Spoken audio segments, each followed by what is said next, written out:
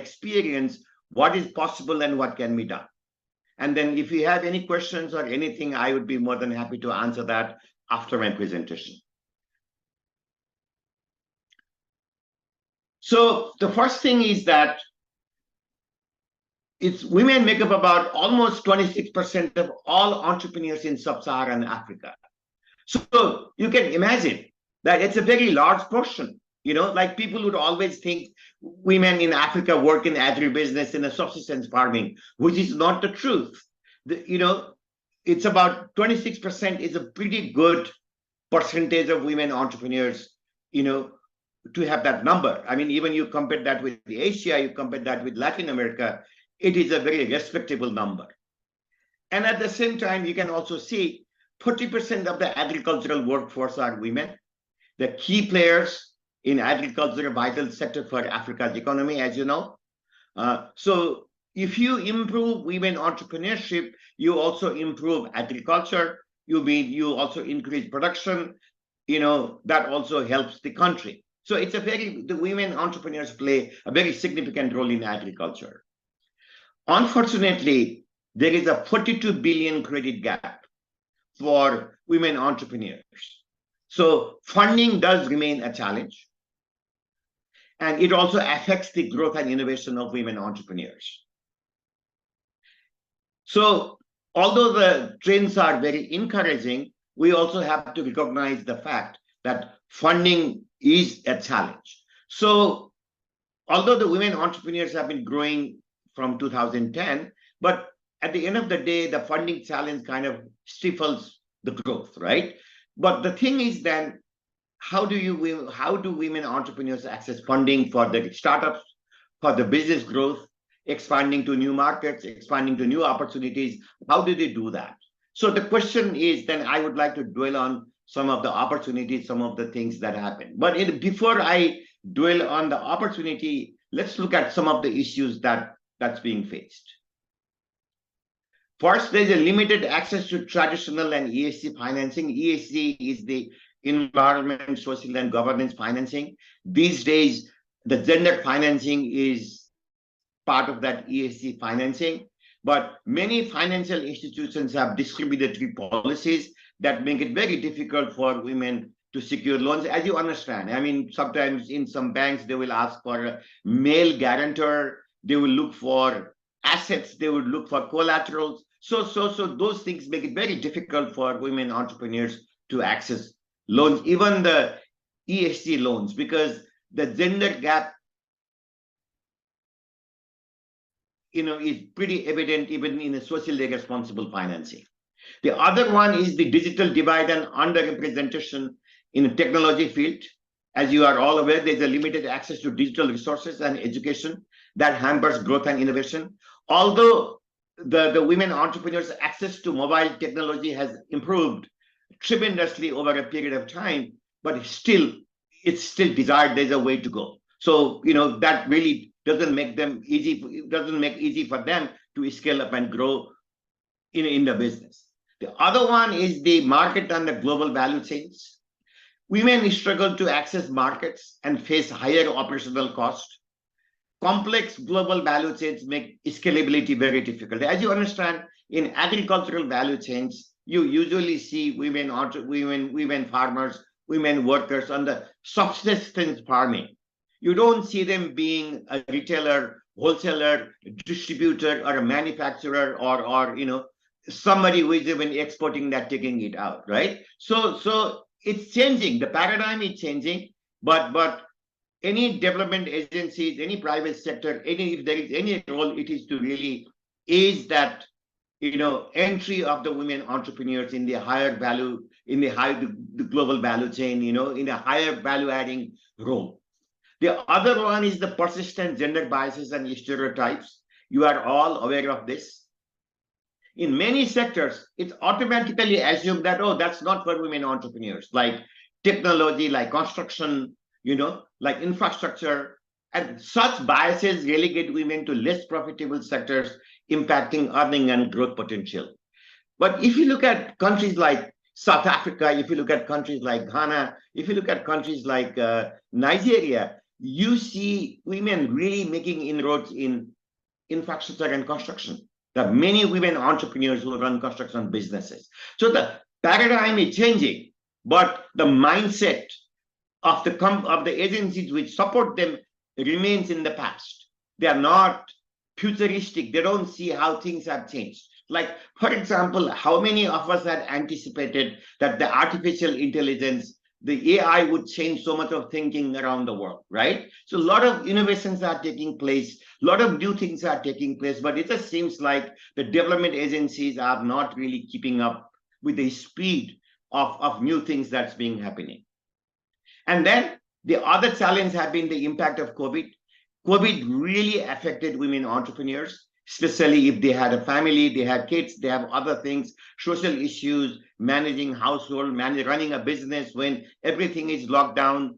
Mostly some of these businesses would require a face-to-face interaction with the clients, which never happened. So the women entrepreneurs really faced a really knockdown from COVID-19.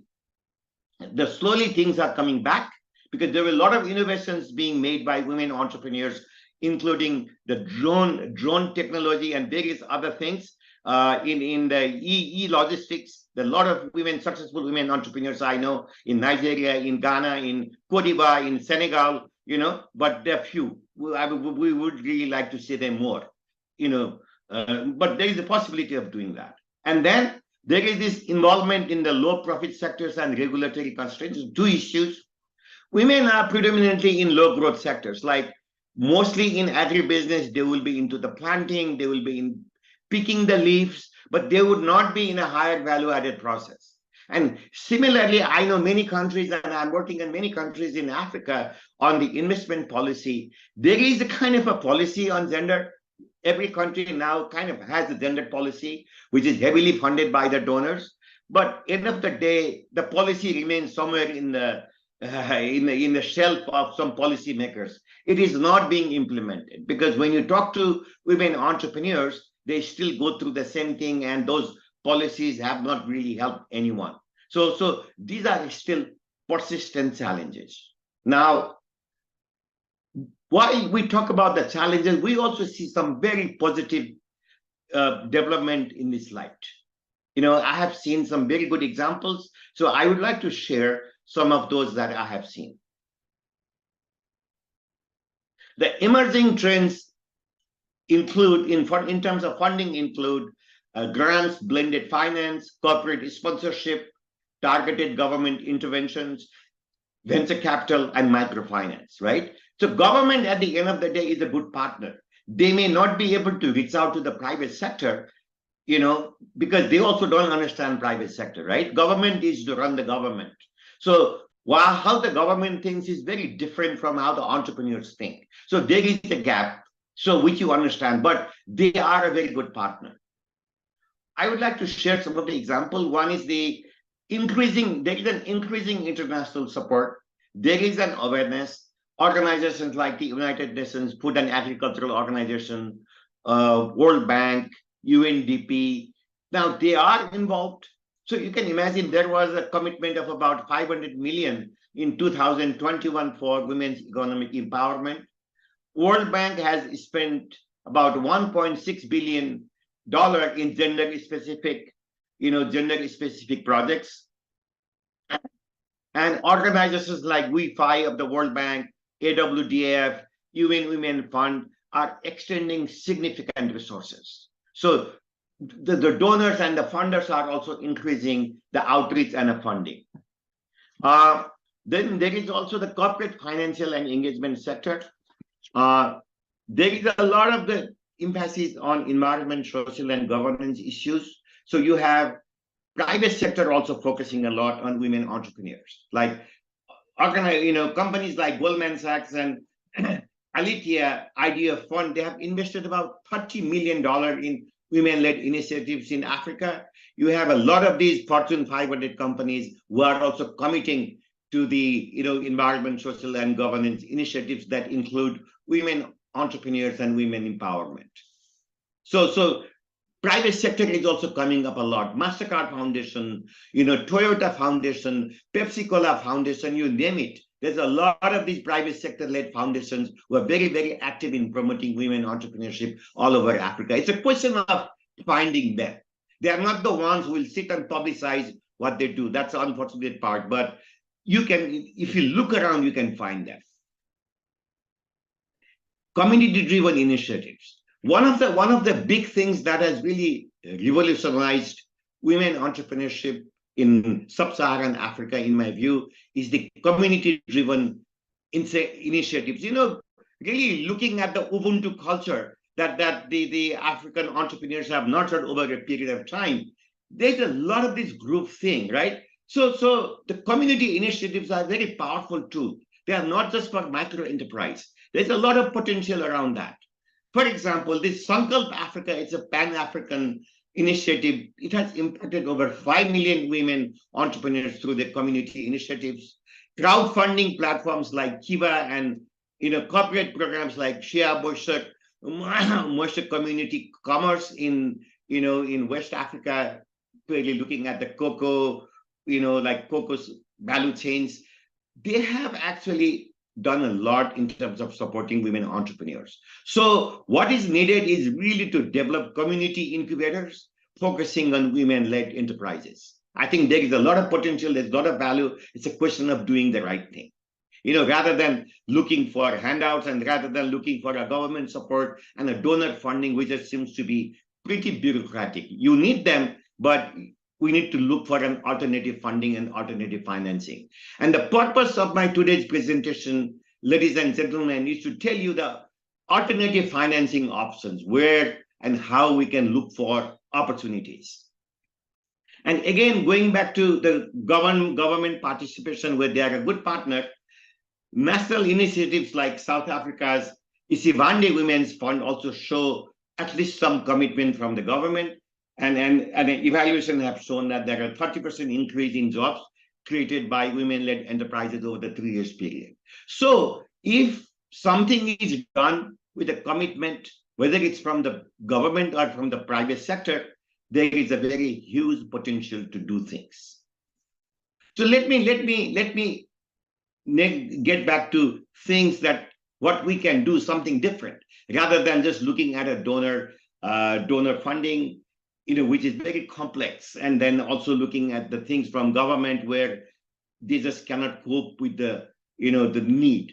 I was in Kenya recently. I was moderating a workshop for GIZ on renewable energy, and we had presenters on the funding possibilities of projects. We had representatives from European Union, from the African Development Bank, and they all said, look, this is how we do it. But one of the things that the participants found, was that the process itself is so cumbersome. I mean, you have to fill in a 35-page form. I mean, how would you do that, right? So they themselves admitted that they are not getting too many applications, And then I'm also working a lot with these venture capitalists who are looking for idea. They want to invest on idea, not on the process, not on your collateral. If you have a good idea, they will invest on your idea. They will give you money. They will help you support. They will put you through the accelerators, and then you have it, right? So we need to find those agencies who exist and to tap them. So that's where the things are. We also need to to change our mindset to start looking at these possibilities. Some of the possibilities, let me share with you. So we need to start thinking, leveraging private capital and venture capital and private equity. I mean, you might say, oh, I'm a small business. This is only for big business. Yes, but these venture capitalists, these are also looking for smaller outfits where with people the women entrepreneurs have good ideas. And then the most interesting part, a study by McKinsey shows across Africa is that women-founded companies produced 35% higher return on investment compared to men-led businesses. So you can imagine that investing on women-owned businesses is not just a socially responsible thing to do, but it's also profitable and financially rewarding. And venture capitalists, private capital funders, private equity owners, they know that, right? But we need to find them. So this is the question. Well, how to find them? So this is where we need to start thinking like the real entrepreneurs, which you do anyway. The other one is we need to start looking at the innovative funding mechanisms. Crowdfunding and innovation funds are the new things that you see in successful cases in sub-Saharan Africa. This has been used a lot in Africa, in East Asia. I mean, in Asia, it has been used a lot in. It has been used a lot in East Asia and South Asia. A lot of that, the whole economy actually is the whole economy thrives on crowdfunding, right? So the interesting thing is that it's not funny. The interesting thing is that there is a 32% success rate for women-led crowdfunding campaigning. So there is this possibility that alternative financing could be utilized, and then all we need to do is to target and find those agencies and work with those donor agencies, support agencies who can access that. The other one is promote strategic allocation of grants and donor-led support. In many respects, where the private sector doesn't go, donors can do it, right? Because they also have a socially responsible angle to that. And interestingly, that $1 they invest can also lead to about $2 to $3 return on women-led enterprises. So donor investments may not have something direct with the company, but they do have a multiplier effect. At least initially they could be the starting point. So building alliances with the private sector, with the government, with the donor agencies, and building like an ecosystem is for women entrepreneurs is something that we need to think of. It's not just the one or the other. And then you need to look at ways beyond funding. What is important in sponsorship and strategic partnership? 79% of successful women entrepreneurs have early mentorship. So you can imagine that rather than just soliciting funding, you could also look at the mentorship part, right? And help them, like successful women entrepreneurs who have already set up businesses and who have already worked with the incubators, who have already worked with the venture capitalists, who have already worked with the equity funds, can help other women entrepreneurs access to that. So mentorship is very, very important part of that. So these are a couple of things that women entrepreneurs can think of, rather than just going to a commercial bank to get a loan, and the bank says, where is your collateral, where is your paper, and who signs, which male member would sign, will be your guarantee. So rather than going through that route, you need to focus on these new thinking, where it's called the idea economy these days. You got to have an idea and people will invest on your idea. So the future I see is very bright. It's a question of working towards that and finding that. And I'm sure during your conference, with so many successful women entrepreneurs and visionaries in the one single room, I'm sure you'd find a really good path. So I would like to stop my presentation here. And if you have any questions, I would be more than happy to answer.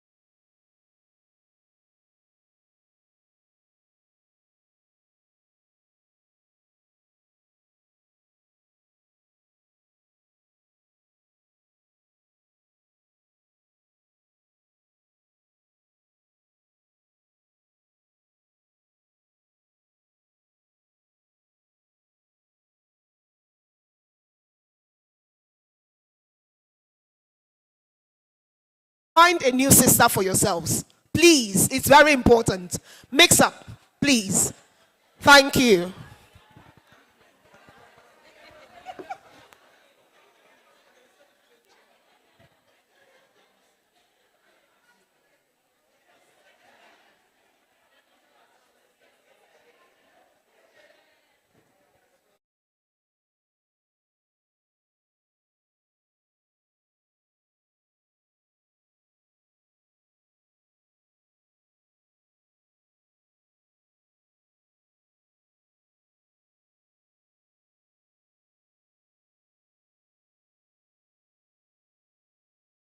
Health is very important, and you're about to get a dose of treatment.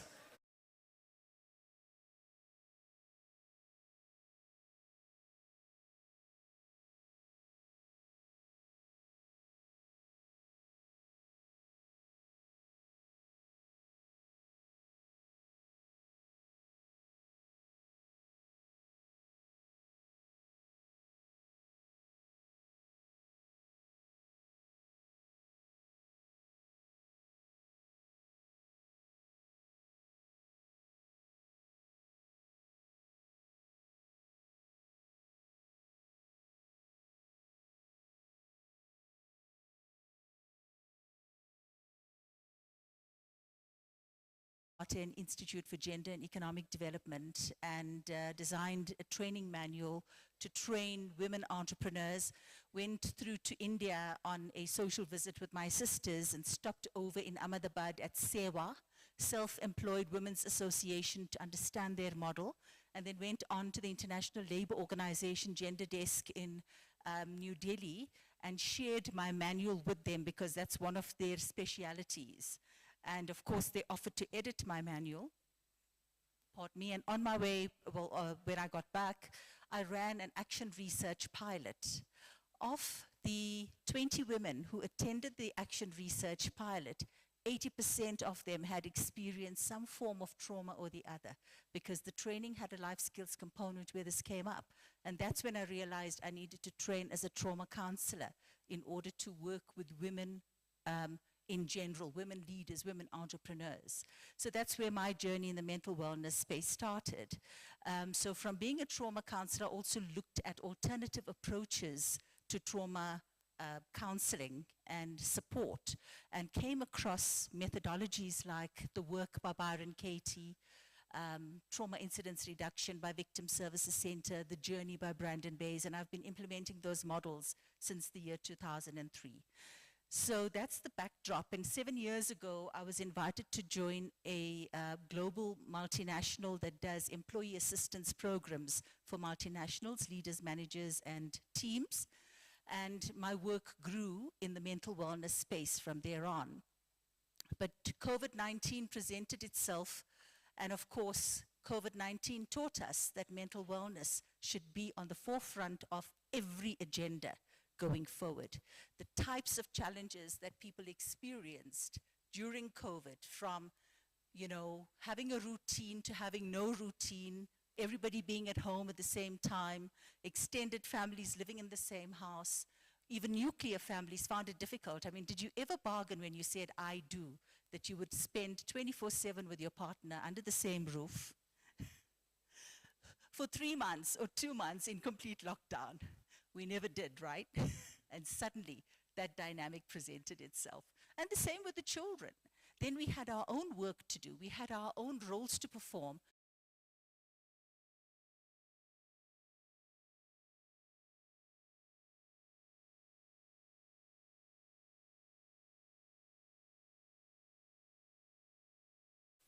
Okay, so if you want to look up what that means, she session is the term a woman by the name of Monica someone, I've got her name down on my seat, has coined to basically describe the impact that COVID-19 had on women, leave alone men, but women who had to balance these multiple roles under very trying circumstances. So I'm going to start off by sharing some statistics. And I'm also going to go on to talk about a book that I authored and why, or what brought me to authoring that book at this particular point. So according to the African Development Bank, the world's highest percentage of women entrepreneurs are from,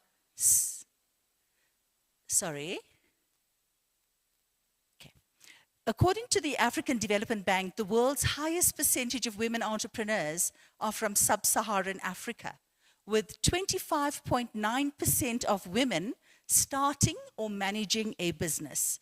Women from sub-Saharan Africa in the year 2018 held central leadership roles in the economy, with 24.3% holding board seats in African companies and representing 24.5% of board chairs, compared with 27% on corporate boards worldwide. So our results in Africa, our presence on boards in Africa is a lot more than it is in other parts of the world. It may not be enough, but that's a significant discovery, right? Dr. Freeman, a psychiatrist, psychologist, and serial entrepreneur based in San Francisco, indicates that entrepreneurs are really predisposed to mental wellness issues. He elaborates that mental health profile for entrepreneurs shares common characteristics when mental illness manifests itself and can be linked to some of the entrepreneurial competencies like creativity, innovation, risk-taking, energy levels, and extroversion. His research findings indicate that 49% of entrepreneurs experience mental health conditions. And he says, compared to employees, he found that entrepreneurs were 2 times more likely to suffer from depression, 6 times more likely to have attention deficit or hyperactivity disorder, ADHD, and 10 times more likely to have bipolar disorder. In addition, he found that entrepreneurs are 3 times more likely to deal with substance abuse and twice as likely to suffer from suicidal thoughts. In addition, the London School of Business and Flick, Female Laboratory of Innovative Knowledge, espoused that the additional range of challenges women entrepreneurs face, exacerbated, of course, by COVID-19, predisposes them to mental wellness issues. So it's not just one psychiatrist talking about this. It is a collective, and it is an institution of female, or the female laboratory of innovative knowledge. Think enough for us to stand up and take note. So the World Economic Forum reported that small and medium-sized businesses are the driving force of Africa's economy, with the sector responsible for more than 80% of the continent's employment and 50% of the gross domestic product. These statistics are really, really impressive for Africa. Despite the various challenges, as we had all indicated a bit earlier when Deepak Adhikari was online, from access to finance, the high cost of capital, high levels of competition, sourcing of materials, and many others, the SME sector makes a very significant contribution to the African economy. Research into challenges women entrepreneurs face includes, but is not limited to, gender discriminatory cultural norms, and I think we spoke about that in the panel discussion yesterday, balancing multiple roles, gender relationships in the household and in business, and access to finance. Very interestingly, at Vugo Zatate, what we found was that when the woman didn't generate an income, she was called useless, good for nothing, and not earning her keep in the household, despite the jobs that she does to basically facilitate the home environment. If she didn't wash, cook, clean, keep the house clean, take care of the children, of course, who would? And that is a non-paying job, as we all know. So the other perspective that we figured during our work at Vugo Zatate was that as soon as the woman became economically independent, and very often because she's an entrepreneur, her income was far higher than that of the spouse. And in our cultures, men are groomed to be the breadwinners. As soon as the woman earns more, it challenges the role of the breadwinner in the household. Whether we make it known that we are high income earners or not, it challenges the ego of the man. Whilst other men are open enough to embrace this and work together as a family unit. So on the one hand, violence sets in when there's no income. And of course, as soon as the woman becomes economically independent, two scenarios could unfold. The violence flies out the window, or it threatens the role of the breadwinner in the family and takes on another dynamic. So research cited indicates that the SME sector is the driving force of Africa's economy, as we indicated, and entrepreneurs are really predisposed to mental illness, especially women, where it is quoted that 1 in 5 women compared to 1 in 8 men are diagnosed with mental illness. Now, whether this is due to disclosure and non-disclosure, because men generally show or play out their challenges through anger and so on, whereas women who, when she feels differently, would go out and seek help. So whether it is the women becoming more articulate and seeking help, or the other way around, is not quite known for these statistics. So in my understanding of working with both men and women, I really don't think that there is a difference in terms of the occurrence of mental illness. So women-owned enterprises and the number of women on boards in the African continent are significantly higher compared to other parts of the world, as I've already indicated, and therefore it is really essential to draw attention to and explore some of the mitigating factors and preventative measures that women can use to effectively manage their mental wellness.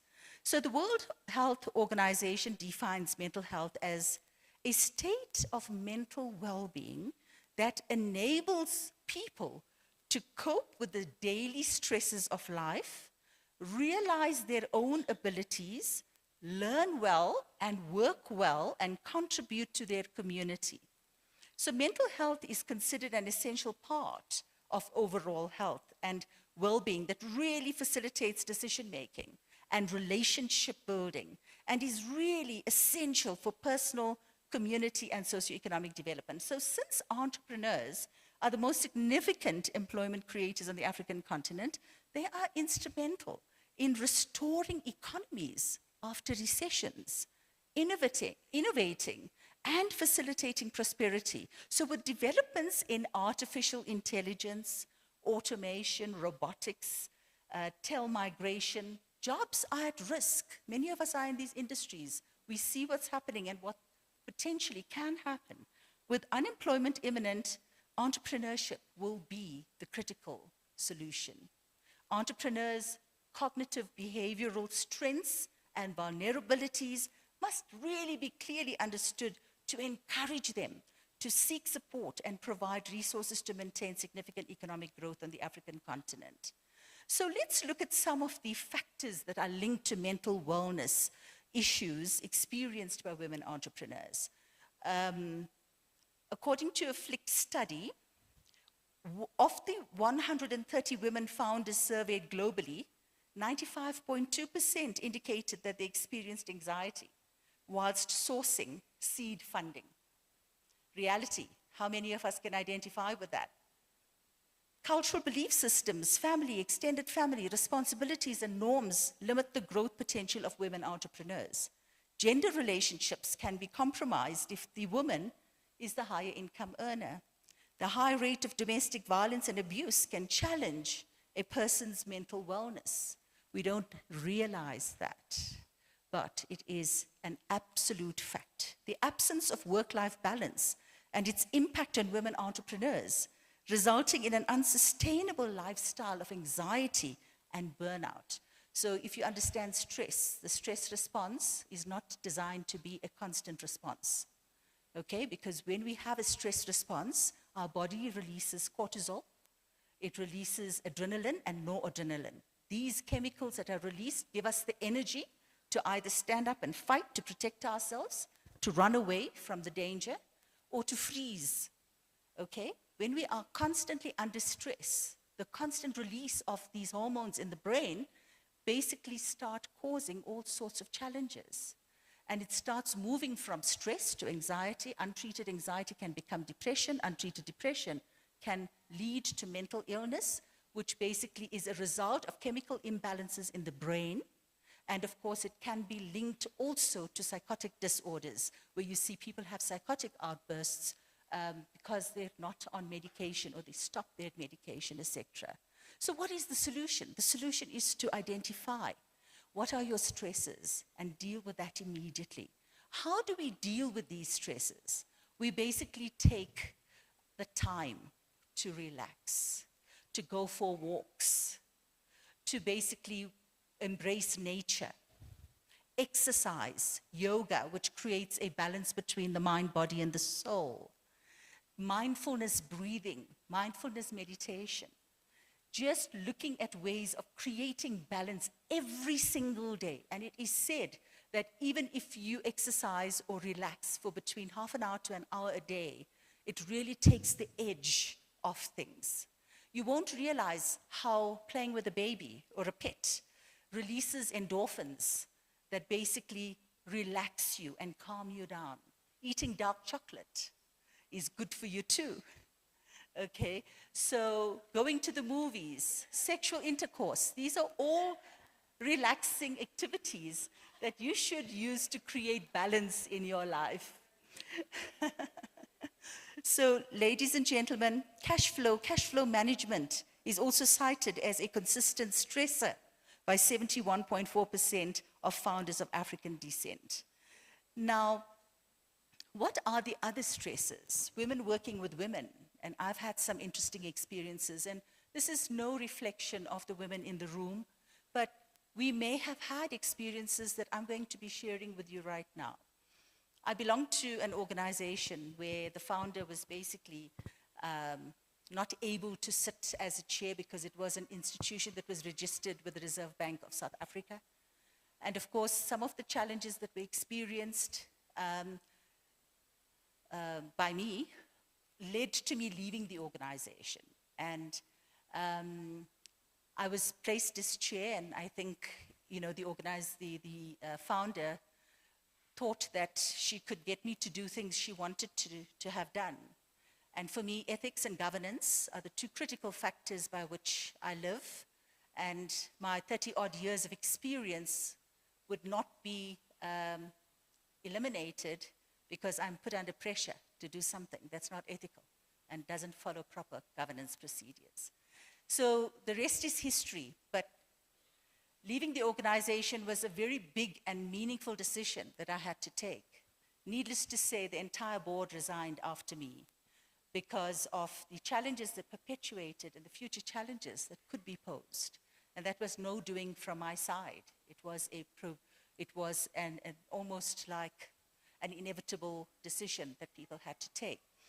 Now, together with that and other experiences, I decided to put out a call to my networks and ask for submissions of their journey as women leaders. I received 20 submissions from people in 6 different countries in the world, and I have written a book called The Triumphs and Kafkaesque of Women Entrepreneurs, of Women Leaders. So what emerged from there are 22 themes. And the cross-cutting theme is mental wellness, where a lot of women spoke about narcissistic leaders. And I'm not sure if you're familiar with narcissism, but these are people who are very self-centered. Their opinion is the only opinion. They don't listen to anybody. They're self-consumed, self-absorbed, and there's many other traits. And they have such a good relationship with the leadership, which is very different from the ones they have with their subordinates. As a result, nobody believes the subordinate. So what happens is that it's the inevitable. And what I did was I interviewed psychologists. I interviewed criminologists because bribery and corruption was another theme that emerged.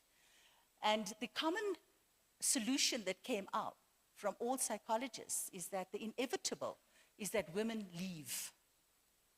Women who are being unfairly treated in the work environment by another woman or a man, male boss, they leave. But one of them said to me, but the narcissist doesn't last either, because this behavior is repetitive. And eventually the organization or the company catches up with that particular behavior, right? So yes, there is treatment for narcissism too. And these are, or it's a help that people need to reach out for.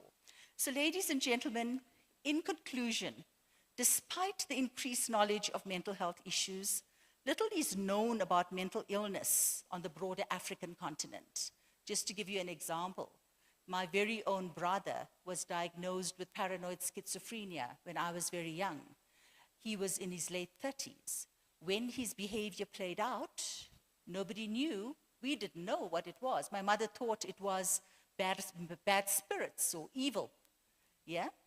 And she basically went to a temple to get him blessed and so on, but didn't help. And of course, I reached out to our general practitioner, being very young and not knowing any of this, and he basically recommended a psychiatrist.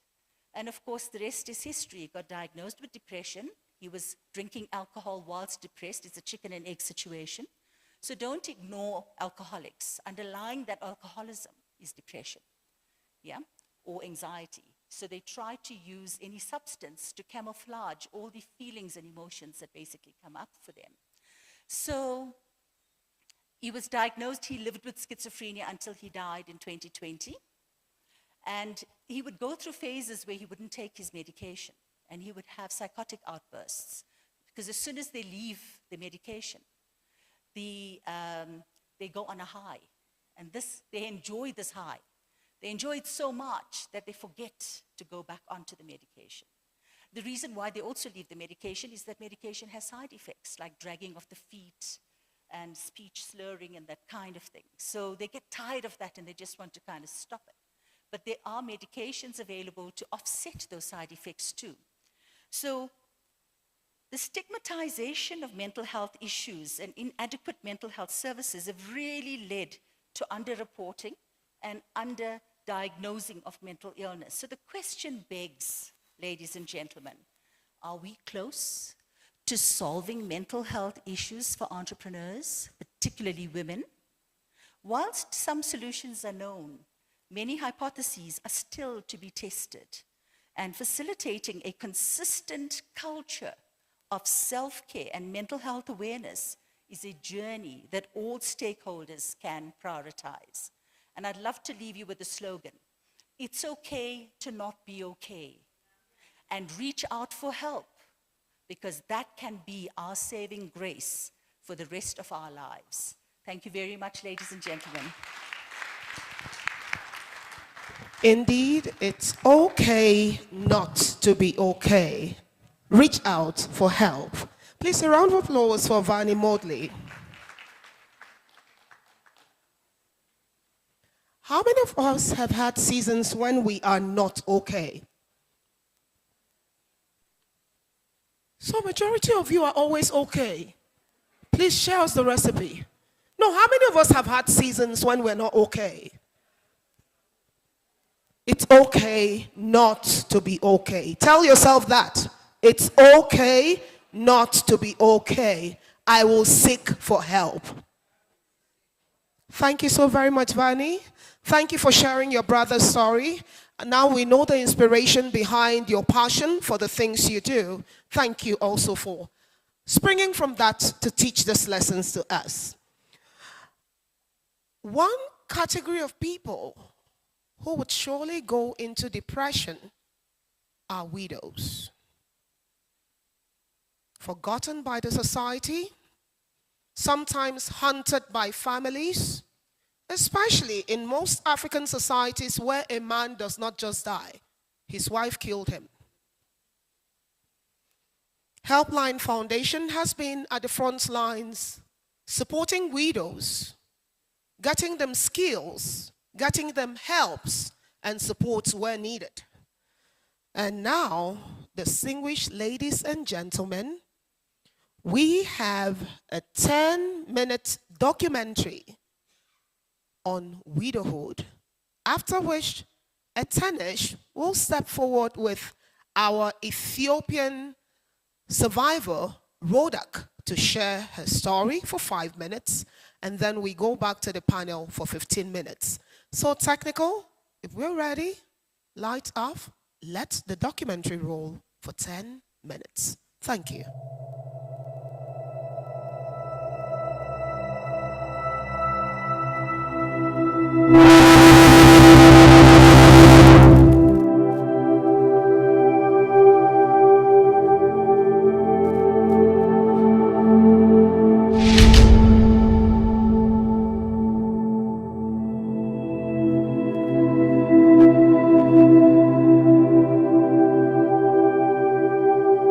The Nigerian woman is any woman, born or naturalized in Nigeria. The World Health Organization, WHO, defines a woman as an adult female person who has reached puberty regardless of whether she has reached menopause or not. Nigerian women are daughters, wives, mothers, widows, sisters, and professionals. They have made outstanding achievements in the world in diverse life aspects, despite the many challenges facing them. Women such as Ngozi Okonjo-Iweala, Chimamanda Adichie, Mina Jane Mohammed, and many others. A widow is a woman who has lost her husband. Across the world, widows are faced with many challenges, such as loneliness, poverty, discrimination, and stigmatization. Life has never been easy for widows and their dependents. We visited some widows in Kurudu area, a suburb in the Federal Capital Territory of Nigeria. Ms. Grace Agwa, who is originally from Cross River State, was married to late Mr. Omonakwe Agwa. My name is Grace Stephen Agwa from Yako local government area in Cross River State. But my husband is from Abia State, Ugunagbo local government. I am a Christian. I am 62 years. I have 5 children. I have OND in catering and hotel management. Now I do all sorts of jobs. Because when he left, my children were small. You can see that this is my second daughter. The other one is my first daughter. Well, in fact, I would say it's God. God passes through people to take care of me. She lost her husband some 11 years ago, living with her 5 children. Mrs. Bernardine Agwacha from Imo State also lost her husband some 15 years ago, and Mama Happiness, who recently had an accident along Kaduna-Abuja Expressway on one of her business trips, lost her husband in 2018 to a car crash. No couple prays for the loss of a partner, even when there are obvious challenges in the union. Most women became widows unprepared, losing their husbands to accident, sudden death, or ill health that eventually drain all their resources. In fact, it was just by this time we were just in the house like this chatting. Not that the sickness hold you to the extent that you lie down and you can get up, he goes out and plug over to eat. With my son, he will be telling my son, if I die and leave you, you will never die and leave your children. Because my parents left me when I was small. He was just praying for them. So when they entered that house, he asked my son, go and give me water to drink. The boy ran to the kitchen to go and bring water. And he started talking to the people that are there. Please, you people should take care of my children. My wife and my children, that nothing should happen to them. In that process of saying that, he just faced like this. He said, go and give me water so that you just send me away from there. Immediately I entered the room, I saw him like this on the chair. And that was all. For Mrs. Bernardine Agwacha, she believes that her husband's death was manipulated, and painfully at the time when her son was bedridden. He's sick very well. He's sick. He's sick 19 good years before he died. So they put poison in his car. So when he sit down, well, the challenges of widows may start from the first day her husband breathes his last. The burial and funeral rites may require that the bereaved woman go through rituals, which may vary across traditions and religions. These rites are usually harmful practices violating the woman's right as a person. Although in the northern part of the country of Nigeria, widows seldom practice any form of widowhood rights.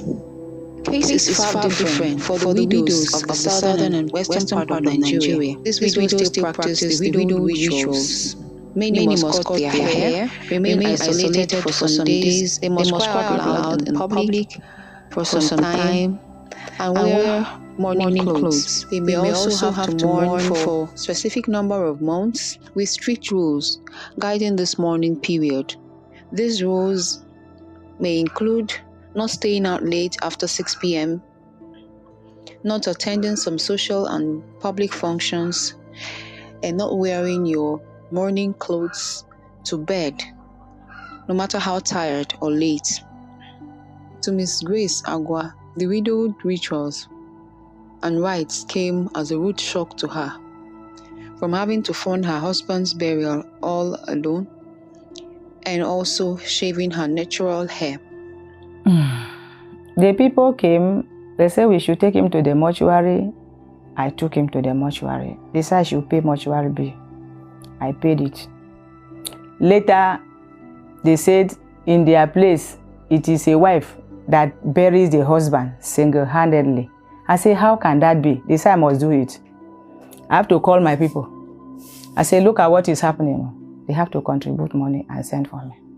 So I went and tendered the money to them that this is what I have. They said I should bring 500,000, but I was able to gather 300,000. They sent some women to come and shave my hair, do this one, do this one. They thought that I would say because I was having virgin hair, very plenty hair. Even the woman that was shaving my hair was crying. Is this virgin hair? You accept? I said, what will I do? Is it not? You say I should pay love respect. They say yes. I say, shave it. So they have to shave it, they burn it, they brought leaf, they put it in my eye. They say, I say, why? They say, so that I will not see him in the dream. I say, okay. So after they shave everywhere in my body, if you look at me here, you see a mark. That is razor blade that cut me. Look at it here. Shave here, they will shave here, and shave here, and shave your hair. After the burial and funeral, which are usually expensive to organize, the widow's fate depends on the kindness of her late husband's family members. She may be inherited as an additional wife to the surviving eldest brother, or denied access to her late husband's property even though they built it together. she may be ejected out of the family home and abandoned to care for her children all by herself, even if the kids are still tender. And one of their brother, his blood brother, the one that is next to him, you know, their custom, I don't know whether that is what they normally said, you can marry your brother's wife if your brother is dead. So he said, I am his wife. I said, I'm not your wife. He started misbehaving. Maybe if I am lying down here, he will love to come and lie down on top of me. I said, please stop it. So because of that, he just hated me and just left me. Even if I call him, he said, I'm coming, I will call you, he will not call me. These circumstances have led widows into forced and voluntary prostitution, human trafficking, poverty, child labor, poor physical and mental health, and eventually early death. In May 2023, a non-governmental organization, the Helpline Foundation for the Needy Abuja, carried out a welfare survey on widows. The widows were from diverse ethnic and religious groups. They shared their experiences as widows. One point was common: life as a widow was tough. I missed it because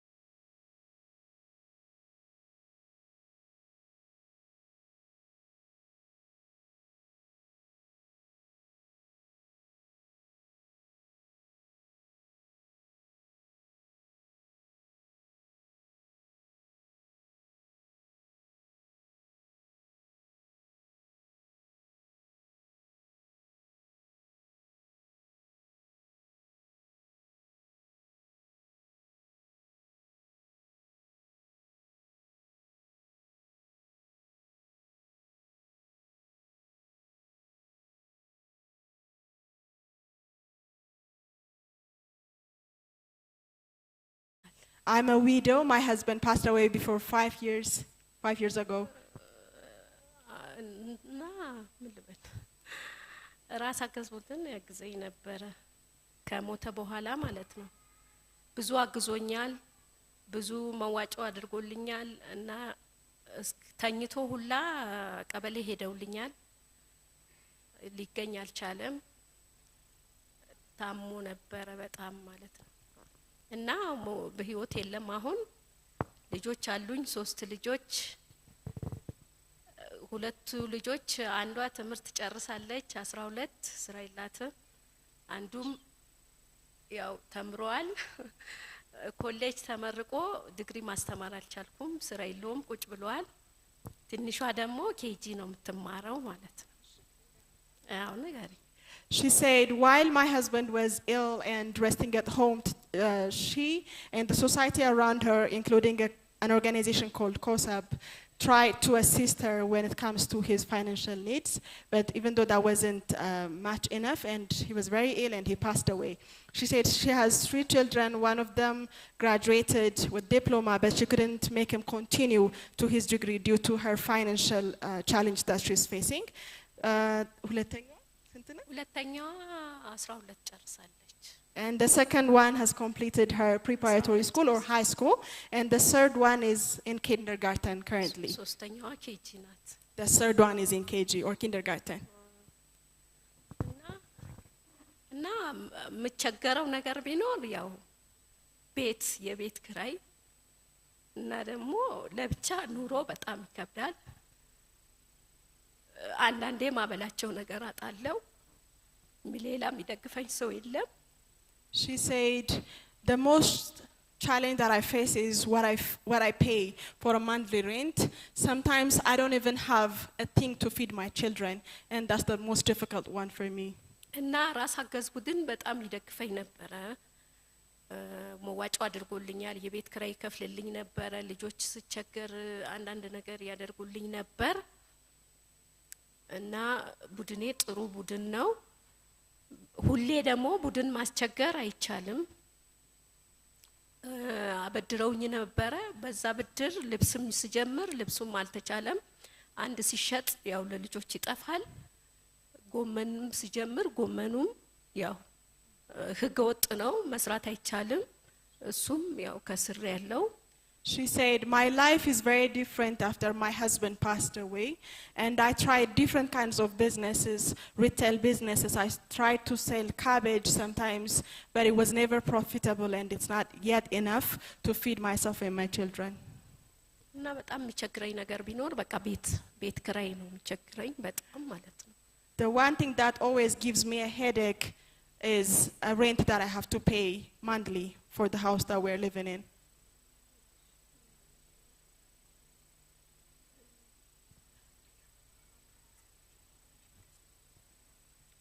ማለት ገዛ ማንም ያግዘን የለም። የራሳችን የኔም ይሁን የሱም ቤተሰብ ያግዘን የለም። እና በቃ እንደ ጓደኞቼ ቡድኖቼ በጣም ያግዙኝ ነበረ በፊት ጊዜ ማለት ነው። ያው አሁን ከኑሮ አንፃር ማንም ለማንም ሊሆን አይችልም። So she's saying people used to be very close to me and try to support me during the time when my husband passed away, but not anymore because you can't always go to people for help. Yeah. So she said she's by herself, trying to raise 3 of her children as a widow. ባለቤቴ ያለ በጣም ጥሩ ኑሮ ኖር ነበረ፣ ሹፌር ነበረ። My husband used to be a driver, a chauffeur, and we used to have a good living before he passed away. እና ችግር አላቅም ነበር። ችግር ምንም አይነት ችግር አላቅም ነበረ። በድሎት ነበር የምኖረው። We used to have a very comfortable life. We used to have everything that we need. And I never went to anyone asking for help before he passed away. She said, thank you. Can you please thank her for sharing her story, ladies and gentlemen?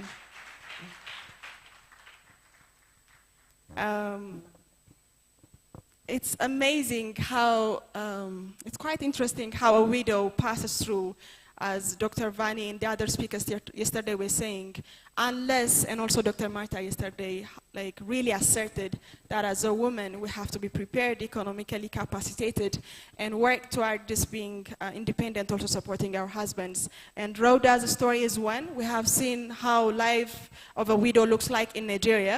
And if any of you would like to help or assist Rhoda or the woman that you saw in the video, you're more than welcome. You're more than welcome. That's all I would like to say. Back to you, Glory.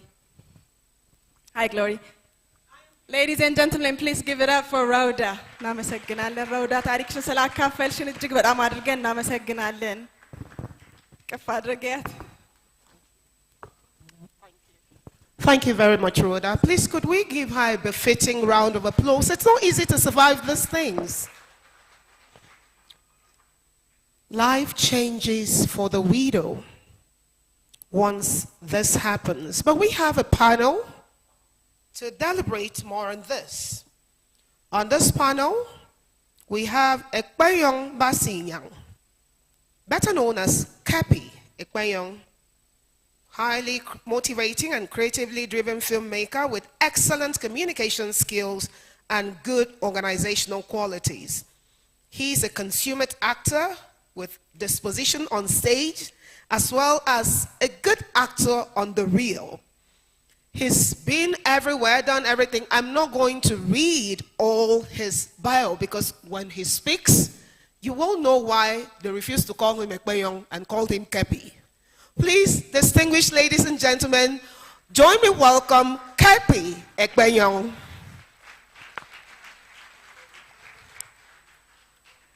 Could we clap until he gets to the stage, please? We can do better. When you hear his voice, you know you'd regret why you didn't clap. All right, thank you very much, Gabi. We know why we've brought you here. Also on this panel is another consummate actor, a director, a Nigerian activist with a voice, husband of one wife, father of biological children and many other conscripted children, my own brother, Francis Duru, the one with so many fans in. But why are all of you trying to make us jealous? You can make the noise. Continue clapping. I know you want to clap.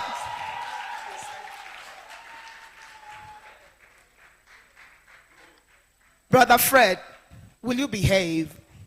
How could you say I didn't include the side chicks?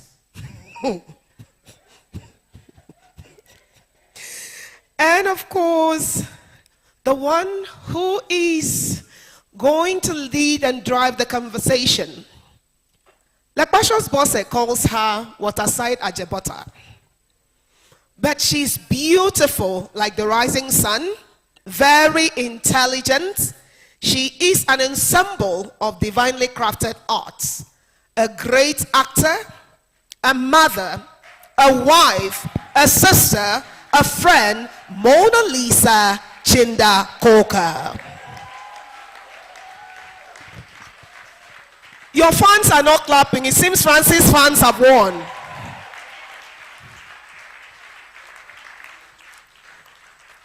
Every time I see her, I start singing, Mona Lisa, you look so beautiful. So they will be driving the conversation as they examine the documentary. The only person who should have been here to trouble Mona Lisa is Norbert Young, but he's on another panel. Mona Lisa?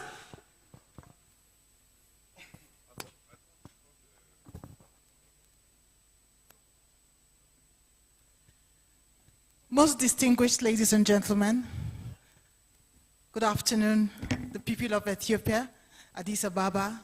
Good afternoon, our convener, Mrs. Jumai Akmadu and Mrs. Ife Ezenwa. Thank you so much for having us grace this occasion.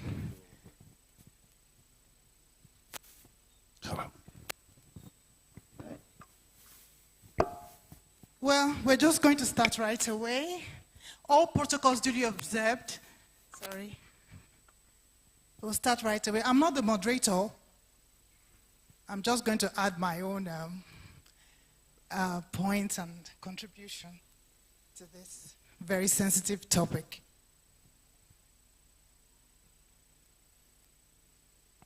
So,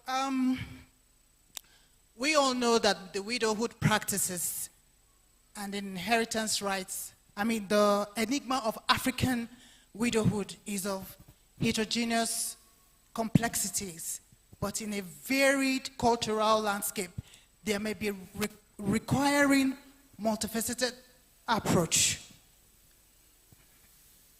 The challenges of an African widow is culturally and traditionally peculiar.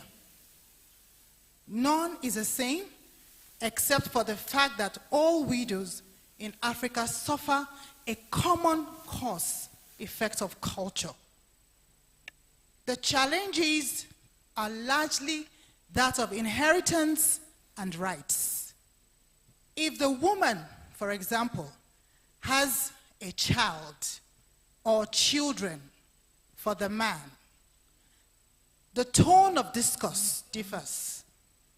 In other cultural climes, the sex of the child or children is of grave importance. Some cultures have it that a male child must be the arbiter of justice and equity for the woman. Meaning, if the woman does not have a male child, she ceases to have rights to her late husband's property. If she has only female children, the rights are further reduced and in some cases totally denied. Now, beyond the heritage, the trauma of the cultural practices of the norm that places the woman on the judgment scale of killing the husband is largely becoming a norm in some society. This is an effort to altogether manipulate things against the widow to the end that her right is denied. Yes, the word widow in Africa means two things. In one, scapegoat, and the other, the hopeless. The homogeneity of this scapegoat tradition, one and the same, the rituals and the barbaric rigors the woman goes through is another, but divergent in nature, as the torture rituals differs from one cultural climes to another. Therefore, we have devised a means of reprieve while working on the long-term solution. We have decided to involve the cultural proponents who are the custodians in fair negotiations and raise awareness objectively while pursuing a relief and justice for the African widow. However, we are aware that as tasking as this may be, our approach is going to differ from one culture and traditions to the other. We will say here, let the widows breathe.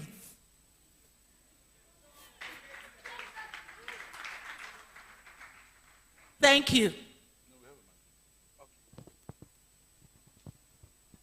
Okay, I believe it's not to contest what has been said because it is quite obvious. The harrowing conditions, situations that widows find themselves has become a thing in Africa that you cannot throw under the table. But it speaks to certain things, and I believe it's not all about coming here to actually talk more on this, but actually look for solutions towards this. First and foremost is a place of culture. And whether we like it or not, as Africans, to some extent, these things are dying away, these obsolete traditions and practices. The world is growing every day, innovations, things are taking totally different shape. And I believe as Africans, as Nigerians, if we are stuck to this demonic practice that has subdued the African mother, the African woman, subdued humanity first and foremost, because each time we talk about humanity first, we must talk about she who harbors and carries humanity, the woman. When you talk about humanity, you talk about nurture. Who nurtures? 9 months, yes. And so every time you have such devastating attitudes on the woman, it's a minus on the society. I tell you something. When I lost my mother, I was the first person to break the news to my father. I was shocked what my father said. My father said, my mother is gone. She did not say, my wife is gone. And the moment we lost our mother, I knew too well that my father was not going to survive. So it speaks to the strength of the African woman. I remember too well that there was never a time that you would want money that my mother would not bring out her wrapper, and there's one big bunch. Where the money comes from, you can't tell. So it speaks to the place of the woman in the society. Then it is worse when a widow who is suffering from the disaster of a broken man, because there is a place of the broken man in the society. And when the man is broken, everything is left for the woman who is not economically empowered. But guess what? Where her magic wand of solving those problems come, you never can tell. Then it means these devastating values and all stuff must stop. So for me, there must be a renaissance, there must be a rebirth of our values and where it has placed the African woman. So while we stay here on AWC, I think we have been blessed with great minds in the areas of legislation. The erudite Senator Mungonu is here. Each time he speaks on the floor of the National Assembly, I see a man who speaks with fairness and speaks directly to issues, irrespective of sentiment. I believe legislation becomes a core part in trying to see how we can actually kill these practices. Enforcement of every which type. Then for me, the AWC should also have another advocacy that will begin to fight against norms and values that have actually made the African woman look so weak. Not being empowered economically, being in a position where she's saddled with the responsibility of a family. A woman has 7 children, you take the land, and at the end of the day, devastation, destitution, and every which all. So any which time you want to look at it, it is a problem not just for the woman, but for humanity. Because once the woman is decimated, humanity suffers it. I'll just stop for now. All right. I think we should just go back. Francis, that was beautiful. I think we fast-tracked a little bit. And the reason why I think we fast-tracked is we needed to capture exactly what widowhood portends. For me, while I was sitting down there and we were thinking about it, I was thinking of all the horrible words that we use to describe the situation that the wives are put under when their husbands die. The barbaric conditions, deliberately barbaric.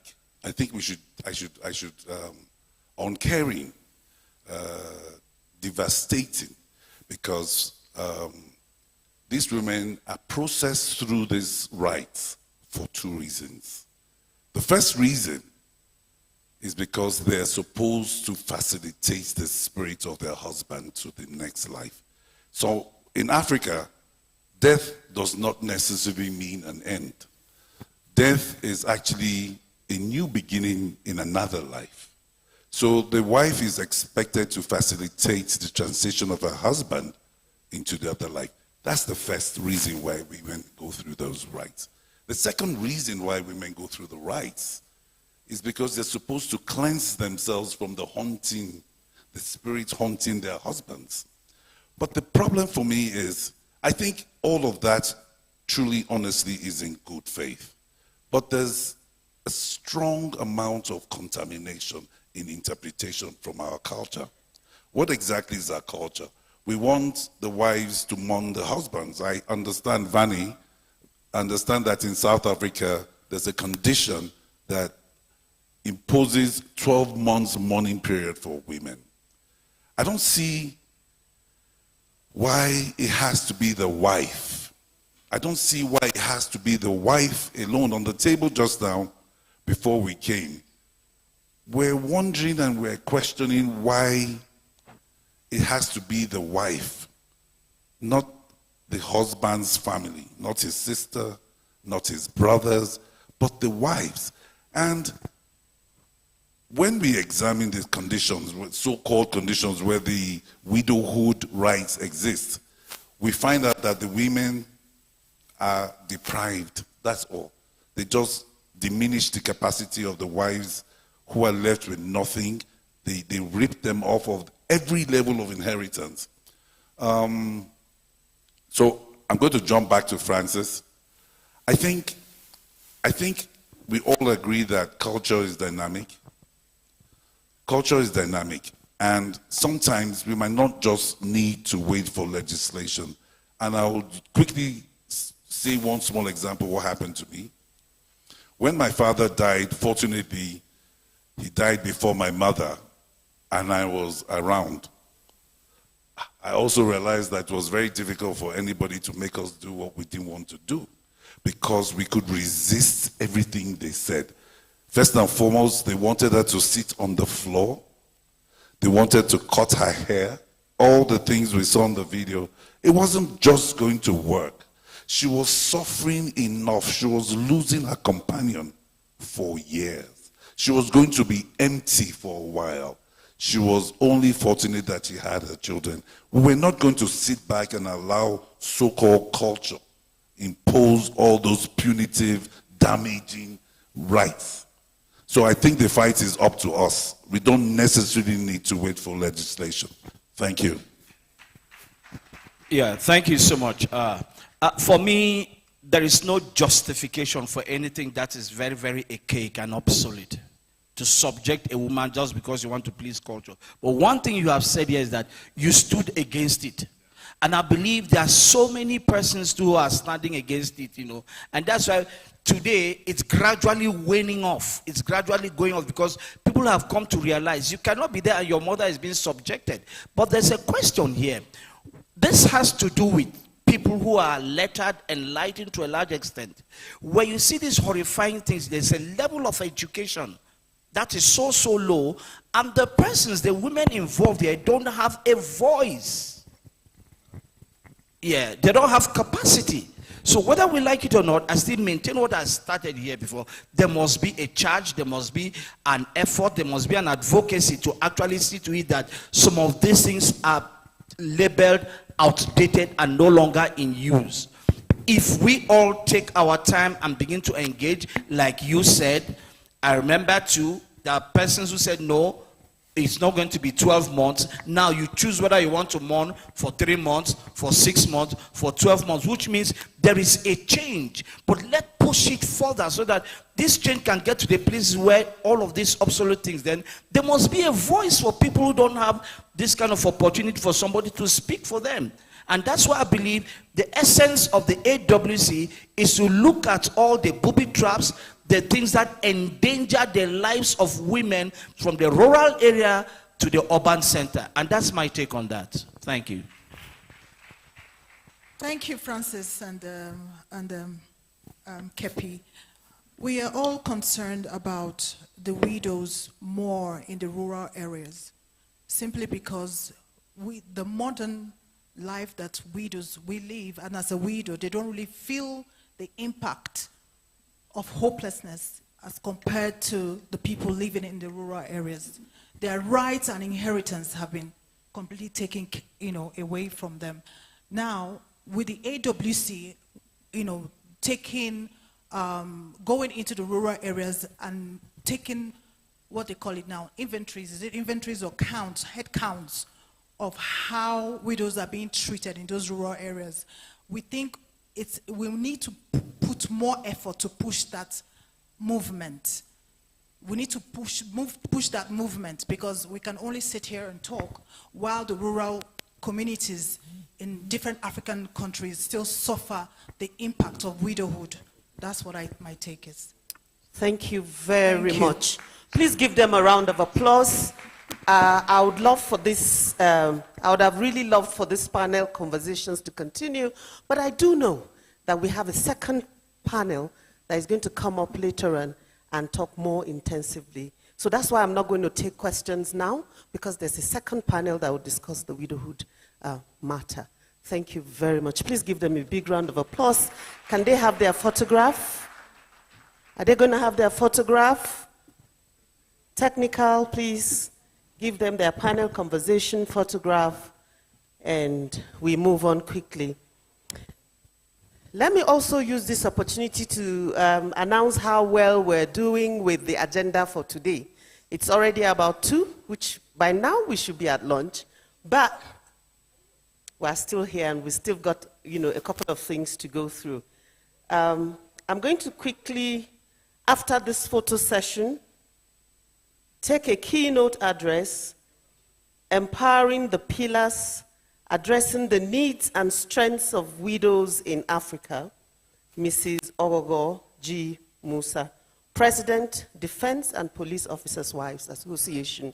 Please give her a big round of applause as she approaches. Technical, can I have the podium back up? Technical, can we quickly put the podium back up?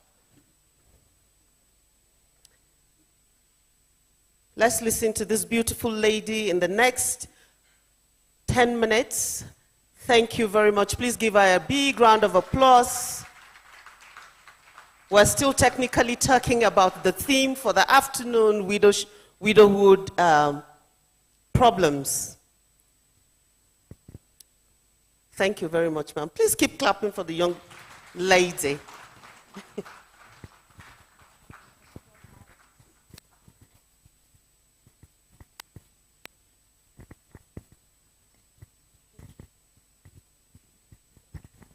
Thank you very much, ma'am.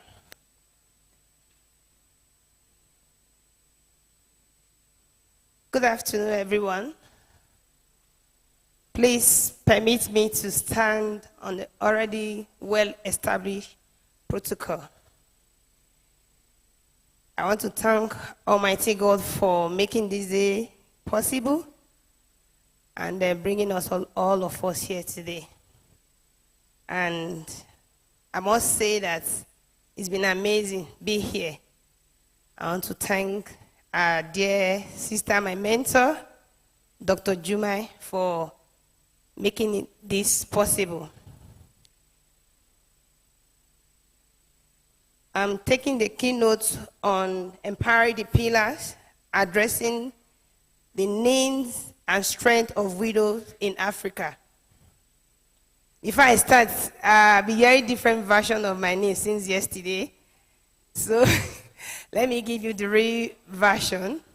The name is Ogogo. Yes, Ogogo. Thank you. All right. It with great honor and humility that I stand before you, this distinguished audience, at this occasion today. May I also appreciate the organizers of this auspicious event, the 7th edition of the African Women Conference, with the theme Reviewing Economical, Social, and Political Inclusion of Women and Girls in Africa Developmental Agenda. Thank you for extending this invitation to the Armed Forces of Nigeria Defense and Police Officers Wife Association, DPOA, which is the umbrella body that unifies wives of the 7 military officers and police in Nigeria, of which I am the president.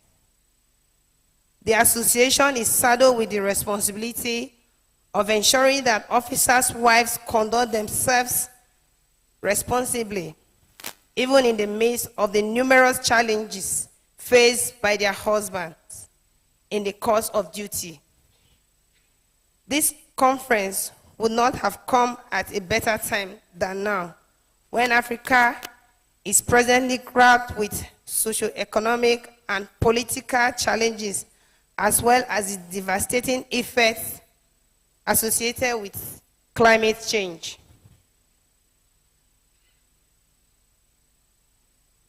In his article in the worldbank.org titled The Shock of Widowhood, Marital Status, and Poverty in Africa, Dominic Van der Wille highlighted that 1 in 10 African women between the ages of 15 to 49 years are widows, with 72% of these women taking the responsibility as head of their own family. Furthermore, a United Nations report captured in daily Nigerian News of 9th January 2023 stated that more than 258 million widows in the world, with more than 15 million of them in Nigeria, living in abject poverty and experiencing different forms of infringements against their human rights, such as denial of inheritance rights, physical, psychological abuse, discrimination, and harmful cultural practices, among others. Suffice to state that the effect of this abuse on the widows have untold hardship, owing to the fact that majority of the widows rely on menial jobs and petty trading to survive. Empowering widows in Africa would therefore require a holistic and sensitive approach that will address the unique needs of widows while leveraging on their strengths. To address this challenge in Nigeria, the First Lady of the Federal Republic of Nigeria, Her Excellency, Senator Oluremi Tinubu, on 14 July 2023, formed the Renewed Hope Initiative Program. Through the Renewed Hope Initiative project, Her Excellency has empowered millions of Nigerian women, including widows, the youth, children, as well as the vulnerable, through agriculture, education, economic empowerment, health, and social investments. Only recently in North Central Nigeria, the Renew Hope Initiative disbursed several relief materials worth millions of dollars. This has no doubt impacted positively in the lives of so many widows in Nigeria. Gleaning on Her Excellency's strategy, DPOA, under my leadership, has equally recorded remarkable success in addressing the challenges associated with widowhood through several areas, including free medical outreaches, skill acquisitions and training, youth empowerment, free education to wards and children of our personnel, among several others. The association has far provided several relief items to over 500 widows. On the 20th July 2023, DPOA conducted a graduation ceremony of the skill acquisition program for widows and their families, which was held at the DPOA Skill Acquisition Center, Abuja. Furthermore, the association was able to conduct an outreach to over 120 widows at the Nigerian Defense Academy, located in Kaduna State, northeastern Nigeria. During the program, relief materials were provided, while modalities on the commencement of similar programs to assist widows in Kaduna State was structured. As I speak, my association, which is DPOA, is currently conducting training for over 65 widows and orphans in the field of catering, fashion designing, bag making, hairdressing and barbing, household items production, amongst others.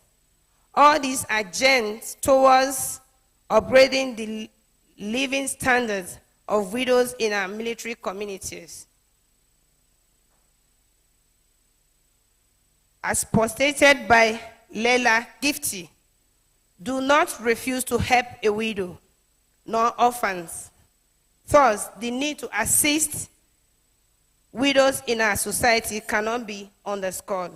At this point, I would like to crave your indulgence to treat you to a 5-minute video clip that captures some activities of widows empowerment by DPOA. Happy viewing. DPOA has been at the forefront with the challenge of addressing the elephant in our community by upgrading the DPOA Skills Acquisition Center, DISA, to empower widows, thereby giving them a trade to carry on the good work left behind by their breadwinners. Of course, this would not have been possible without the support of the CDS. The special guest of honor and the Chief of Defense Staff, Major General Christopher Musa, who took the opportunity to honor his wife, said empowering women means securing the nation's socio-economic development. The skills that have been acquired through the POAS program will not only enhance the individual's lives of our wives, children, but also contribute to the overall process of progress of their nation. These skills will equip them to engage in productive activities, pursue gainful employment, and contribute meaningfully to the economy. I would like to take this opportunity to express my heartfelt appreciation to my wife, the President of the POA, for her remarkable leadership and commitment to the association. It is through her vision, passion, and tireless efforts that the POA has been able to organize these skill acquisition programs. Her dedication to uplifting the lives of defense and police wives is truly commendable, and I'm immensely proud to have her as my partner. President Dipowa, Mrs. Ogogo Musa, who kick-started her office with humanitarian actions by donating food, clothing, and other valuable items to about 20 widows, said she is building on the foundation laid by her predecessors to ensure officers' wives enjoy reasonable welfare package to sustain their families. We're going to do more of this humanitarian activity, visit the widows, try as much as possible to train more youths, make sure that we carry every one of them along. The 20 youth have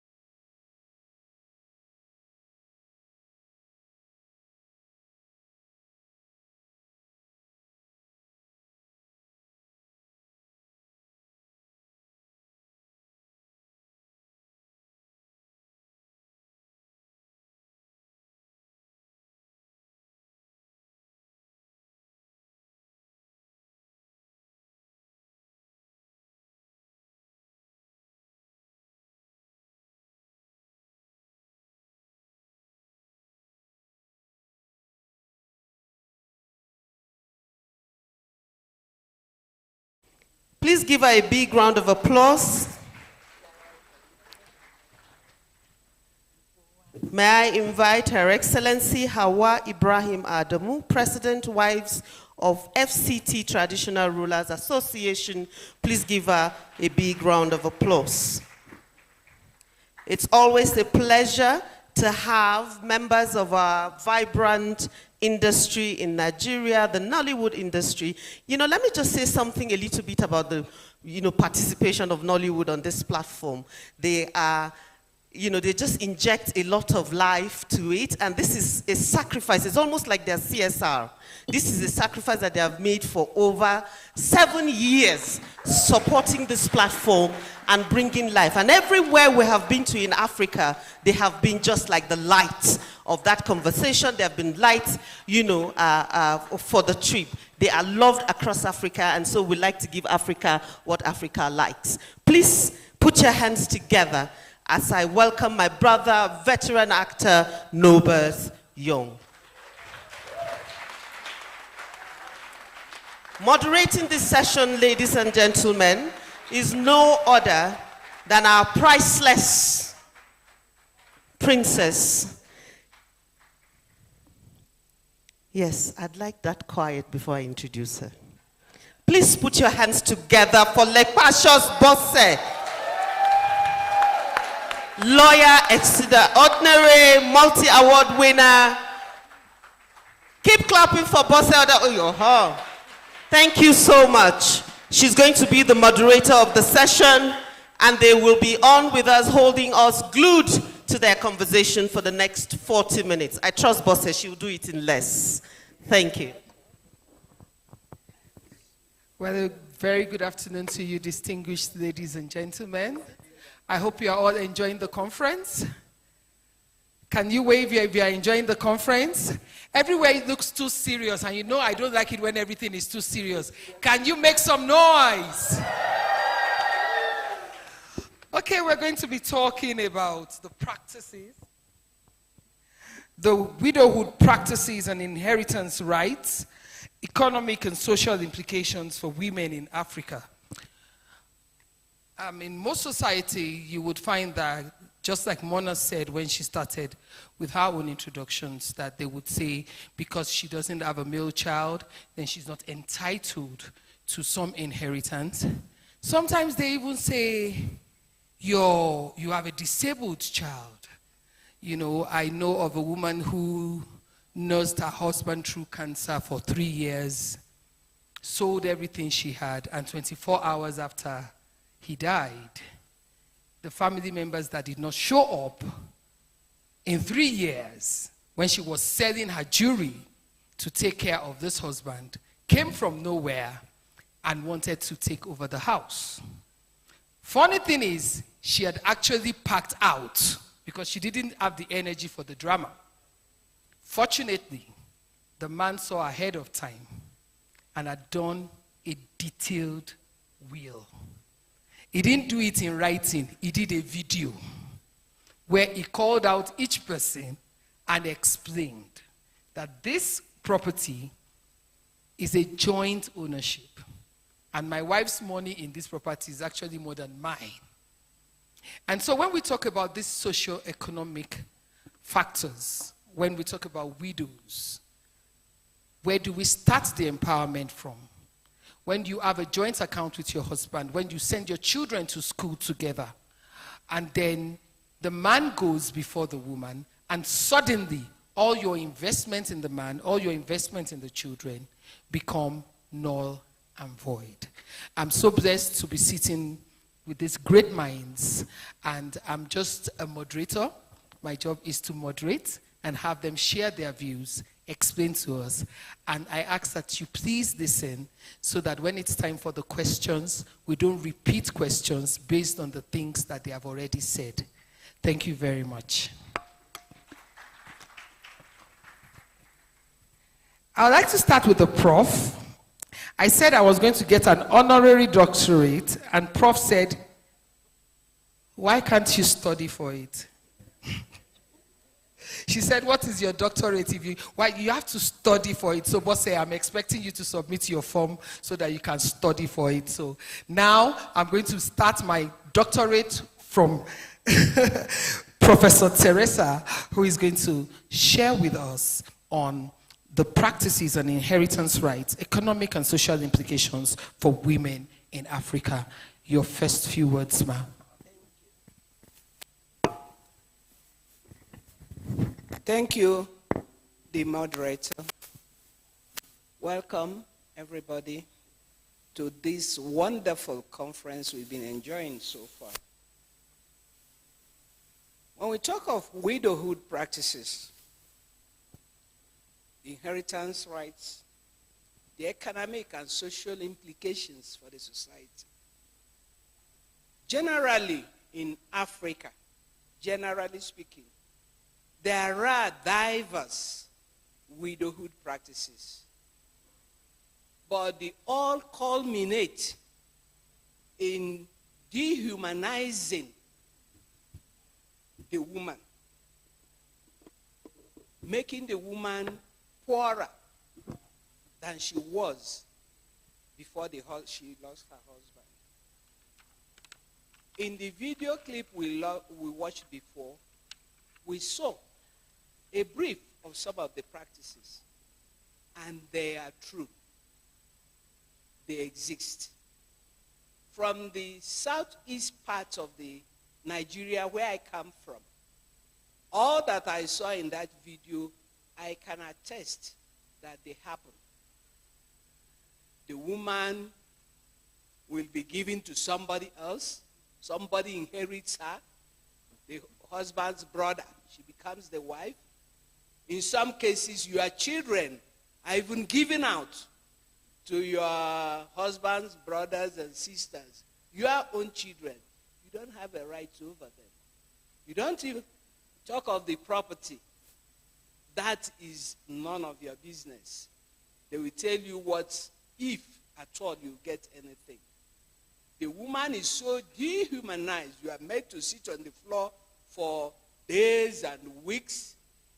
Sometimes you are made to cry for weeks.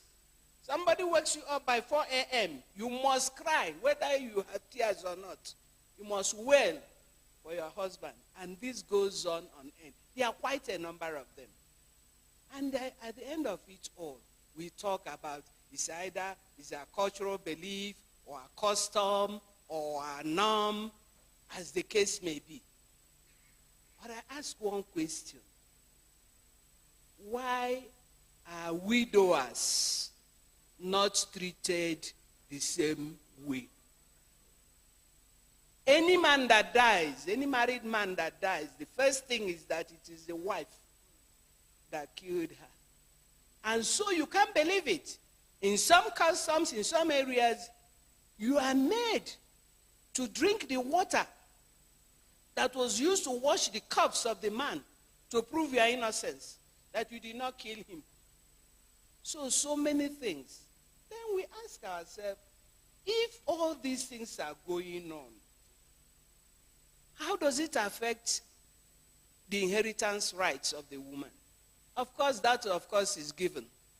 Yesterday, we were talking about women not having the right of inheritance for any reason, for so many reasons in our African milieu, in African background, culture.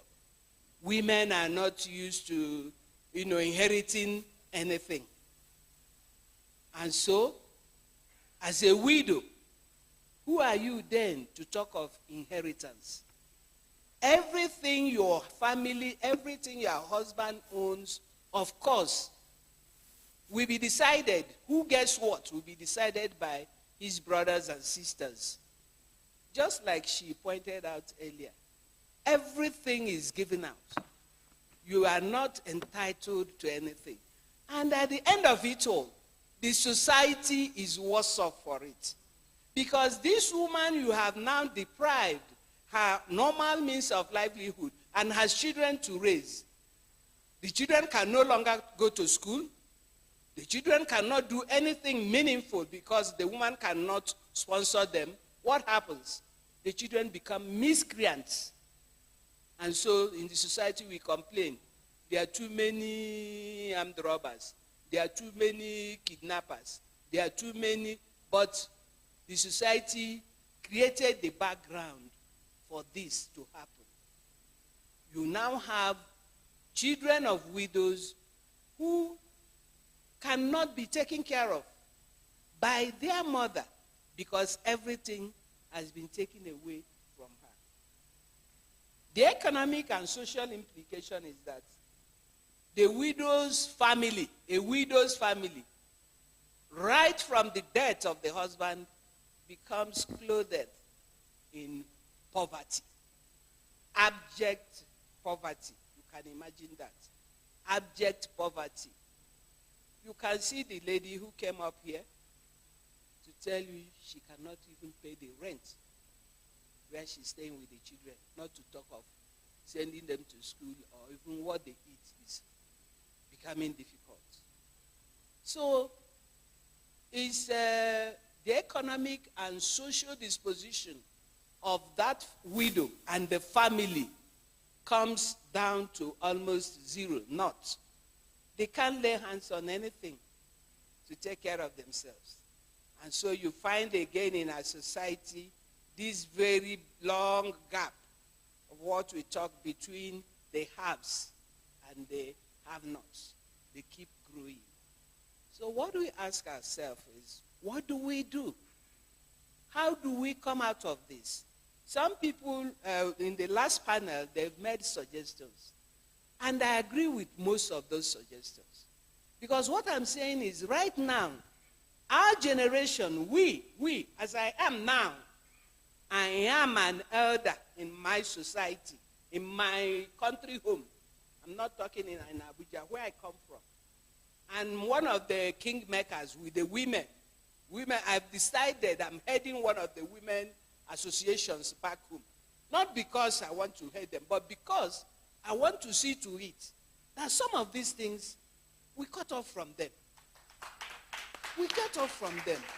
We can go through our churches, through our traditional institution. I'm happy she's here. Through our traditional institution. For example, I can boast that within my immediate society back home, we have started this idea of forcing a woman to marry the brother's, husband's brother. That one has stopped completely. So we can do something. Some NGOs are into it. We can help them. Yes, legislation, but you know, the practices vary. So if you do the legislation at the national level, like in our country, Nigeria, it may not have really the same effect as if such legislations are done at the set level, because the practices vary from state to state. But I'm saying, we as individuals, we as women, as we are here in this conference, I can see very women of timber and caliber. Let me quote our politicians.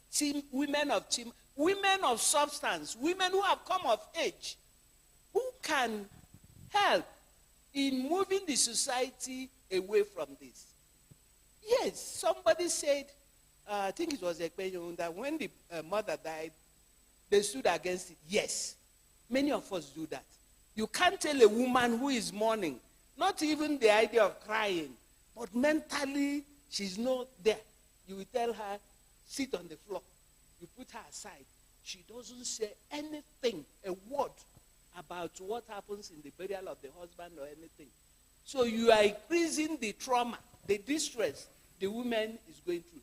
But for those of them that have grown-up women, our children are educated, grown-up children, our children can stand in the gap. And we, the educated women, who understand that some of these things are even based on superstition, not necessarily cultural norms, but most of them are based on superstition, that we can stop this and the society can still move along. Thank you very much, ma'am. Thank you. Thank you. We'd like to say a big thank you to Professor Teresa. When a woman's husband dies and she's wailing and she's crying, and the tears is not just because she has lost someone that she loves, but she's already thinking ahead of the pain and the suffering that is waiting for her. I think that's much more painful. And like she said, I grew up when a man dies at the age of 96, his wife killed him. Even if they are no more together, it's the wife that killed him. But when a woman dies at the age of 40, it is death that killed her. It cannot be the man that killed her. And these things do not have a balance.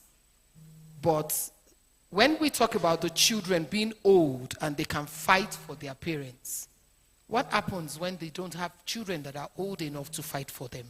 And this is where I want to come to. Listen to Mrs. Jane Echo. I promised myself that I will end at that echo. I will not attempt to mention the last name. Her name is Mrs. Jane Echo something, something, something. But for the purpose of this panel, she is Mrs. Jane Echo. Good afternoon, everyone. I'm used to this because wherever I go to, people just stop at oh, and they don't go further. So the name is Undiande. It's very simple. Undiande, Jane Echo Undiande. Good afternoon, everyone. The issue of widows in Nigeria, if we want to discuss it, it will take the whole day and it will not end. But as my prof here and everyone has said, it's a problem that affects women basically. Because when men die, it's the woman that suffers, not, they are made to go through a lot of things. So from when the inheritance issues come in, and then the stigmatization about them, their husbands dying is their fault. Like my sister said there, even when a husband had cancer and is ill for so many years and the wife takes care of him for that long and he finally passes, it's the wife's fault. But that's why we are here as women, to rub minds and decide how to go about these things. Like the social economic implication, it creates immediate poverty and lots of income for the woman. So naturally, the woman finds herself in a situation where there's no money coming in again, and everything is at the lowest, and yet she's being traumatized with it. And then the physical illnesses comes in because she doesn't have money to take care of herself or the children. And then the discrimination, lack of protection also. I think women should be protected. And a lot has been said here. We have to watch out and protect ourselves as women by so many things that we have to go through. That's especially in the military, for instance. You know, we have the issue, given that our profession that gives rise for us having a lot of widows. If you go to the average army barracks or any military formation, the first thing that hits you is the amount of widows you see. And most of the time, when you have young soldiers, and in the case of the military, unlike other places where you might have some elderly, I know that death comes to people, not just the age, but in the military, it's peculiar because you can take young people, young boys recruited, they go to the northeast, and before you know it, a 26-year-old girl is a widow. And you have a lot of those in our barracks. And we have been struggling with help. The military has a lot of things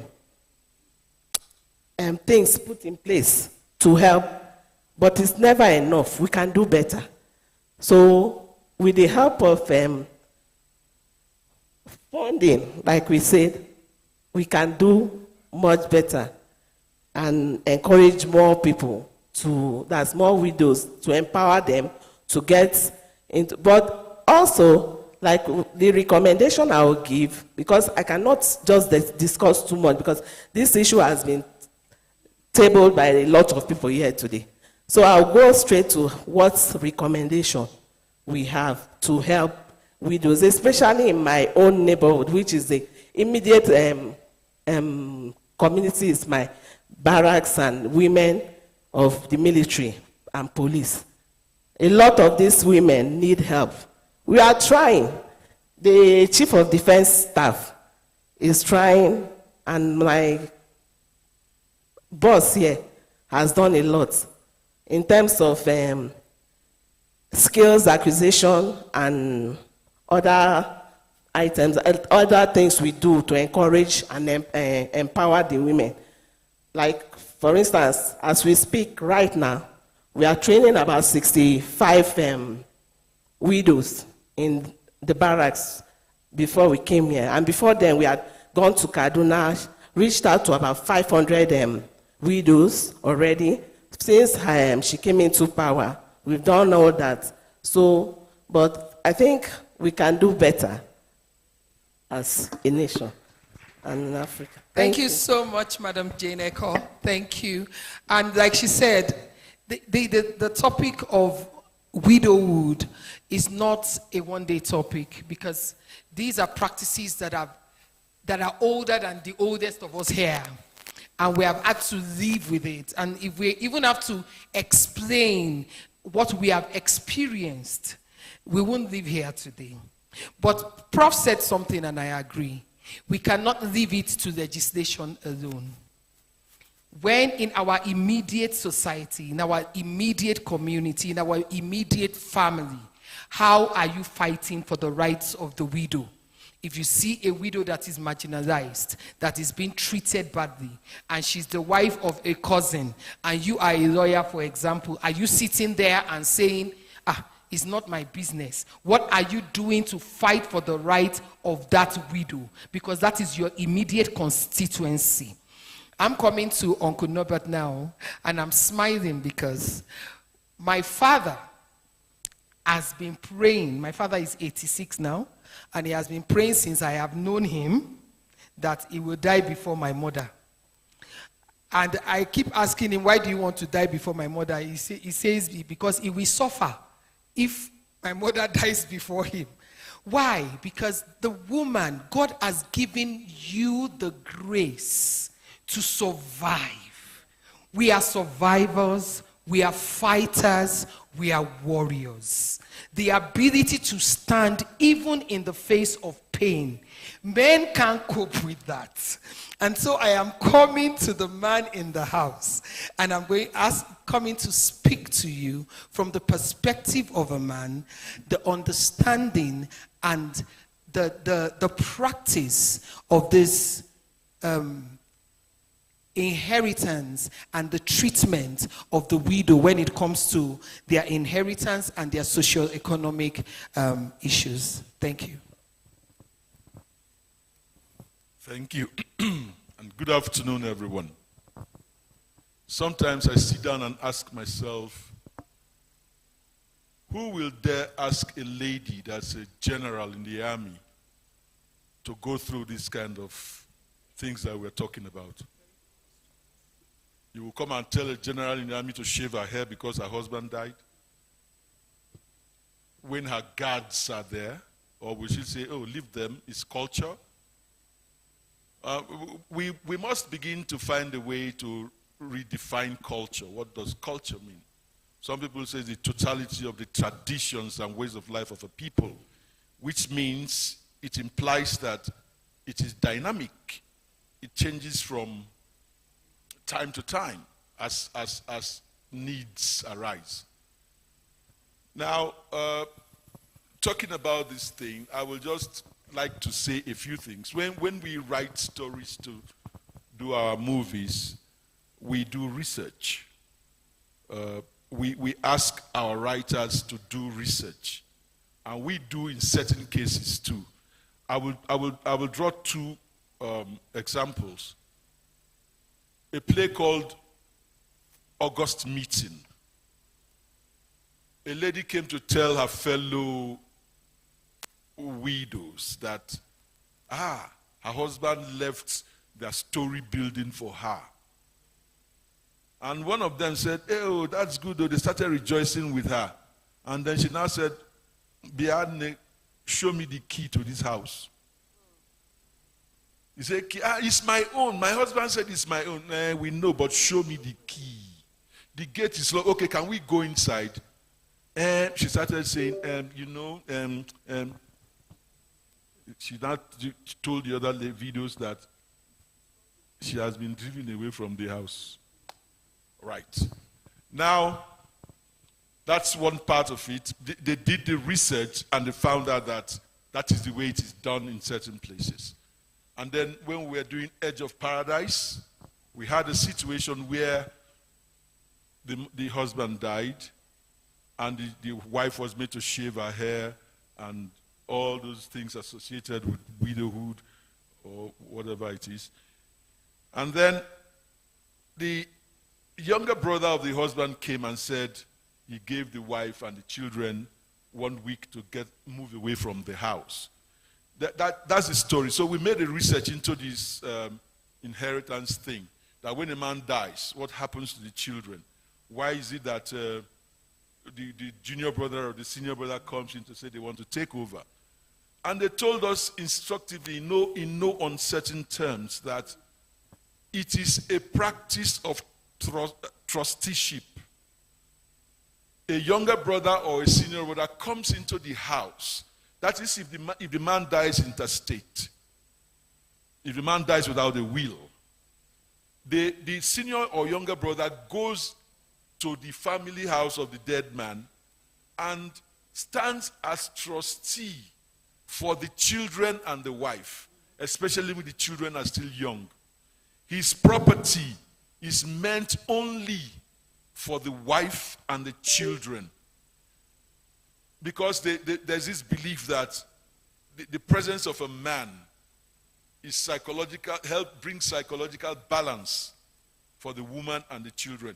It doesn't imply that the younger brother or senior brother of the deceased should sleep with the woman. Nothing like that happens. It's not even in the equation. The man is supposed to stand as trustee, take care of the family, maintain everything to give them a good life, especially if the man is well-to-do.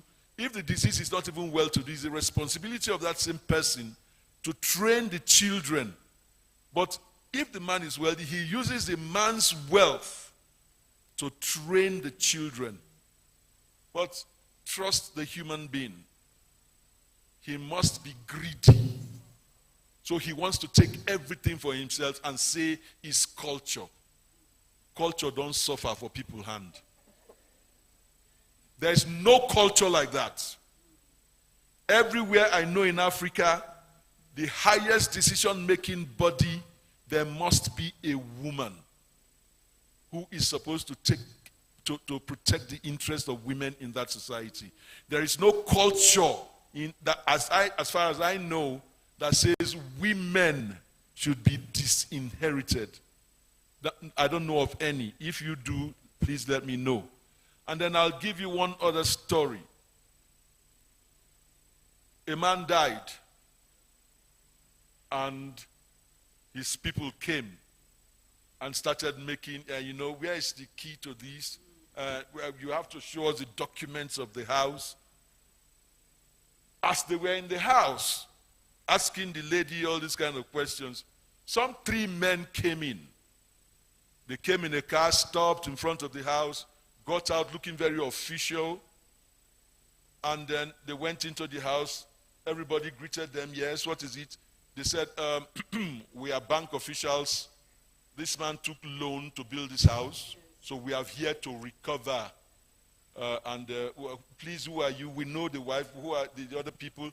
We are just, they started answering, and one by one they all left. The woman had quietly, that's an arrangement with the men. The woman had quietly looked for a buyer, sold the properties, rented somewhere else, and started living a good life. So women too, should be now on our first top apple for Garden of Eden. If culture does not want to help you, won't you help yourselves? Yeah. See, there's no. What did they say again? There's no. Everything in the battle is justified, right? So, when these kind of things happen, you come and see the economic implication of all these kind of things now. You'll come and see a young lady, I feel so sorry for them, really. It's like what we call the economic importance of dangerous, destructive insects we all studied in secondary school. The women are left desolate, especially the young ones, and they become the pawn in the hands of greedy, exploitative men. In order to feed herself and her children, because she has been disinherited, she's easy prey to anybody that seems to look like they have money. She has to feed. If she's not empowered in any way, she doesn't have any skill, she becomes meat for any vulture that is passing. You know? And what does that say to her mental state? What does that say to her psychological state? It's against what she wants to do. But the first law of existence is survival. You know, would you blame a woman like that? Would you blame her if she cannot train her children? Like the professor said, they become miscreants. They become armed robbers. The girls become prostitutes at very young, tender age. How does that impact on the society in Nigeria? Thank you. Thank you very much, Mr. Norbert Young. Thank you. You said something very profound. If the culture and tradition will not help you, would you not help yourself? So that will bring me to a woman who is versatile in culture and tradition. She's the President's Wives of FCT Traditional Rulers Association. Her Excellency Awa Ibrahim Adamu. Ma, I know that you have done a lot and you're still doing a lot.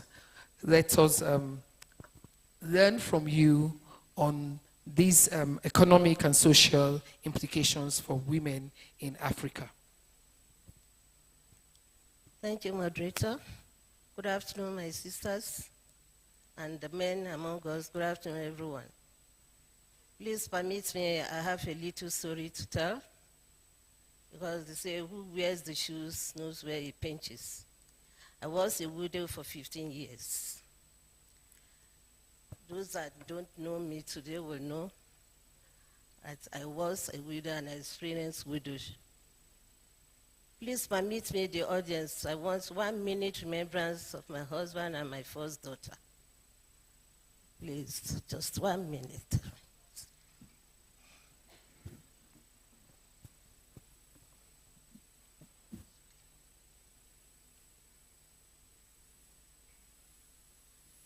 May their gentle souls rest in perfect peace.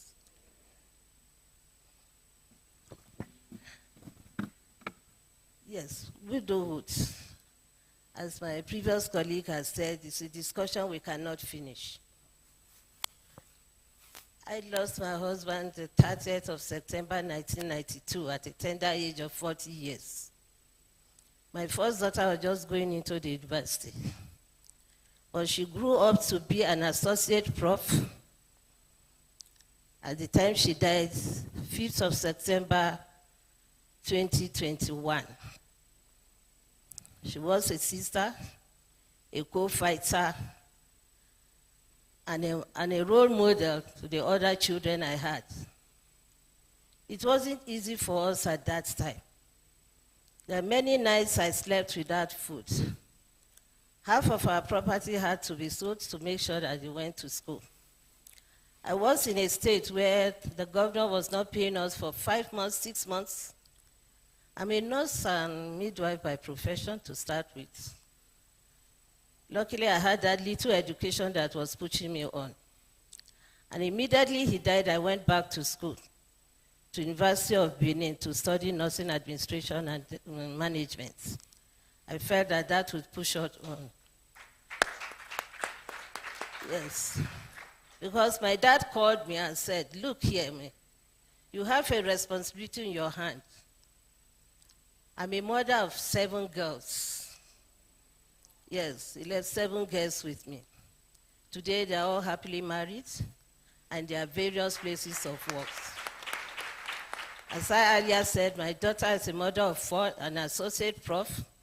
She was to deliver a paper in Austria on the 5th of September, on the 8th of September, 2021, when she died on the 5th. And she told me, Mom, please witness this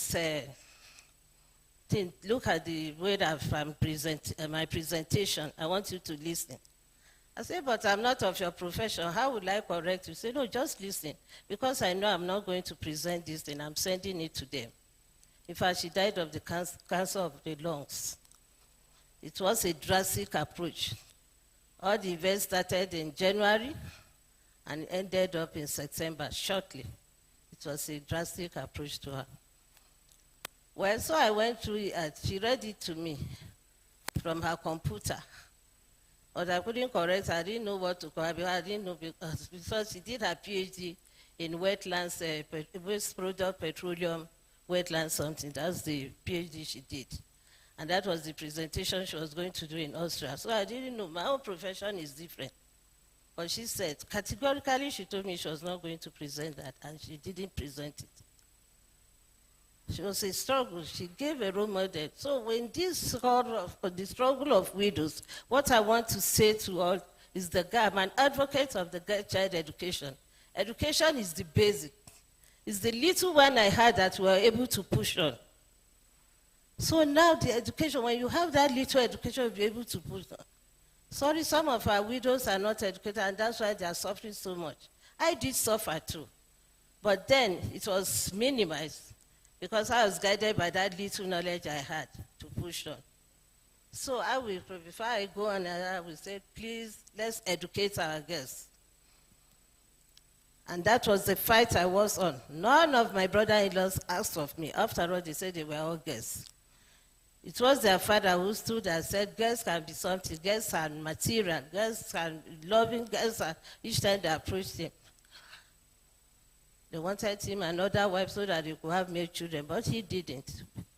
And he said, girls can be marvelous, and they are. The house I'm living today, they collectively built me that house. And on her sick bed, on the day she did not talk again, we woke up that early morning and said, Mom, I have something to say. I said, what is it? He said, one is that we should stand by family. Family is very important. I should learn to forgive them. Whatever thing they must do, we should forgive and forge ahead, because you need them to one day. I said, no, I'm not having grudge against anybody. After all, we are okay. He said, no. She's just saying it. And secondly, they have a project which they didn't want me to know, because it's a surprise. But one thing is that they are stuck, and they want to sell my own house, which I managed to build after my retirement. That she want to sell that, so they'll get me another place for 1 year, so that they could finish this project. I said, yes, if what you people are doing things, you didn't carry me along. So I was waiting, well, how you will sell my house. I use it. I have my papers. He said, no, please, Mom. And actually, immediately she died, I told the other sisters to carry on. Today I'm in that house, and this is all the handwork of girls. They came together, put their eyes together. Just give them that upbringing. Give them that education, they'll be able to forge on. Leadership is a very serious thing. No in-law, don't expect anybody to come to your gate and say how you are doing. Maybe for those that have the mixture male children, but to me, nobody came. The children were struggled. In their secondary school, I will buy a tin of milk. Divide it into 3, those that were in secondary school. The senior will be fighting for the tin, so that when they are expecting, they will think it's full. Tin of Milo, I will divide it again into 3. That's how we sailed through. But if you expect someone to come, it's only my elder sister who stood by me. Unfortunately, she too is late today. I wish she had stayed to enjoy the labor which she had earlier. But that's the way God has planned it. So it's for the economic side, we need to sit tight. Make life for ourselves. Make sure you can forge ahead. Don't wait for anybody. Don't even go to anybody's house to beg for anything. When they see you are struggling, when you have car, you can make it 2 kobo. As it goes on, then encourage your children. Put them to tell them, this little one we have is what we manage. Most nights when they ask, Mama, have you eaten? I say, I ate my own in the kitchen. And believe me, I never ate. I will sleep without food. And they are very sympathetic girls. So please, I'm one of the advocates for girl child education. That's the main thing we should hold on today. And for the inheritance, thank God I'm a Muslim. Luckily, in the Muslim religion, the inheritance is well stated there. When the man dies, if he has parents, 1/8 or so goes to the parents, 1/6 goes to the wife, and then the others, the remaining is shared among the children. If the men are there, they have 2 parts to one, the girls 1 part. So fortunately or unfortunately, my own girls.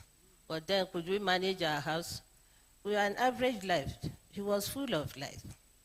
In fact, I met the owner of Ababa in 2006. It was my late uncle, the immediate past Ohimeja of Kotonkadfi. He was ill and was brought to National Hospital. It's in the grief of struggle that I found myself in National Hospital. When you won't have salaries for 6 months, and they only pay you 1 or 2 months, and I have children, so I applied to National Hospital and I was called. At the interview, the man told me, the chairman of the board said, why do you want another job when you have one? I said, yes, my husband is late and I want my children to go to school. It's okay. The papers before me, you are given the job. I never had any technical interview, and I was actually given the job. And I said I retired as the deputy head of nursing in National Hospital. Today I progressed. With that, I had my major education within, not when I was young, because I was given out at the age of 10 years. Though I never knew it was husbandship, but I was not married. I decided to go to school because my father too liked education. But immediately after my secondary school, I lost my grandfather and they said I was going to be married. That's how I ran from home with my auntie to do the School of Midwifery in Ilorin. I ran with her. Then she was working in, because I didn't want to get married. And that was why I became a nurse. In fact, that my auntie is there today. She took me and said, hide under the seat, they will not see you. She took me, oh yes, I would have been married without any profession. But thank God today, it's that profession that led me on. So that is the story of my life. So inheritance in Islam is well stated.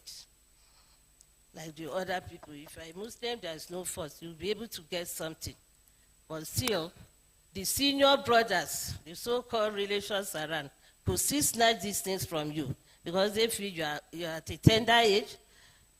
And then I was at the age of 40 years. My children were small. As I said, my first daughter was just going to the university.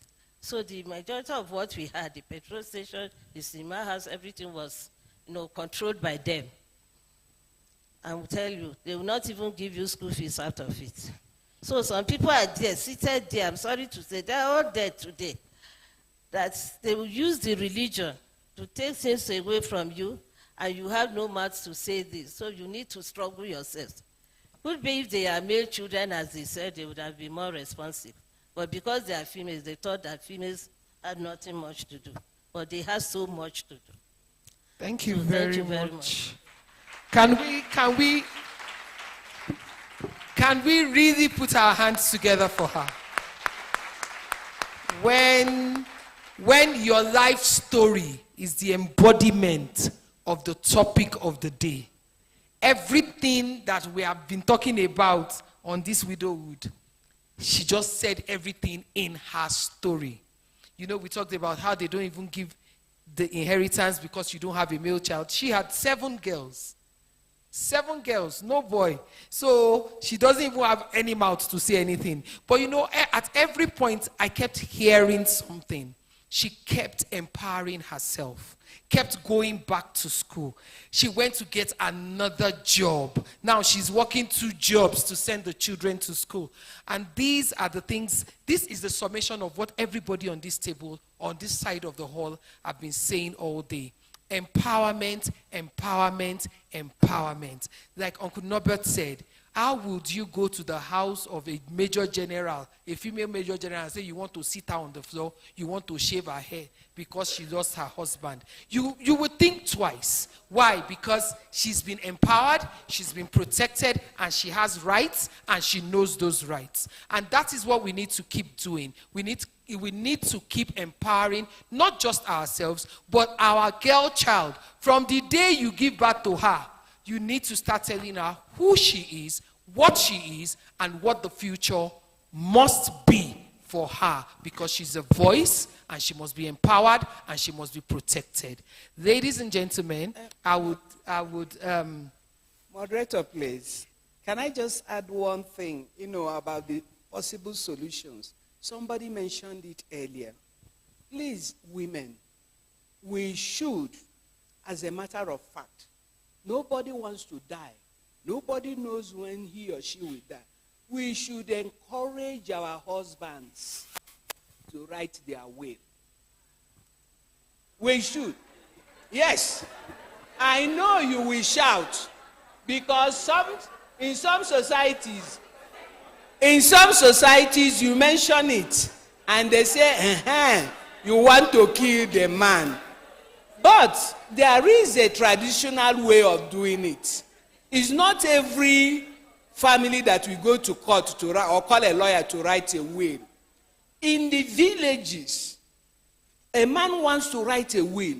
He will call special 2-3 people, heads of families, maybe even the traditional title holder in that kindred, and say, look, if I'm no more, this is how it's going to be. This is how I'm sharing my property to my children. That is our own traditional way of writing wills.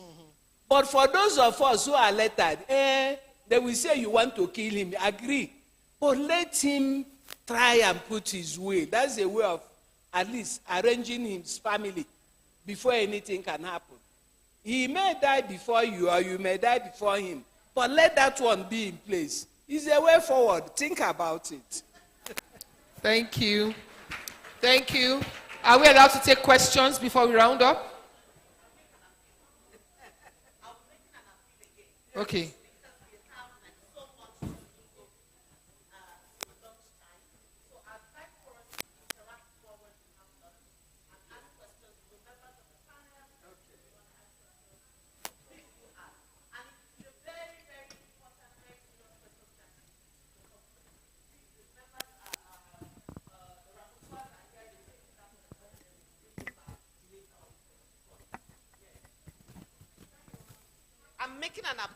I'm making an appeal that I skip the questions.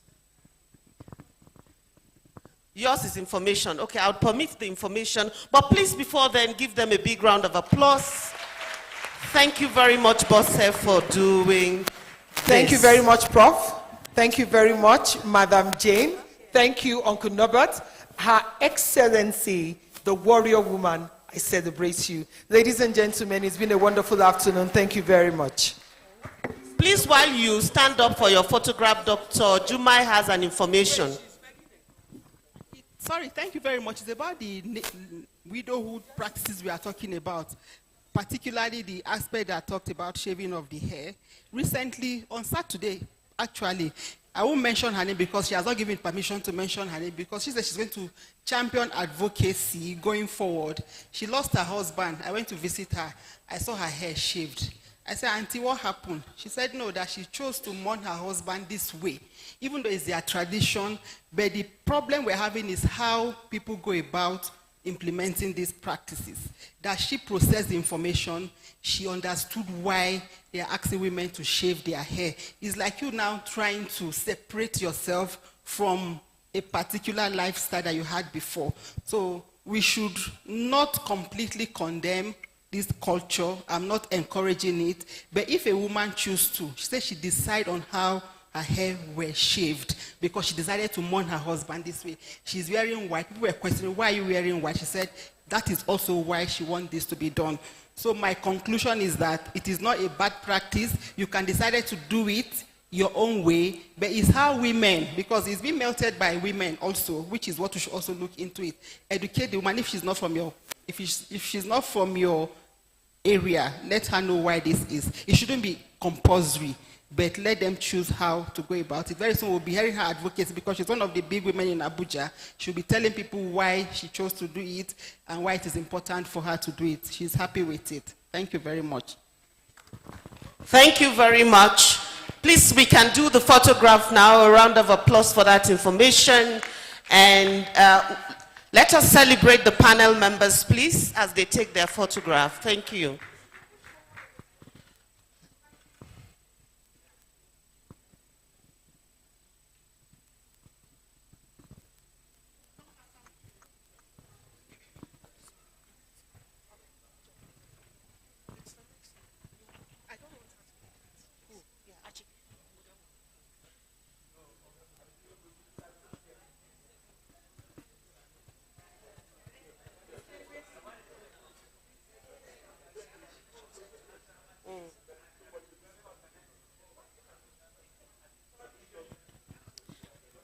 Very quick photo session. Very quick photo session.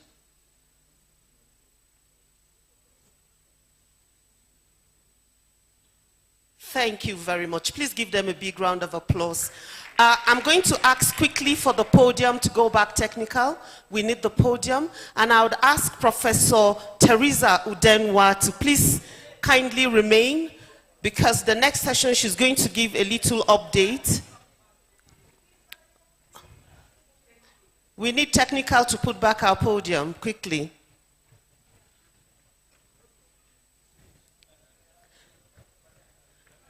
And this is the little chance I have to give information on how AWC has tirelessly worked to alleviate some of these problems that we have. Please welcome again Professor Teresa Udenwa as she gives us an update on AWC Leadership Development Center for Women and Girls. I'm told she has agreed to do it in 5 minutes. Thank you very much, Prof.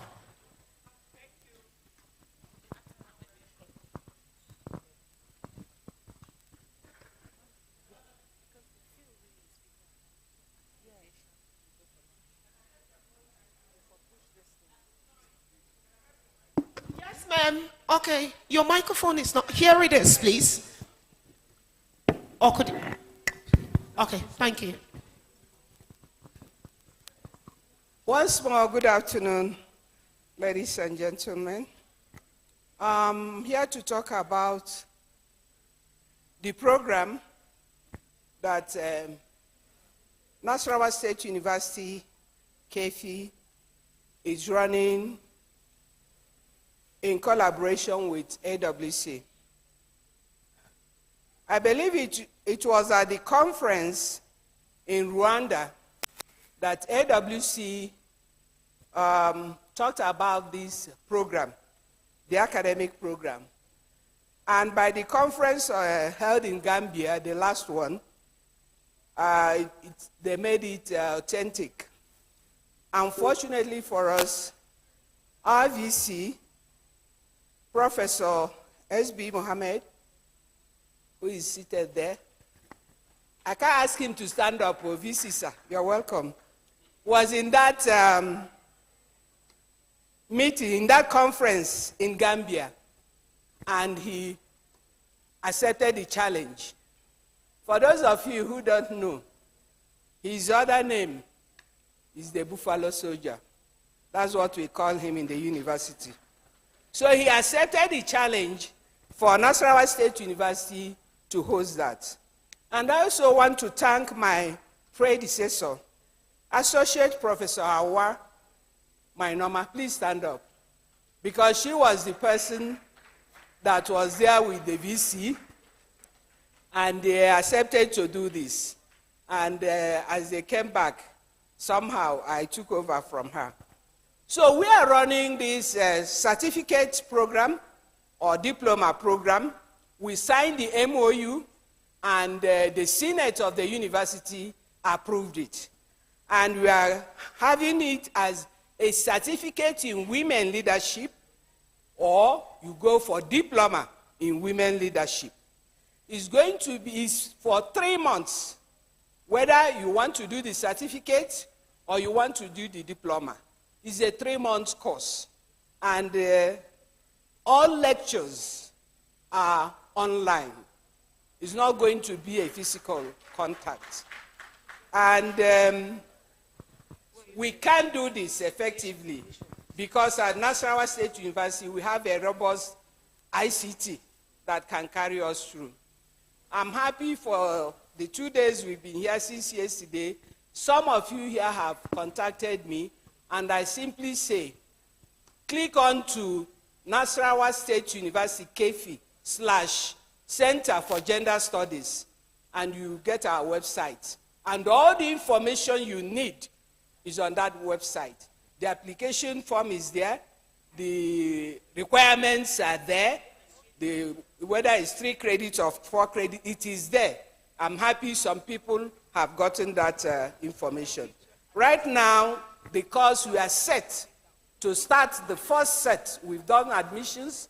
The first set we are starting on.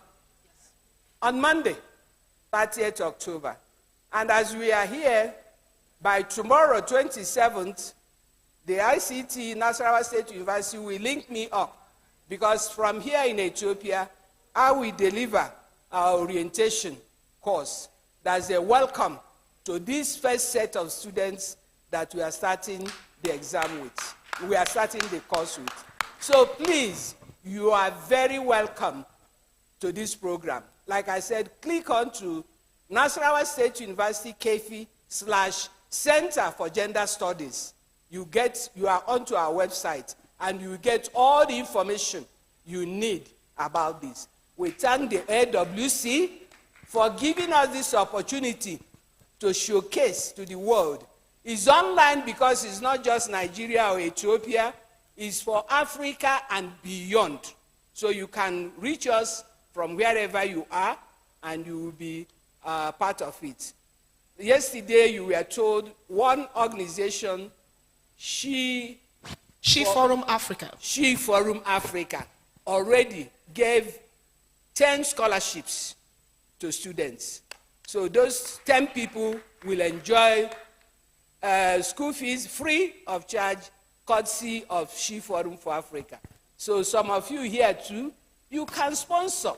We want to engage the women, give them leadership training that we carry them through their entrepreneurship, their businesses, in whatever they want to do, just like AWC is onto, bringing up women, future leaders that will carry on and make sure that these women gender issues we are talking about, we are not just talking, but we are practicalizing them. Thank you. Thank you very much, Professor Theresa Udenwa. Please a round of applause for her.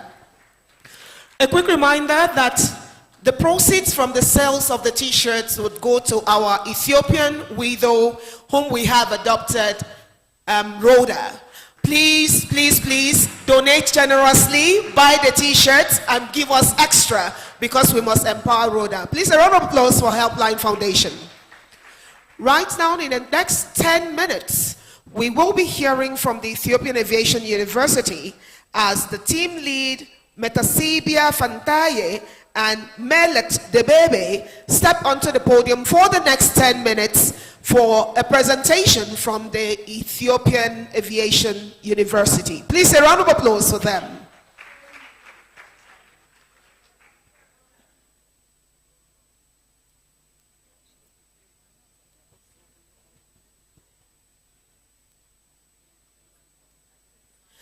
And of course, they are partnering with the AWC for all women who would want to be pilots. A round of applause for the Ethiopian Aviation University.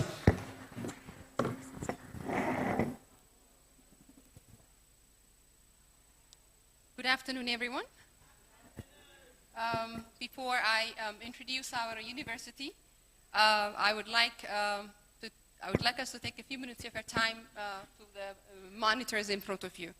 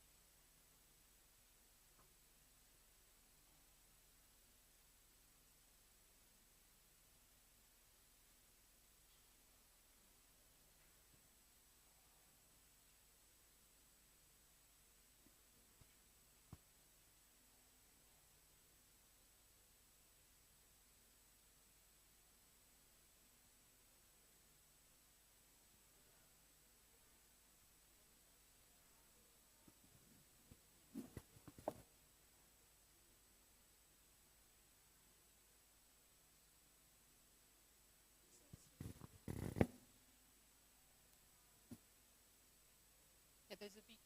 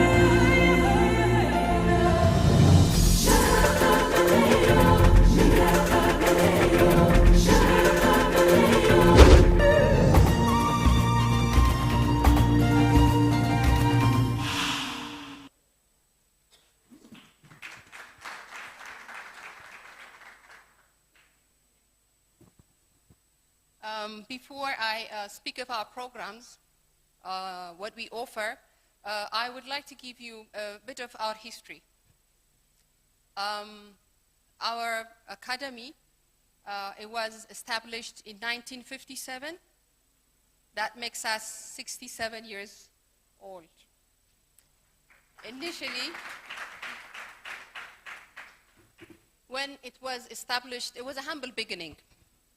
The objective of the establishment was to train the human capital needs for Ethiopian Airlines. And it was started as a recurrent training center. And then as we progressed through the years, there was a need for a cabin crew training, a need for a pilot training, a need for technician training, and it goes on. And in 2011, it was consolidated as Ethiopian Aviation Academy, all the schools under one academy.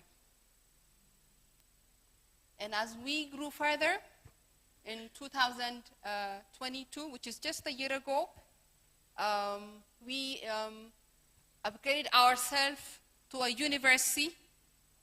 And at the moment, we are called Ethiopian Aviation University.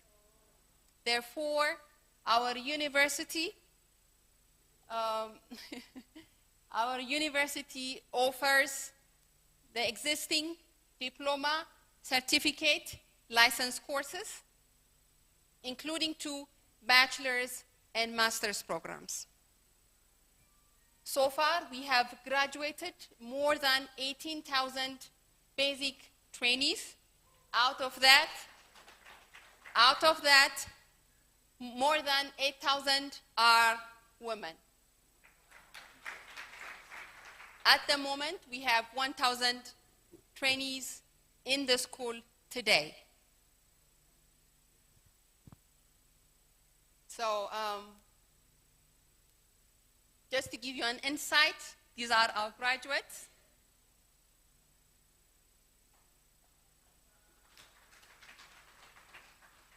Our school is an accredited school. Of course, Ethiopian Civil Aviation Authority, IATA, Trainer Plus, Ethiopian Education and Training Authority are our accreditations. Our facility, don't mind me if I brag, it is a university equipped with the state-of-the-art equipment. We have classrooms equipped with the latest technology, simulators, pilot training aircrafts, mock-ups for cabin crew, ATC training simulators. So our university has the latest state-of-the-art of equipment. We have a language laboratories whereby if there is a need to train ourselves, because English is a requirement across the world, if there is a need to upgrade ourselves in language proficiency, then an individual can attend the language school and then join as they wish different schools. Our school, we have a cabin crew, like I said, pilot, technicians, maintenance, and commercial and ground service training schools. In addition, we have one department which is specifically designated for developing standards, training materials, syllabus for the university. Our university courses, we have 4 bachelor programs and 2 master's programs. So at the moment, Ethiopian Airlines has more than 7,000 female employees. Our facilities, these are our training facilities. So our training aircraft, simulators, mock-ups, and of course, the maintenance training facilities. Our university offers group packages, group discounts, payment plans. Therefore, anyone who's interested to enroll, to register to our university, they will put the contact address. You can reach us through inquiries at africawomenconference.org. You can put the address up. And please also note that regardless of your gender, age, color, our training center believes in performance. And I believe we can do it. So thank you very much.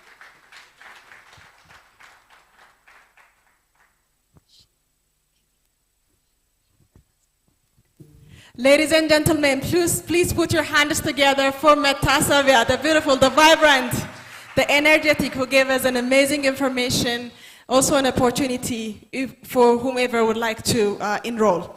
Next speaker is going to be Blessing. Please, Miss Blessing Gogo Ogbeme will talk about AWC, who is the next chairperson. Please, ladies and gentlemen, put your hands together for the beautiful, vibrant Blessing. She will be using her 5 minutes very wisely. I trust that. The floor is yours, Blessing.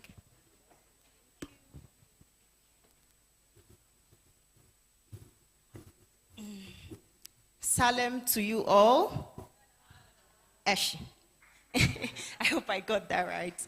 Okay, so standing on the already extensive established protocol, just permit me to just go ahead now. And, you know, it is with a deep sense of honor and great privilege that I get the opportunity to stand here once again before this epoch gathering of exceptional African women and, of course, men,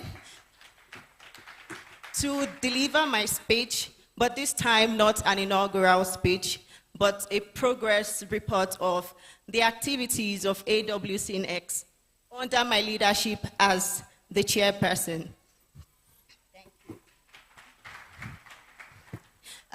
Since the birth of AWCNX during the African Women Conference, Banjul, the Gambia, this growing child of the African Women Conference has not only made significant strides in advancing the mission and the vision of the mother organization AWC, but we have also made groundbreaking efforts in setting in motion of our agenda. Members of the AWC Next represent the next generation of policymakers and influencers who are expected to build on the legacies presently being created by the AWC. As you may know, AWC Next is being tailored towards mentorship and capacity building of the continent's youth, youth leaders, emerging industry professionals, and the girl child. I would like to refer to our last 1 year of our existence as the survival stage. During this period, we have accomplished significant milestones in the helm of activities of AWC Next, and here is a brief summary. I just pray I use my 5 minutes wisely, like she rightly said, because we had so many activities. But one, to coordinate continuous membership drive for the AWC across Africa.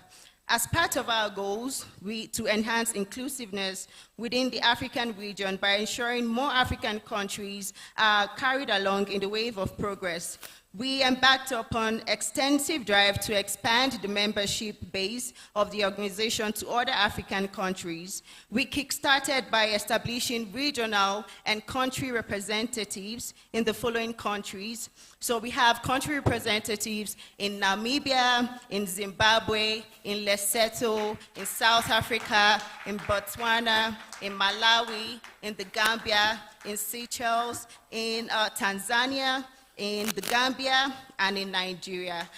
I know we deserve a round of applause for that. Thank you very much. And not just the country representatives, we also have a growing community of over 200 members from across Africa.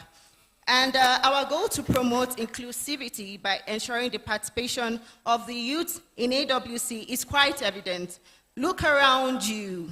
We are witnessing more young people's participation in AWC than ever. And thank you. And for our programs, during the International Women's Day 2023, we joined our voices with the United Nations in amplifying the theme of the celebration, Embracing Equity. On the sideline of this activity, we organized a symposium where we had engaging discussion with young experts from various fields who inspired us to take action and drive change. And we also had a skill acquisition program with the full support of AWC and the Helpline Foundation. 15 slots were made available to young women to develop their ICT skills on graphic designing. This workshop was held in Abuja, Nigeria on May 1st, 2023. And for our advocacies, over the past year, AWC has demonstrated commitment to raising awareness about various societal issues. Through our advocacy efforts on various platforms, we have particularly focused on the Orange Movement Campaign, Kenya. In November 2022, AWC Next partnered with Women Students Mentorship Association, Kenya, WOSA, to organize the Orange Movement, a powerful advocacy campaign aimed at putting end to gender-based violence. The General Secretary of AWC Next, Kristen Tesdecker, together with some of our members, took to the streets to raise awareness on gender-based violence. Through a robust street advocacy campaign, we engaged the community, fostered discussions, and demanded action from relevant stakeholders. And we also had a radio show in Star FM, Zimbabwe.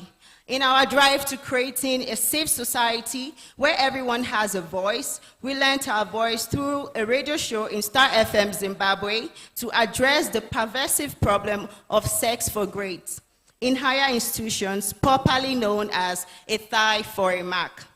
And to public discourse around issues surrounding young people, we not only raised awareness, but also aimed to foster a safe environment for students to report any instances of misconduct. Our continuous efforts have contributed to a wider public discourse surrounding this issue and have empowered individuals to speak out.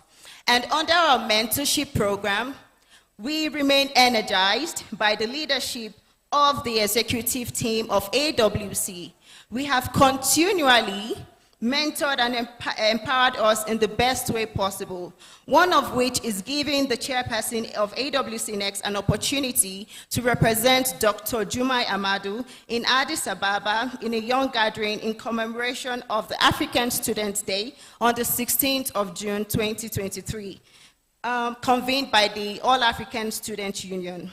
Adding to this nurturing gift of AWC, members of AWC Next were granted a part sponsorship scheme to enable us physically take part in this ongoing conference today. Please, I really and sincerely want to thank the leadership team, especially Dr. Jumai and Mrs. Ifeinwa, for their love and show of support. Most of the young people you see here today were partly sponsored by Dr. Jumai, and I think I don't want the weight on her to be too much, so I will encourage all our lovely mothers here and big aunties to please next year during our conference, if we had more resources, I believe hundreds of our members who were interested would have been here from all over Africa. So if possible, just sponsor one person or two persons, maybe for the next year conference, and we'll greatly appreciate that. And because of that, I respect, the co-conveners a lot, because they don't just talk the talk, but they walk the talk. So, and in conclusion, over the past year, the African Women Conference Next has celebrated remarkable milestones, and I would like to express my immense gratitude to the executive team once again for their immense support. I would also like to use this opportunity to thank the executive team and members of AWC Next for their commitment and contributions in fulfilling our missions. I would like to thank Kristen Tesdecker. She showed so much support in organizing this event as the person on ground here in Ethiopia. Well done, Kristen. And I also like to thank all the members and executive of AWC Next that are here present. Okay, join me, just join me. Kristen is the General Secretary of AWC Next. And I'd also like to thank the members and the executive team. I would like to thank the country representative, Nigeria, Princess. I would like to thank all our members who came from Malawi. I would like to thank the ones that came from Liberia. I would like to thank the ones that came from Nigeria, Clara, Mayowa, and everyone. I'm really proud of you for your effort. And I say a very big thank you to our sponsor, Dr.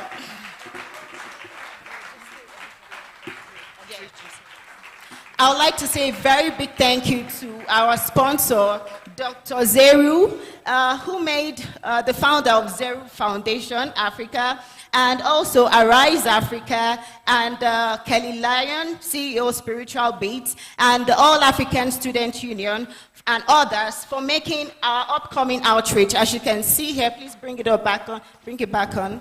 Yeah, our upcoming outreach in the Tigray region of Ethiopia, holding right after the conference on the 31st and on the 31st of October. So while our mothers are on their way to their various locations, we, the younger ones, we will stay back to make sure that the younger generation in Tigray are well supported, you know. And we brought over 500 dozens of notebooks and writing materials to share to the younger ones. And we're also hearing that they need sanitary pants, right?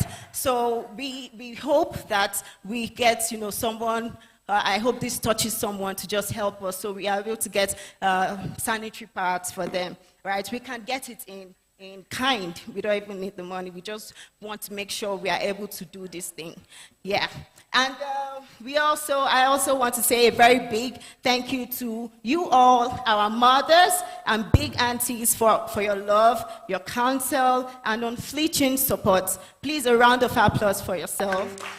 Yeah, as we propel ourselves into the future, our unwavering commitment to instigating positive impact, nurturing collaborations, and effecting lasting change remains stronger than ever. With an outlook to optimism and fueled by unwavering dedication, we persist in utilizing our platform's potency to stir insightful conversations and champion a society characterized by equity and justice. As we step into the next phase of our journey, I'm almost done, please. As we step into the next phase of our journey, we do so with assurance that our combined endeavors will continue to create ripples of transformation in the lives of those under our care and resonate across Africa. So here's an action call for everyone. We extend an invitation to individuals to share our vision, to join us as valued members of our community. By embracing this opportunity, you can actively partake in our initiatives, contribute to your unique perspective, and forge connections that amplify our collective efforts. Furthermore, we recognize that fostering change on sustainable scale requires support and resources. We encourage those who are passionate about our cause and our mission to consider becoming sponsors by sponsoring the African Women Conference Next. You directly contribute to the realization of our goals, enabling us to reach wider audience, create impactful audience.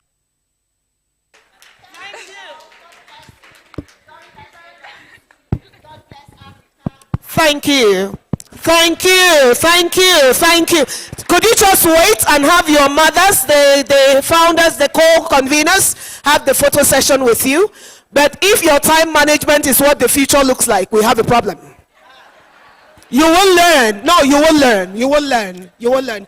In the meantime, Speaker of the Girls' Parliament, please be on standby as you give us your updates just after they come down. After the photograph, please push forward a bit. Beside. Yes, beside.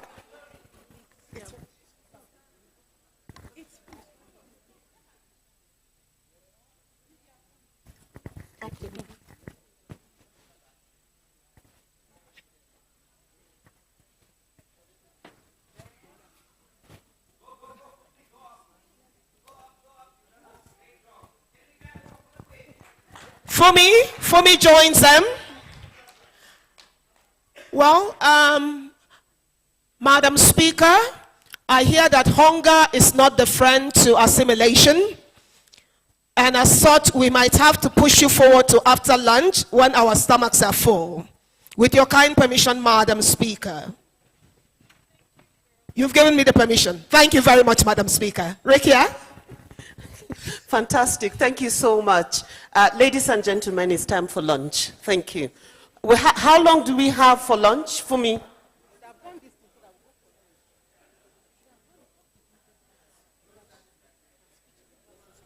But in the meantime, women, she just has a 5-minute speech. Oh. Would you rather hear her before you go for lunch? So that when we come back, we just have our 2 sessions? Those in favor say aye. Madam Speaker. Fantastic audience. Please give yourselves a round of applause. I thought that in this generation, the best we can do is encourage these young ones for, and then we have that encouragement in the time we give to them and the patience that we give to them. Thank you so much for your understanding. I yield the floor to Madam Speaker. Thank you. Distinguished ladies and gentlemen, please permit me to stand on the already existing protocols. My name is Honorable Praise Sams, and I am the Speaker of the Voice of the Girls' Parliament. It is with great pleasure and excitement that I stand before you today to represent the members of Helpline Foundation's Voice of the Girls' Parliament in Nigeria.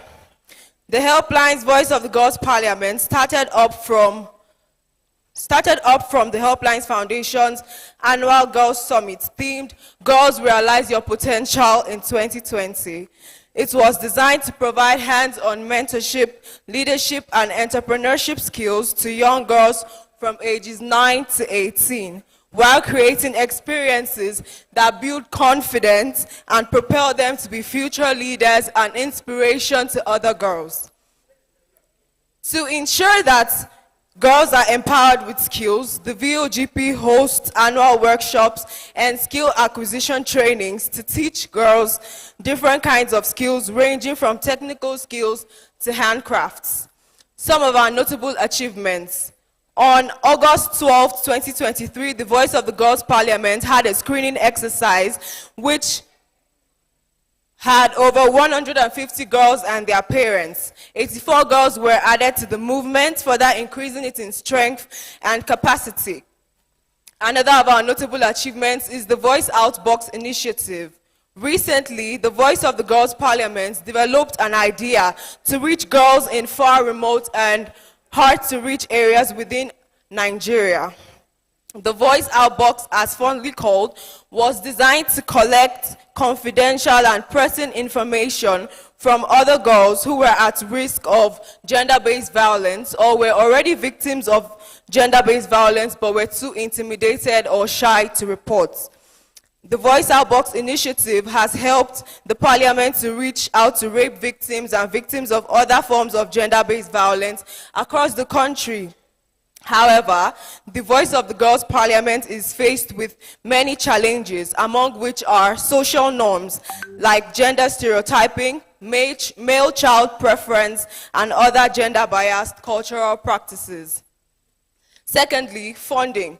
Funding helps in carrying out activities to meet our objectives and goals. Resources are needed to fasten cases of abused girls, enroll girls in schools, and bring forth our ideas and innovations to reality.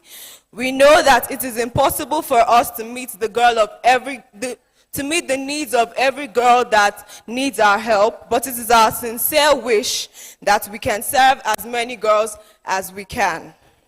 The voice of the Girls' Parliament has been fighting stereotypes, gender-based violence, and female child marginalization. But to be honest, it is not enough, as we all need to stand together and speak out for our voices to be loud enough to be heard. Amase Kanalo.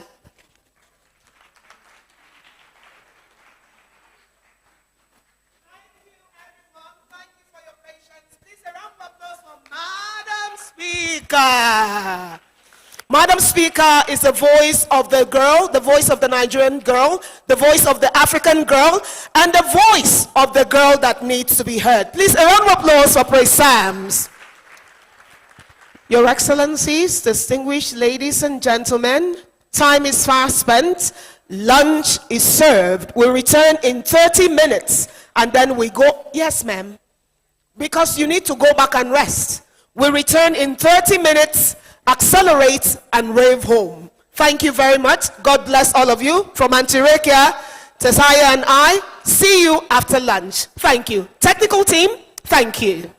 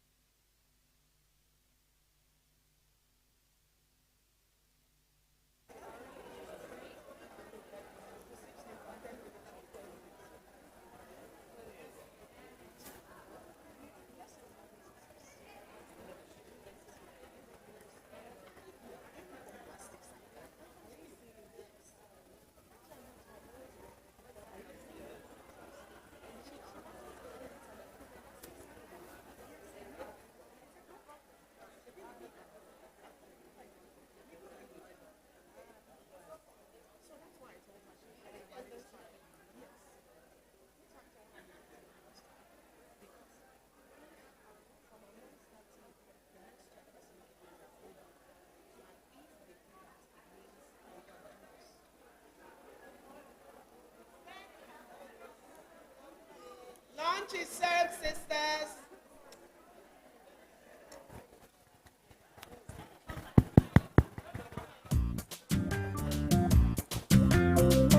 Please, ladies, the earlier we go out and find lunch, quickly come back, the earlier we end the day. Thank you. Don't just sit around, meet somebody at lunch. While you're waiting on the queue, talk to someone new. Let's have lunch.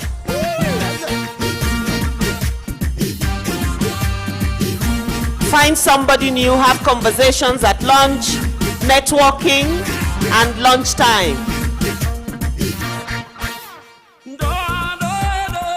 I need the hall to be empty so that we all go out for lunch.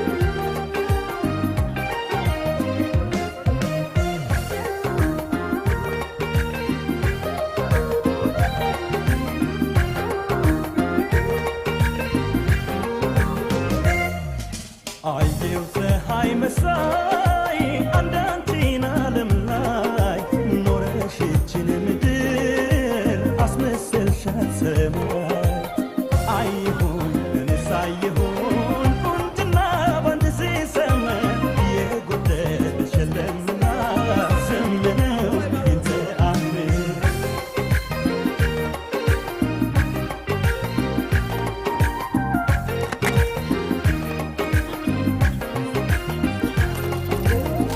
ውበትሽ ድግስ ተጠራሁን ድገስ ለፈተና ነው ወይ እኔን ወንድ ያረገኝ ከማይሉት ጊዜ የንጋት ሰመመን አማርሽ ታሪክ ነው አሁን ለዚህ ዘመን ይሄ ልቤ ልቤ ልቤ አይሁን እንዳሳቤ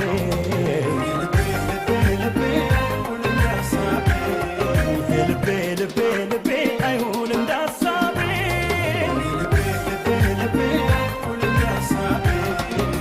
እንቁሩ ቢታጣልሽ ሚዛን አንቺን ማየት እኛን አወዛን የት ግርማ የሰጥሽ ሞገስ ልብስ ላይ እንዲህ ነው መንገስ እንቁሩ ቢታጣልሽ ሚዛን አንቺን ማየት እኛን አወዛን የሴት ግርማ የሰጥሽ ሞገስ ልብስ ላይ እንዲህ ነው መንገስ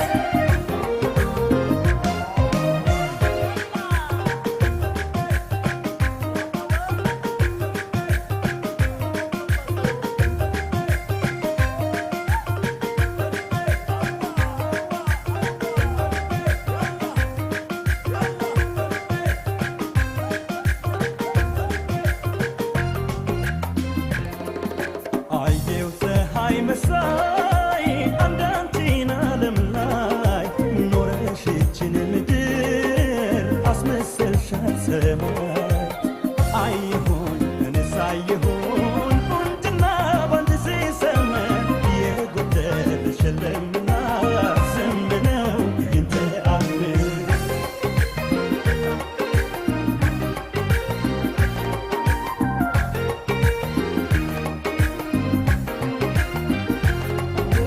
ከጀንበር ደም ግባት መቼ ተናነሳል መልክሽን ለመግደስ ሁሉም ቃል ይሳሳል ባለቅኔ ዘርፎት ማን ይፍታው ሰም ወርቅሽ እንኳን ለተመኘሽ ምስጢር ነሽ ለሚያውቅሽ ይሄ ልቤ ልቤ ልቤ አይሁን እንዳሳቤ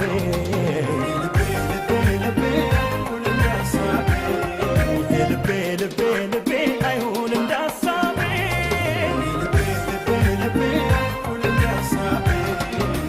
ዓይንሽ አውራ ማንም ይሰማ ባልሽው ነገር ሁሉም ይስማማ ተወዳጅ ብሎ ሰማንዴ ቻያውን በይስጥሽ ውዴ ዓይንሽ አውራ ማንም ይሰማ ባልሽው ነገር ሁሉም ይስማማ ተወዳጅ ብሎ ሰማንዴ ቻያውን በይስጥሽ ውዴ እንቁሩ ቢታጣልሽ ሚዛን አንቺን ማየት እኛን አወዛን የሴት ግርማ የሰጠሽ ሞገስ ልብስ ላይ እንዲህ ነው መንገስ እንቁሩ ቢታጣልሽ ሚዛን አንቺን ማየት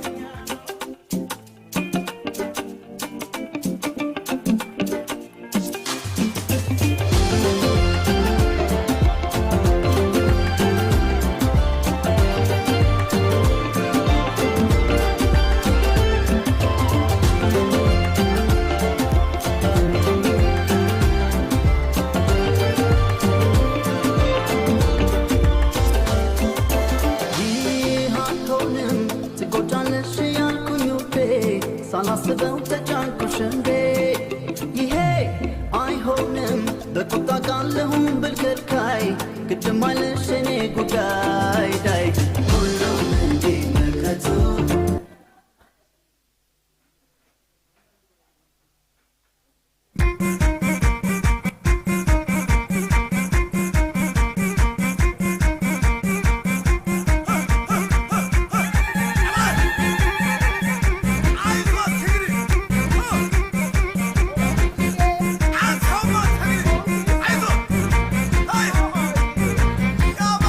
አዋ አዋ ላይ አዋ አዋ ላይ ይቅር ያንጋላይ አዋ አዋ ላይ አዋ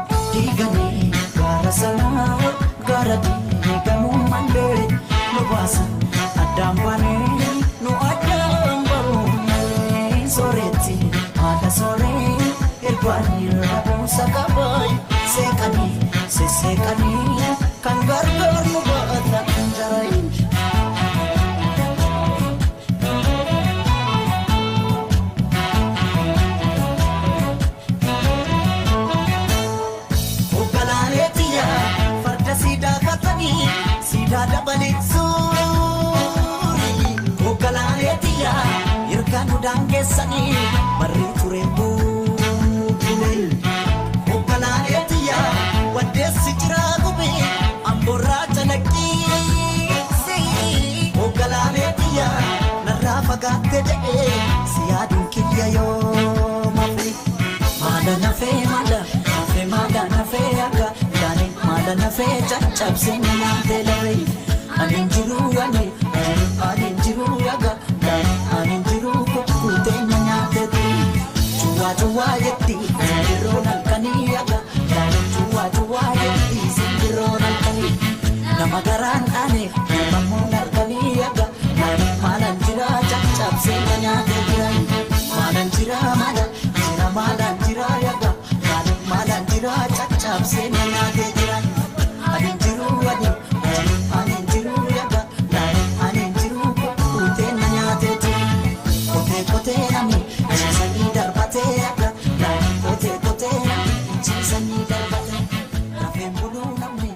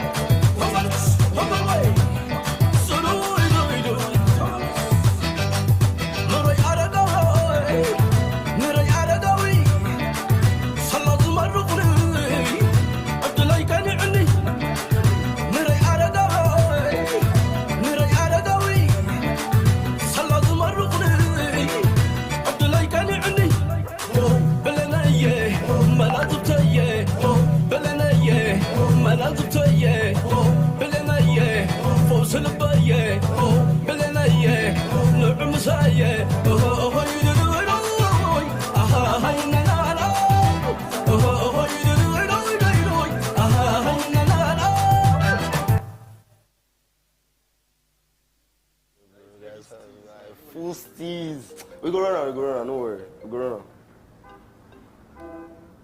Yo, Tweezy, what's up? What is this, mommy? How you doing now? I'm good, baby. I'm trying to shoot a video for Ira. Then quickly. Steve. Steve. London.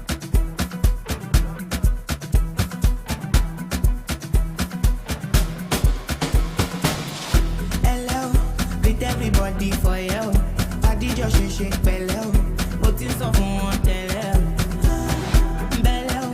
Deliver like I get bello. Them say I did go sell out. Them say I did go sell out.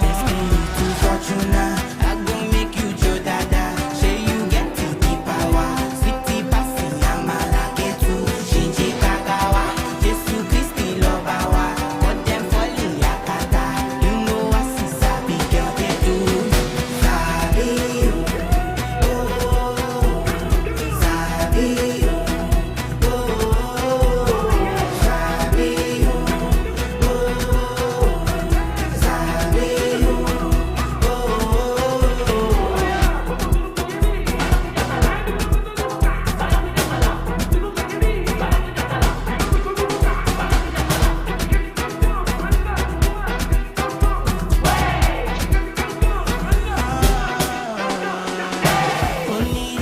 Only reason why them they call me alone. While you be fin, I'm still leading, kill anything. I know fitness. You know go fit in my shoes. High fashion, Jimmy choose. Wanna sip something and choose tomorrow. Fortuna, I go make you Joe Dada. Say you get the power. Sweetie passy, I'm a like to Shinji Kagawa. Jesu Christi Lobawa. But them falling yakata. You know what Sabi girl they do. Hey, Sabi, oh, Sabi, oh, Sabi,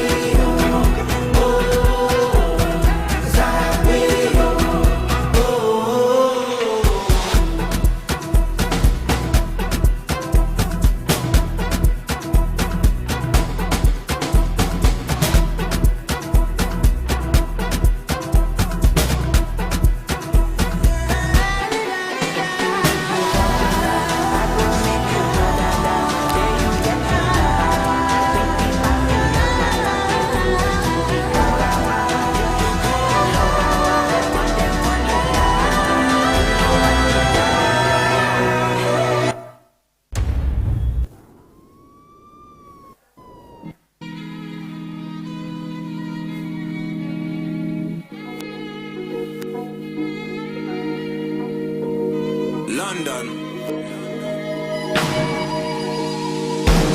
I'm feeling vibes on vibes. I'm ticking dynamite. I blow your candle lights. You know I'm just that type. No, them no fit kill my vibe. Them no fit kill my vibe. Them no fit kill. Them no fit kill. Them no fit kill my wise man said, follow the stars. Yeah, you shall find a piece of advice. If you hit your enemies, enemies shine.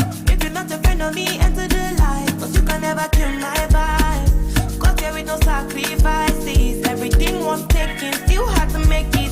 Vibe killer, me I no go take shit. Vibe killer, bloody Samaritan. Protect my energy from your bad aura. Then my pastor say, I be my healer, everything I desire. I go receive my reading, flow like a river. If you get sour, come on, go and sit down. I go just para, come off my jigger. I go just follow my dream. I'm feeling vibes on vibes. I'm a ticking dynamite. I blow your candle lights. You know I'm just that type. No, there's nothing kill my vibe. There's nothing kill my vibe. You know fit kill. You know fit kill. You know fit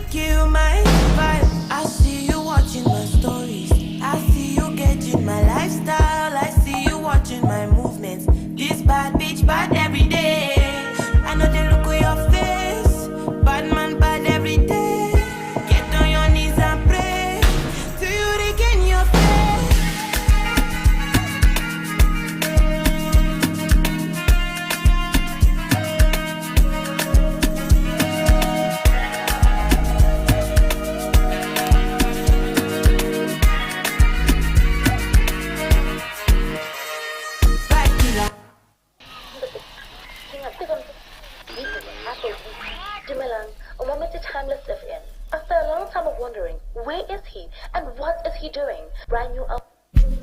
Addis. You know. Tune into the king of songs and blues. Initiating rage process. I'm unavailable. They know they see me. I'm unavailable. They know they see me. I'm unavailable. They know they see me. I'm unavailable. They know they see me. I'm sorry for who won't be my matter. Sorry, I'm only human. So make nobody para. Say I carry woman. She na man way I for carry. Fuck all the rumors. And he said when I talk say I be pastor. You know you it can walk. If it's not I got talk. Go. They your day. Me and them for the day, girl, I'm unavailable. I'm unavailable. They know they see me. I'm unavailable. They know they see me. I'm unavailable. They know they see me. I'm unavailable. They know they see me. Don't in my life, I don't have no time, Saya. Come see me shining, got too many birds on my IG. Changing my life, oh, I'm a mama proud in it. She got me going, this fenty on my freedom, cause I'm a big propeller. Safe everyone, you're good jealous, got a big balloon. I'm a big propeller. Safe everyone, you're good jealous, got a big balloon, cause I'm a big propeller. Safe everyone, you're good jealous, got a big balloon. I'm a big propeller. Safe for tonight, got the fun, chickity. I'm unavailable. They know they see me. I'm unavailable. They know they see me. I'm unavailable. They know they see me. I'm unavailable. They know they see me.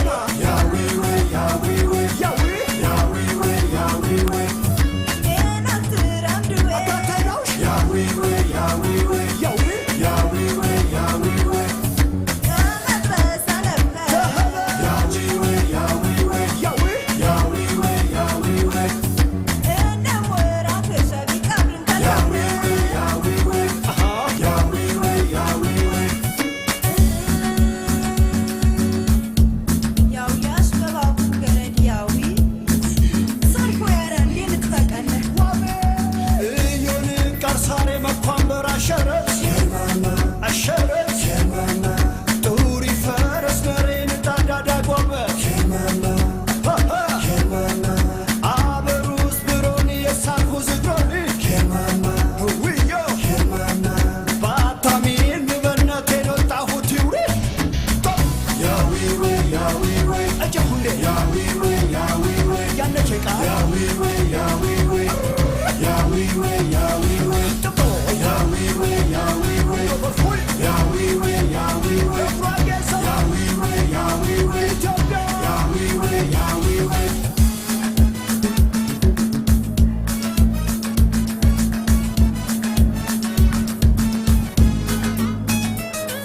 የደምከረወኩም ቃሳሪ ተዚፍታንችና የብራጌ መልካም አተፋት የቆለች ሽኔ ተፍጅሮ የተሻነጀች እዮግደና ተጀና በዛኩ ማፊያና ስየች የጀት ሸዋሊ ከማከች ቢብሮ ጎንደር የኸናች ከማከች ቢብሮ ገረድ ያዊዌ ያዊዌ ያዊዌ ያዊዌ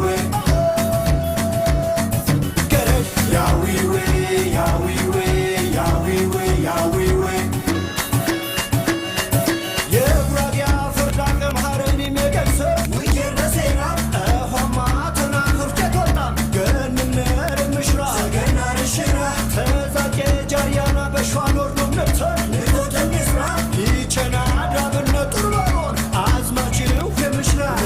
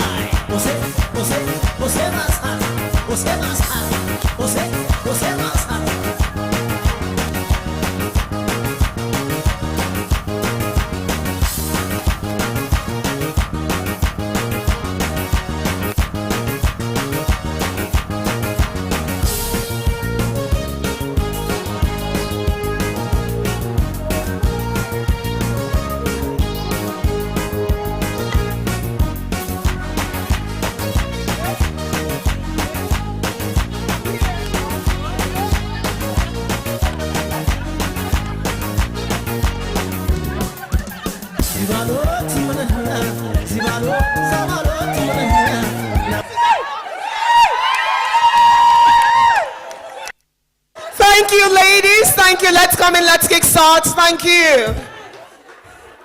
Wow. Wow.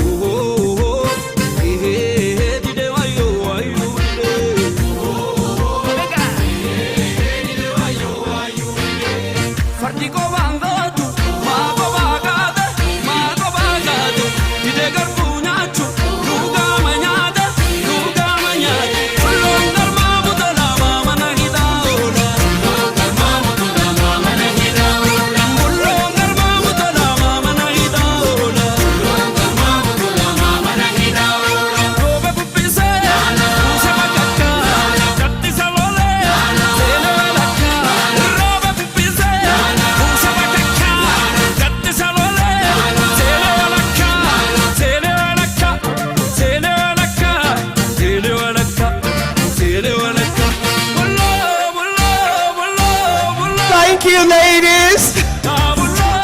We need to start. We need to start. Everybody outside, please come inside. We need to kickstart right away.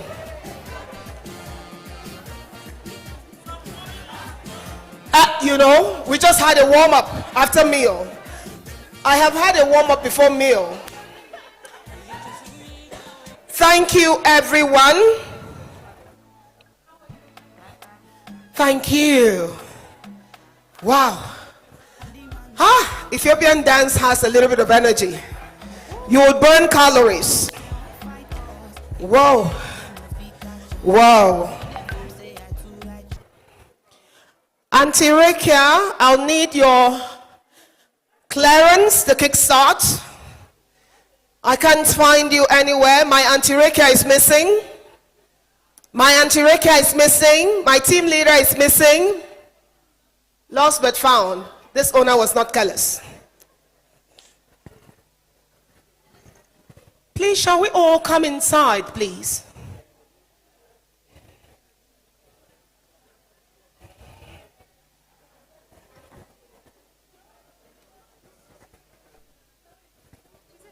I'm not missing. Okay. She heard me. She's not missing.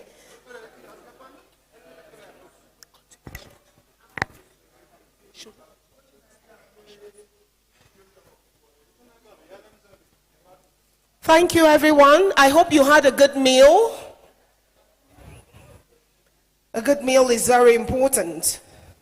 Thank you, Ethiopia, for your hospitality. Thank you so very much. Auntie Rekia, did you enjoy your meal? Yes, I did. Thank you, everyone. Thank you for your contributions, the energy, the vibes on the panel session, for bearing with us and braving it through the first session. We are now heading to the home run of the second session. And it should kickstart with emphasis of social, political, and economic inclusion of women. I saw Chandaria here a few minutes ago, but he must be somewhere. But be that as it may, we'll go straight to the panel session. When Chandaria comes, he will give us his talk before we close. Permit me at this point in time to invite for a panel session on advancing Africa's economic growth through women's digital skills and innovation, Dr. Ambassador Zainab Ali Kotoko. Dr. Ambassador Zainab Ali Kotoko. Is she here? Is she being represented? Okay, please, her representative to please step forward. Please, a round of applause for the representative of Ambassador Dr. Zainab Ali Kotoko. You're welcome, sis. Please have a seat there. Still on this panel, we have no other than the one who's put in work and effort. Trifina Ene Ojile, AWC Digital Media Team Lead. I call her Sarafina Trifina. Trifina, please take your place on the stage. A round of applause for Trifina. The magic she does with her system. You need to know Trifina. Everybody needs a Trifina in their lives.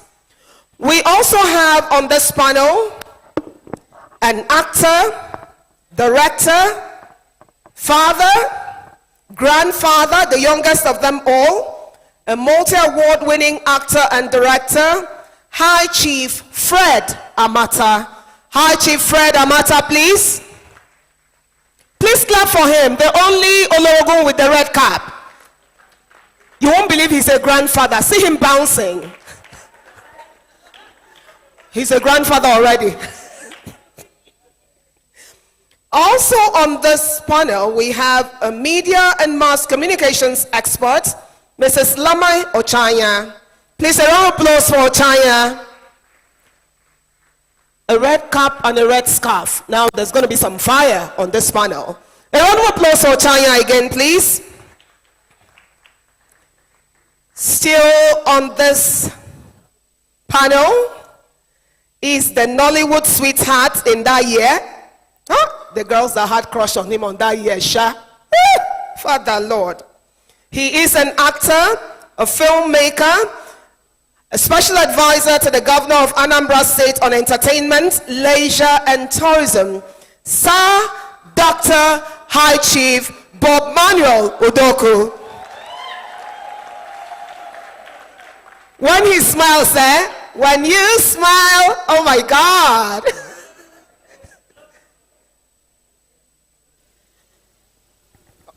Okay, and of course, moderating this panel is no other than the one who's deposited so much in us for today, a sister, a guru, a boardroom guru, and a trauma specialist. Please join me welcome Vadi Modley.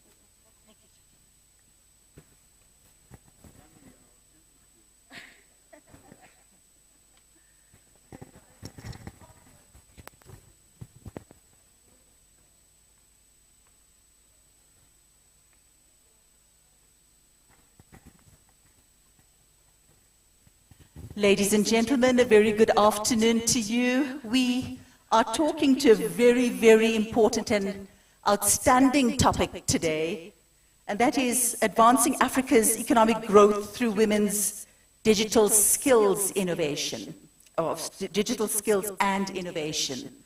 I think we can all agree that the fast pace at which our world has moved in terms of the digital space, in terms of innovation, and the impact that artificial intelligence is having, not only on the workforce, but on ethics and governance. What is the way forward in bringing the women, not only the young women, not only the girl child, but the older women on par with digital advancements, so that we have an inclusive society and that people are also not made redundant due to their lack of information and knowledge of artificial intelligence, digital innovation and digital skills. As you have heard the introduction, we have an expert panel with us today, and we're not going through any introductions. I think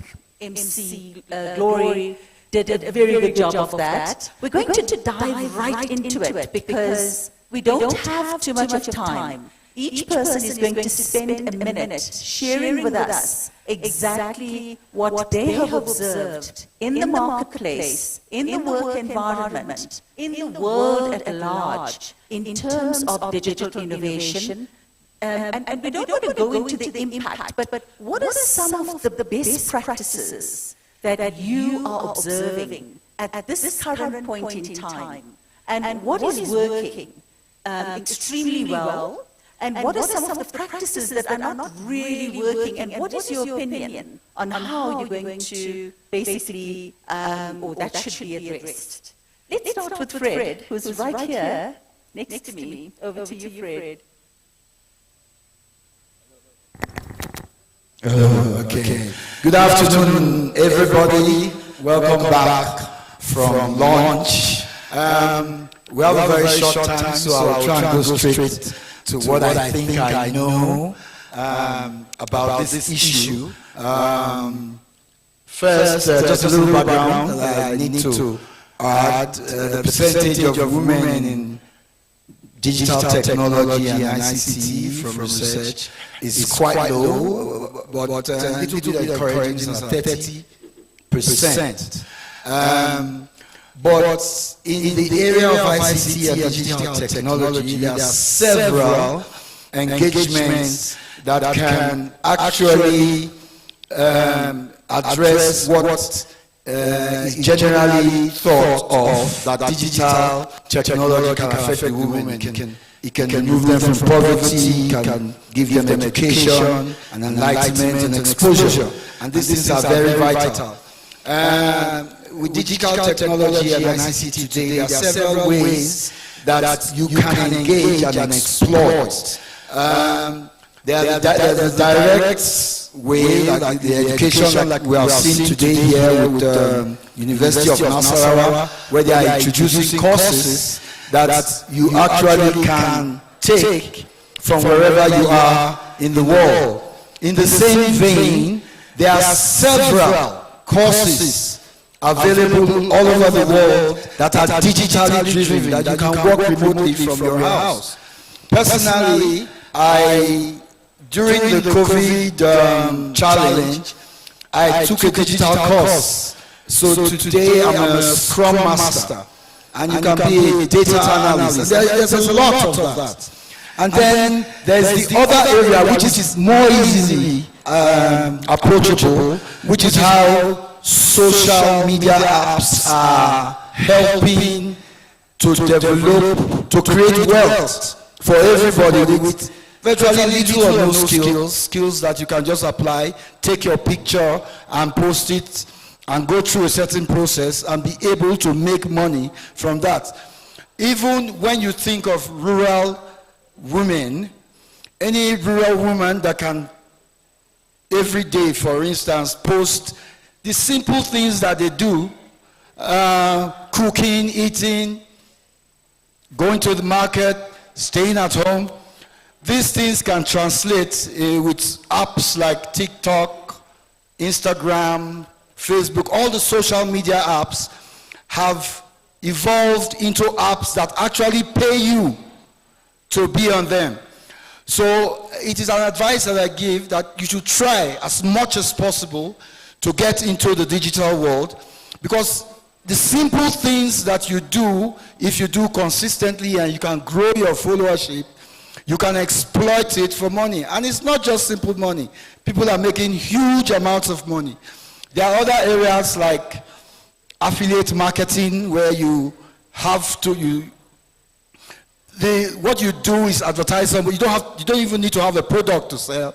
All you need to have is an affiliate link to a product that is being sold, and from that affiliate link you can post, and the more people who buy through your link, you get a percentage of the money. So there's a lot that can really be done. I see today that a lot of women love the idea of posting pictures, but not a lot of people are monetizing those pictures that they post. Some people have loads and loads of followerships and they're not using it. But you can exploit all this and become truly financially independent. And I think in a nutshell, I've been able to capture in less than a minute some of my thoughts. I could elaborate on this, but let me stop at this. Thank you very much, Fred. So, remove poverty in terms of digitization, or with the use of digitization. Attend training courses. Fred did that himself during COVID-19 and now calls himself a data analyst. Well done, Fred. And social media apps that can be used or to basically educate oneself on how to access social media and how to become more digital friendly. And of course, inclusivity, making the effort. It is for each individual to make the effort. And each child in the household to ensure that the grandma in the home is basically competent, has access to digital media, and basically is taught how to use even a mobile phone to access digital stuff. Monetization of videos, I like that. There's so many videos that are being posted. And if one monetizes it, it's basically a strategy to come out of poverty. Thank you very much. Ladies and gentlemen, I'm going to appeal to you to just please maintain silence whilst the panelists share. Firstly, it's a little disrespectful, and then it also distracts them. So please make the effort to focus on what is being said. Thank you very much. Madam, over to you.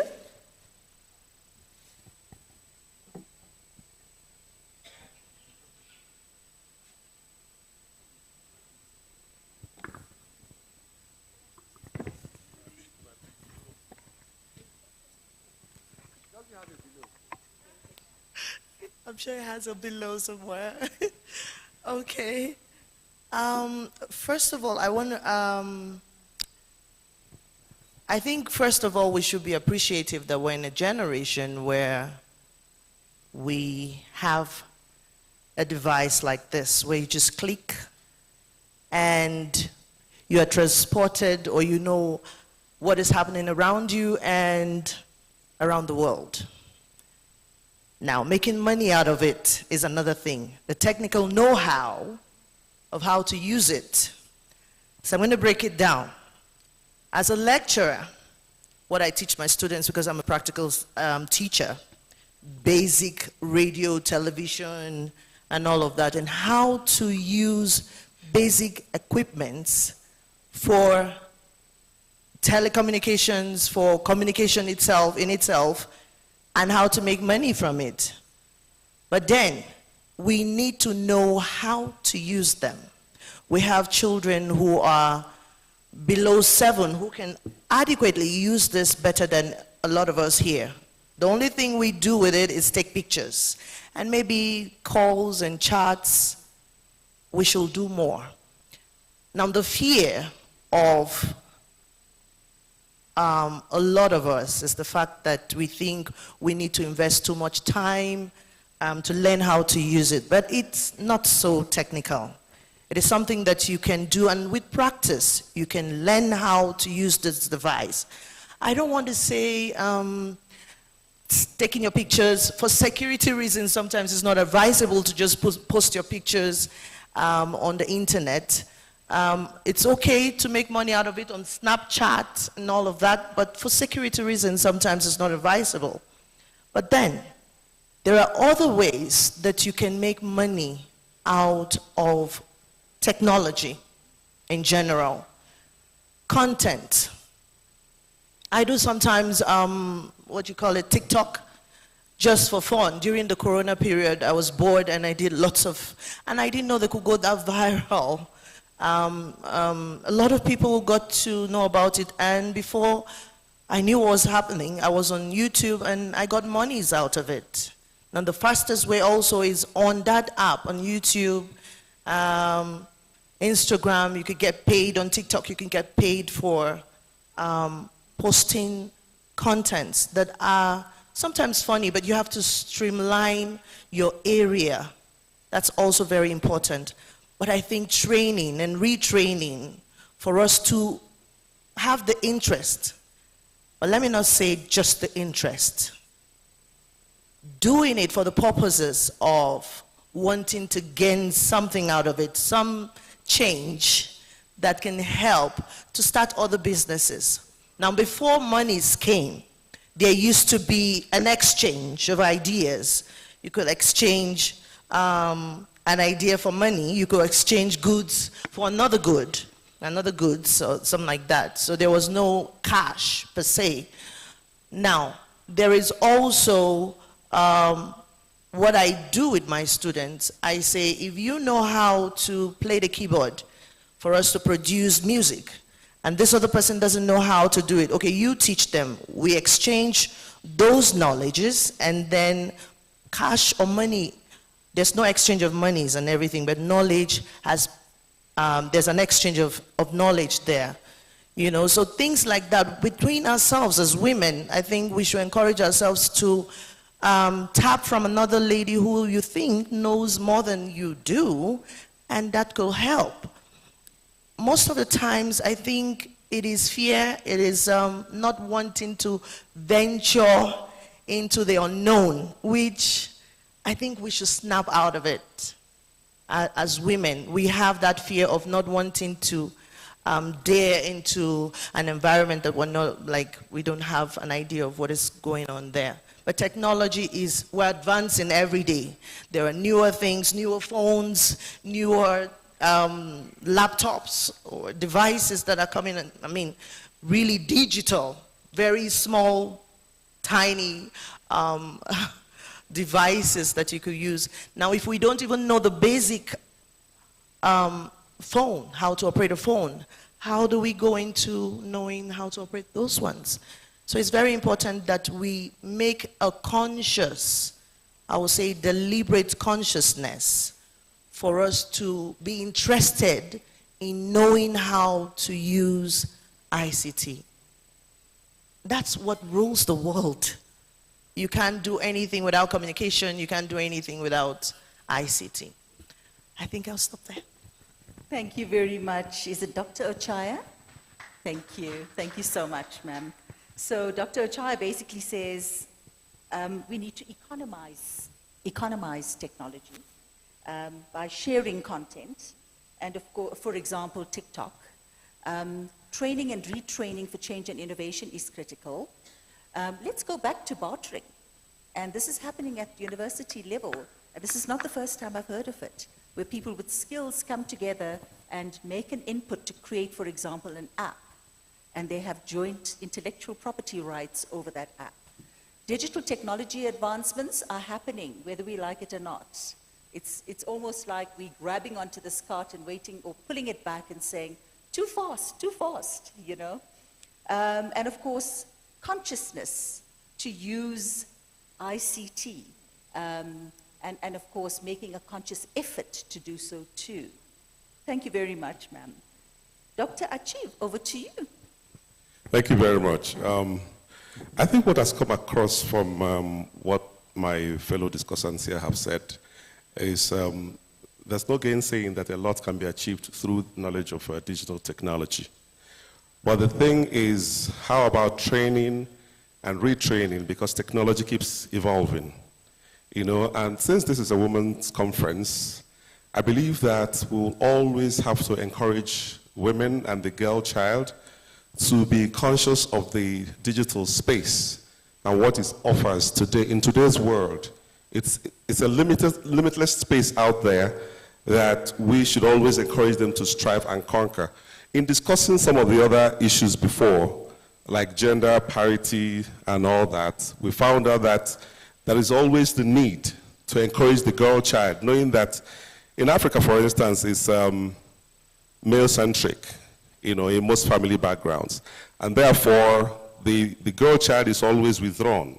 And sometimes mothers may not be able to encourage their girl child in certain ways and in certain fields. Today, technology has offered everybody equal opportunity to excel. I'll use an example of my state, Anambra State. The special advisor for incubation and business innovations is a young girl, very young girl, and she's been doing quite a lot. You know, she's been doing training, and these people are trained And in some cases, they are invited physically, and some of them are given laptops, phones, for them to continue in whatever business they want to do on the internet. Now it has encouraged them, because seeing a young girl like them, now it's not only young people. Some of the trainings that I have witnessed the presentation of prizes to them, I see older people who are interested. So I think that with the kind of opportunities that abound in the digital space now, we need to encourage more of our women and young girls to be part and parcel of this space and make as much as possible, as both of you have said, in terms of earning a living through that space. Let me leave it at that for now. Thank you, Dr. Achieve. So the evolution of technology has fast-tracked the need for women and the girl child to become more conscious of the limited digital space. And of course, technology offers everyone the opportunity to be involved and excel, hence the need to be involved. And of course, older people are now showing interest and learning how to be involved in the digital space. Thanks a lot, Dr. Achieve. Over to you, Christine. Sorry? Judy. Thank you. Sorry, my apologies, Judy. No problem. I'm representing the ES of CISA, Ambassador Zainab Ali Kotoko, who is the first lady to be in charge of our organization. Since its inception. So I'm actually really humbled. I don't know if I'll be able to fit big shoes. Yeah, I'll try. So I'll take this in two fronts. The AU, which is the bigger organization that we serve under, CISA. So for AU recognizes the role of digitalization and technology, and especially the role of the woman. In that essence, the AU has rolled out initiatives, and I'll just look at 4 of them. The first one is Digital Transformation Strategy for Africa, rolled out between 2020 to go to 2030. It envisions that an integrated and inclusive digital society and economy in Africa. The AU recognizes that women's participation and inclusion is more critical to allow women access to emerging technologies that offer opportunities and platforms through which the women can voice their concerns, identify their specific needs, and also promote access to basic services. The second initiative that has been rolled out by the AU is the African Union Digital Education Strategy and Implementation Plan, which covers the period of 2023 to 2028. This initiative focuses mainly on creating digitally empowered African citizens, improving digital literacy and skills.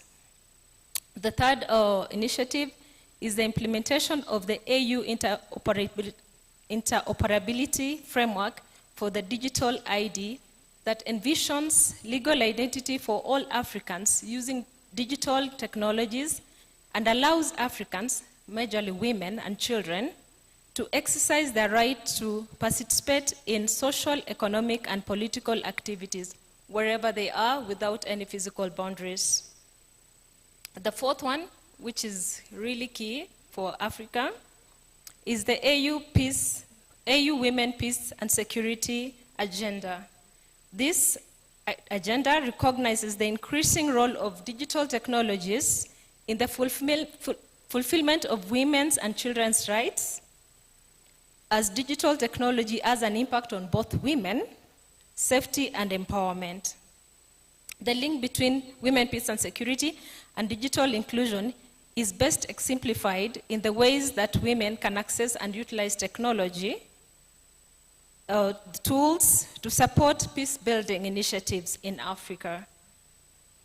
We've realized that women play a very pivotal role in peace initiatives, and they've gone a long way in pacifying conflict zones. So women play a very pivotal role.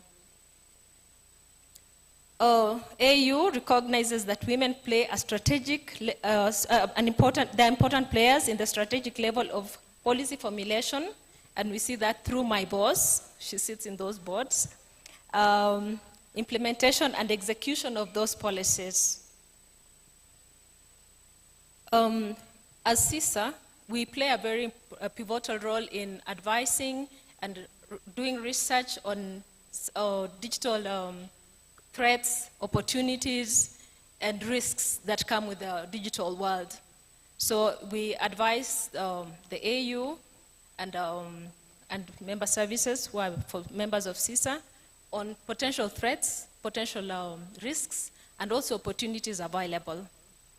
So yeah, thank you.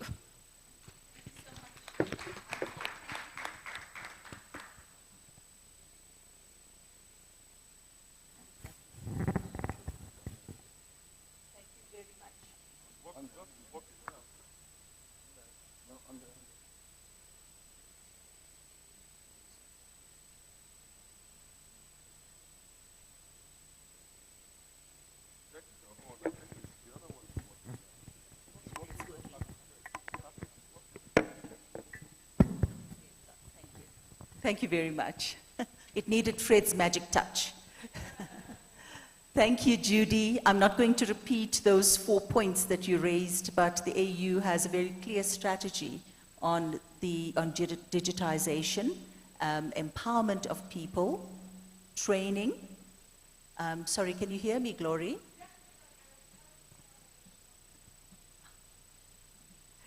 Great. So,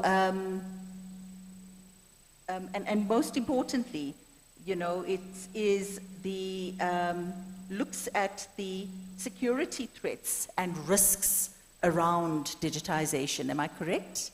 Wonderful. And very closely linked to that is the whole concept of ethics and governance as well. Thank you. Over to you, Trifina. All right. Hello, good afternoon, everyone.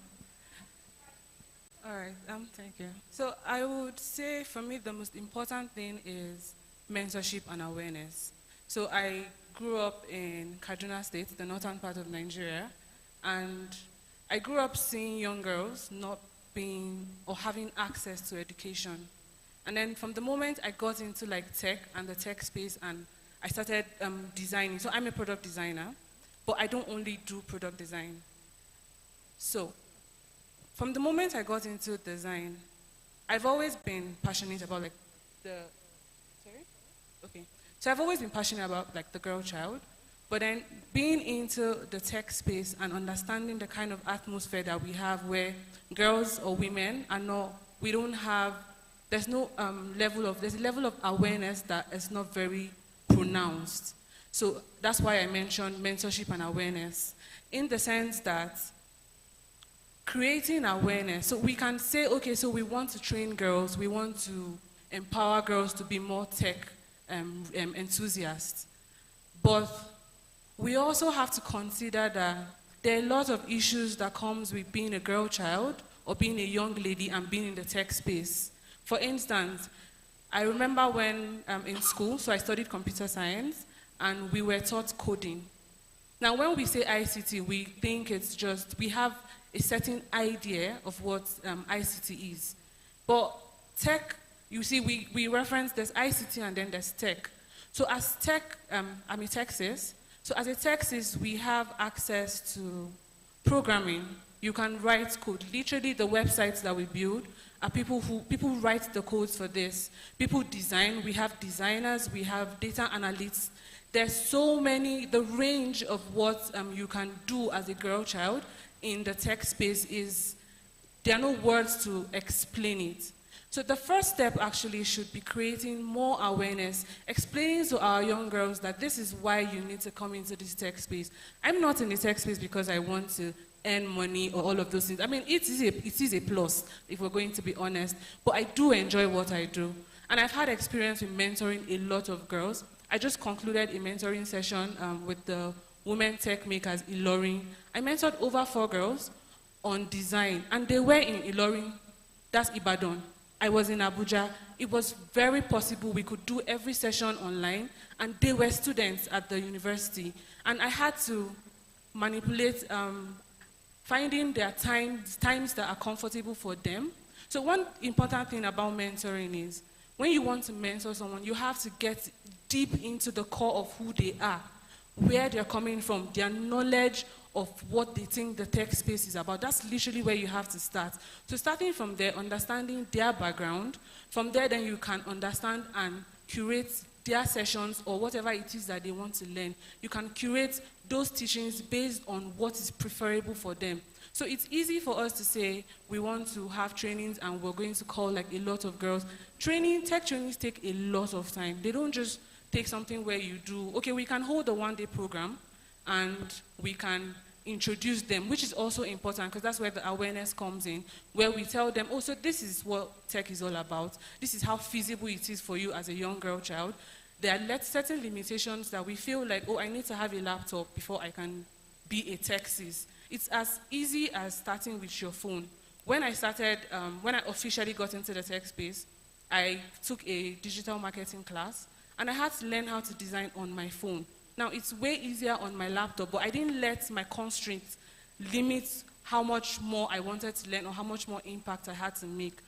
When I started that, I started my first job. I would never forget. I was volunteering at a tech hub in Jos Plateau State, and someone recommended me for a job, and I worked for this lady in Atlanta, and she paid me 50,000 naira. That was the first money I ever earned in the tech space, and I was using my phone, and I had to do a lot of manipulation into just doing the job. Now, it is way easier to do with a laptop, but I didn't let that laptop limit me. And within just a few periods, I think I got that job in November. By February, I bought myself a laptop. So it's not just about saying that, oh, okay, so this is the big picture. Thank you. This is the big picture of what we see the tech space as, but it's starting very little. And when you want to mentor, when you want to talk to young girls, we have to make them understand that we know that it looks very flashy on the internet, it looks very flashy, but you have to make them understand that as little as you have, you can start from there. And then also, one of the reasons why I love working where I work, which is the Helpline Foundation and by default the Africa Women Conference, is truly, I have been given an opportunity to grow. I have been given an opportunity where I would literally be pushed into atmospheres, still in the tech space. But you know, sometimes we hold ourselves back without even realizing that we're holding ourselves back. But one thing I love about where I work is I've been pushed into situations where I had to learn on the job. I had to learn the skill on the job. Or I just had to wake up and be like, okay, so I need to do this. How do I do this? And that's why I love Google. You can find anything you want on the internet. It's as simple as typing it, as you're processing it in your head. For instance, let me say, how do I move this camera from here to here? It's as simple as that. You don't have to find the right words to explain to the internet what you want. As silly as you think your question is, somebody has asked sillier questions. And because of that, I have the internet, as all the panelists have also said, is the evolvement of the world now as it is has made it so possible that it's not that hard to learn new things. If you don't know how to do this, you can literally just go to the internet and type, how do I do this? I have literally gone to the internet and type, how do I make food out of Irish potatoes? It's as simple as that. And you would find so many options. Now, lastly, we also have, there are a lot of tech programs that are out there free of charge. We have the ones that you pay for, we have the ones that are free of charge that young girls can actually register and actually learn these things, learn these skills that would help grow them. And I believe that we should, as parents, as young as our children are, we should push them to learn the tech space, even though they don't necessarily might need it, but it's just a very important skill for them to learn. And then also for the girl child, our parents, as parents, we need to make a lot of allowances for our children. So we believe that, because I've had people tell me that, oh, how do you manage? Because you're a young girl, are you married? How do you balance like your work life and your personal life? I almost kind of don't have a personal life, but then I do enjoy what I do. But then, as parents, we need to make allowances. We know that, okay, so maybe your daughter has to cook food. We can try to, okay, she has deadlines. In my house, there are times they know that, okay, Trifina is walking. My friends even tell me that I have a walk face. I can literally be out with my friends and then I get a message maybe from my boss and then I literally zone out from wherever it is I am. And then it's funny when they say it, but I'm so blessed to have like people who make allowances for me. They try to always make it easier and be like, oh, okay, so Trifina has to walk. Let's let her walk and then somebody else fine. So this is like a shout out to the parents to make allowances for our children. Thank you. Thank you very much, Trifina, and thank you for taking us through your journey. What I take away from that is that getting access to the information and knowledge and the certification is the first step. It's like a driver's license. The real practice comes on the field, and the learning in application is basically what you have emphasized. Thank you so much. So, ladies and gentlemen, over to you, over to Glory, to basically facilitate questions that you may have on the topic. Over to you, Glory.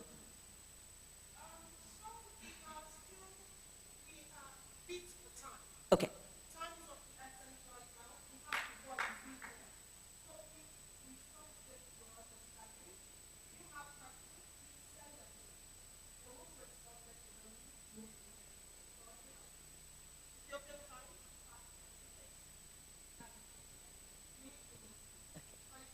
Thank you very much. Just in conclusion, technology triggers addiction. Be aware, when you access technology to your children, it triggers the same nodes or areas of the brain that becomes addicted to alcohol, to cigarettes. And it's important that if your children cannot do with technology, you do take them through a techno detox, because that addiction is very, very difficult to remove. So these are some of the negative aspects of the overuse of technology and the digitization. And just to say, I was sitting in a hotel room in South Africa, or in a restaurant, and there was this probably 3 or 4 month old baby sitting on dad's lap, and there's a little iPad in front of him with a cartoon on. And I looked and I just shook my head and burst into laughter. And these are some of the tragedies that we're now witnessing with artificial intelligence and digitization. Ladies and gentlemen, thank you for your indulgence. To the panelists, well done. Thank you so much for sharing your expertise. We appreciate it.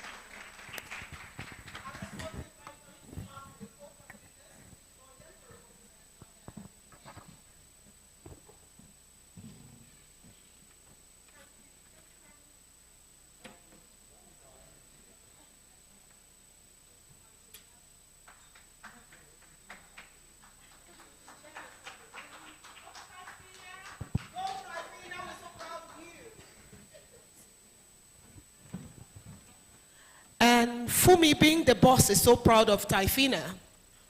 But somehow Trifina has told Fumi that she has no life. Okay, official photographer, are you doing it?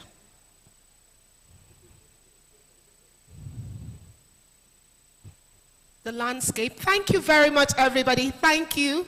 We appreciate you. Thank you. All right, it's done. Thank you very much. Thank you. Please, a round of applause to our panelists. Eten? Thank you so much, Gloria, and our beloved panelists. Ladies and gentlemen, distinguished guests, once again, please put your hands together for the panelists and also for the moderator, Ms. Mufvani. Wonderful. Our keynote address is going to continue. Our next speaker will be speaking about emphasis of social, political, and economic inclusion of women.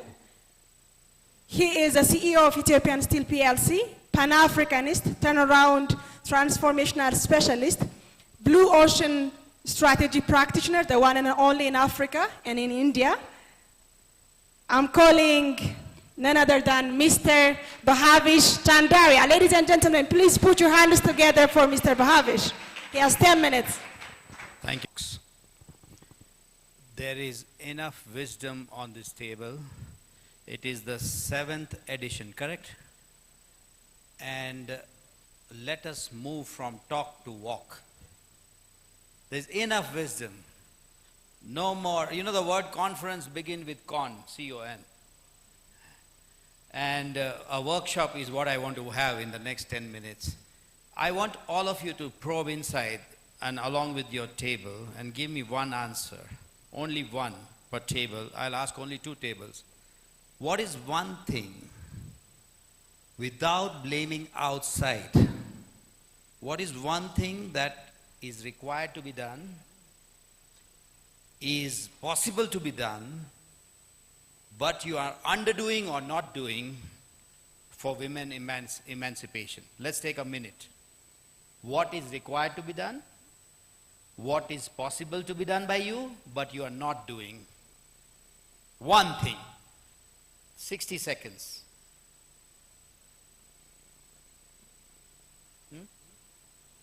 I repeat again. You know the solution for women emancipation. You know it. You can do it. But you are not doing. Discuss with your table. One thing. It's like tomorrow you can do it. Today you can do it, but you're not doing one thing. And it should be an actionable point. No preaching. Actionable point. 60 seconds. Women can do it better. Come on.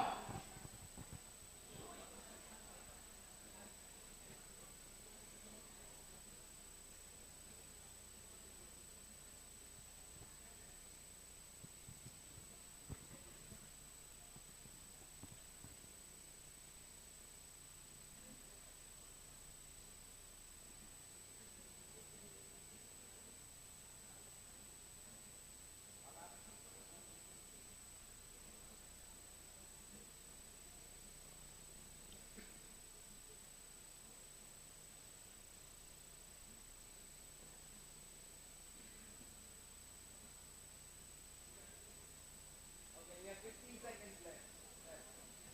15 seconds.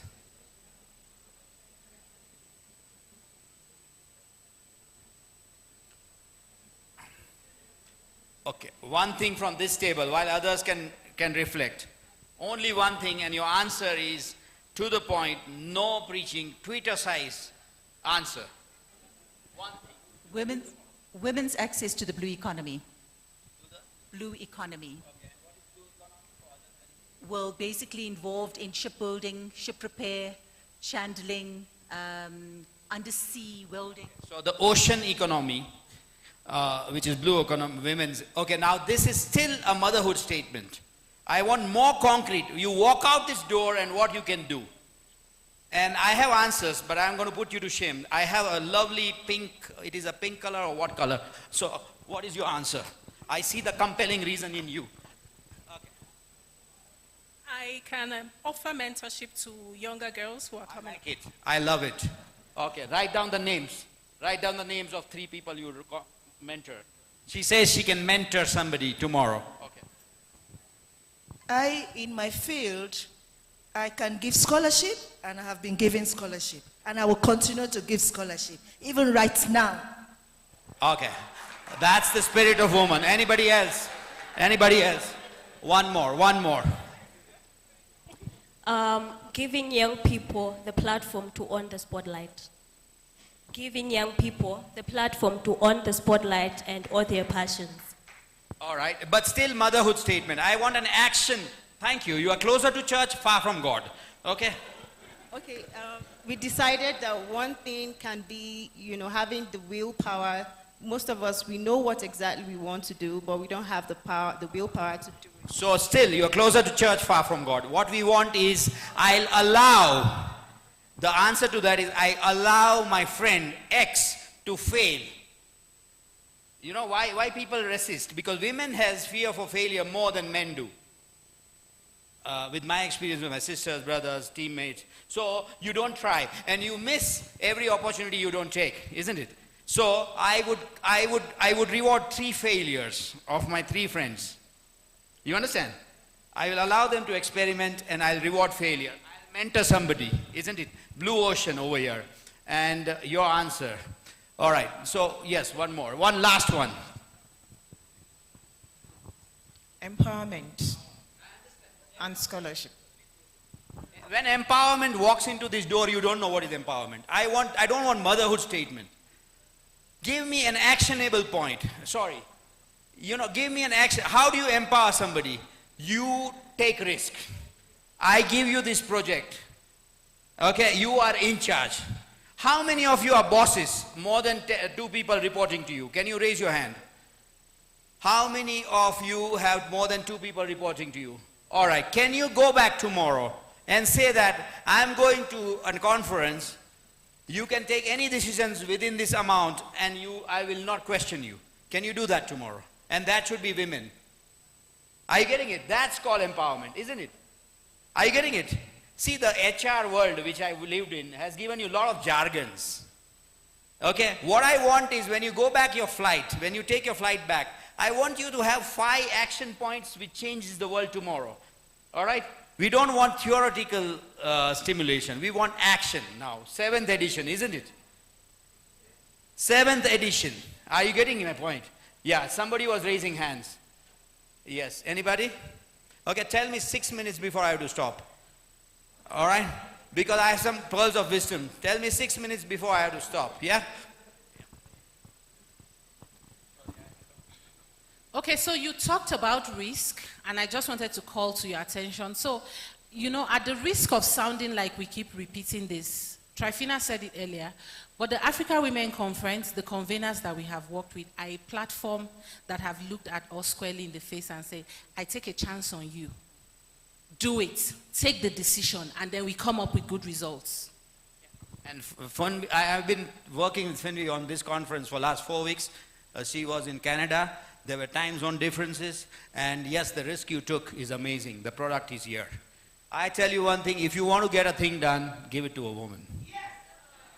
I have practiced that. I have practiced that in my life, and my most reliable teammates, colleagues, peers have been women. They edge, I'm not biased, but they edge out men by an inch, surely. Surely, and they can do it. There is a lot of gift in the feminine power. The issue is we are not smart. So I'm going to introduce you to 2 techniques. If you recall, yesterday I told you something. You need to assert your 2 rights. Remember? Anybody? Which are those 2 rights?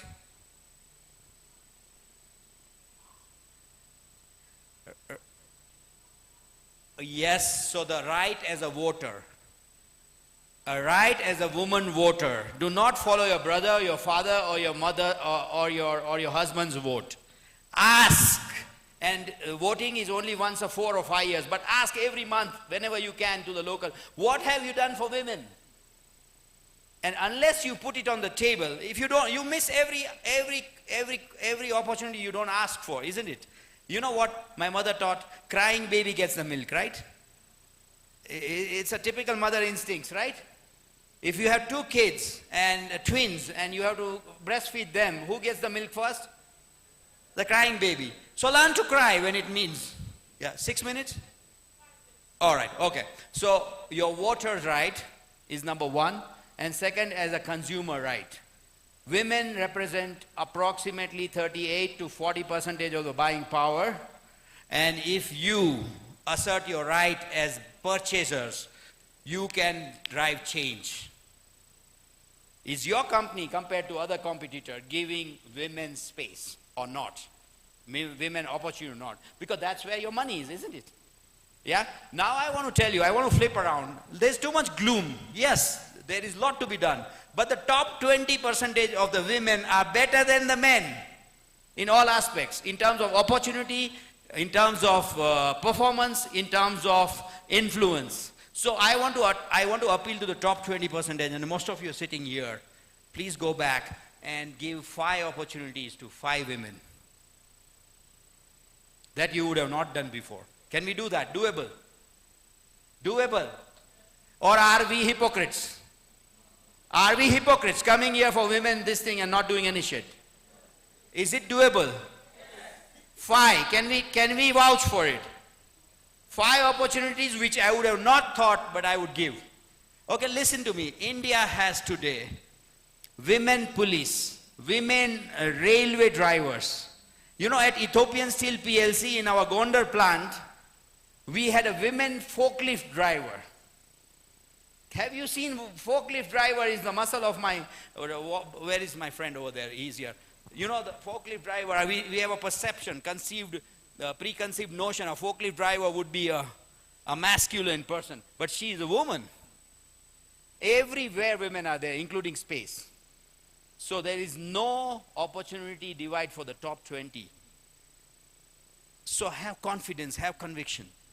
Now what I am seeing with the top ladies is after they conquer and they are successful, they are not very friendly with the other ladies. As much as they should be. I'm sorry, not all. I am not generalizing. I am not generalizing. Please forgive me. I am not generalizing. But I see it that you could be little more generous to other ladies than you are. Don't hate me for saying that. Are you getting it? When you wake up, my dear, when you wake up, you look in the mirror. Do you disagree with your mirror? No, I don't know. We don't like the flab sometimes, but we don't disagree. That's the reality, isn't it? So how can women support women and give them a chance? That's one thing I want you to go and do it. Secondly, I am seeing the young women getting distracted. The young women are getting distracted. I coach many. I've trained many. And please understand, don't go by the shell. Go by the soul. Don't go by the shell. The looks don't matter. Go by substance, go by soul. Do not have lack of confidence or do not spend so much time on the superficiality. If you have stuff, you will succeed and rest all will follow. So I see a lot of distraction. So starve your distractions and feed your focus. Please, women. I really want you to do that. Secondly, I want to tell you, women, there are ample opportunities.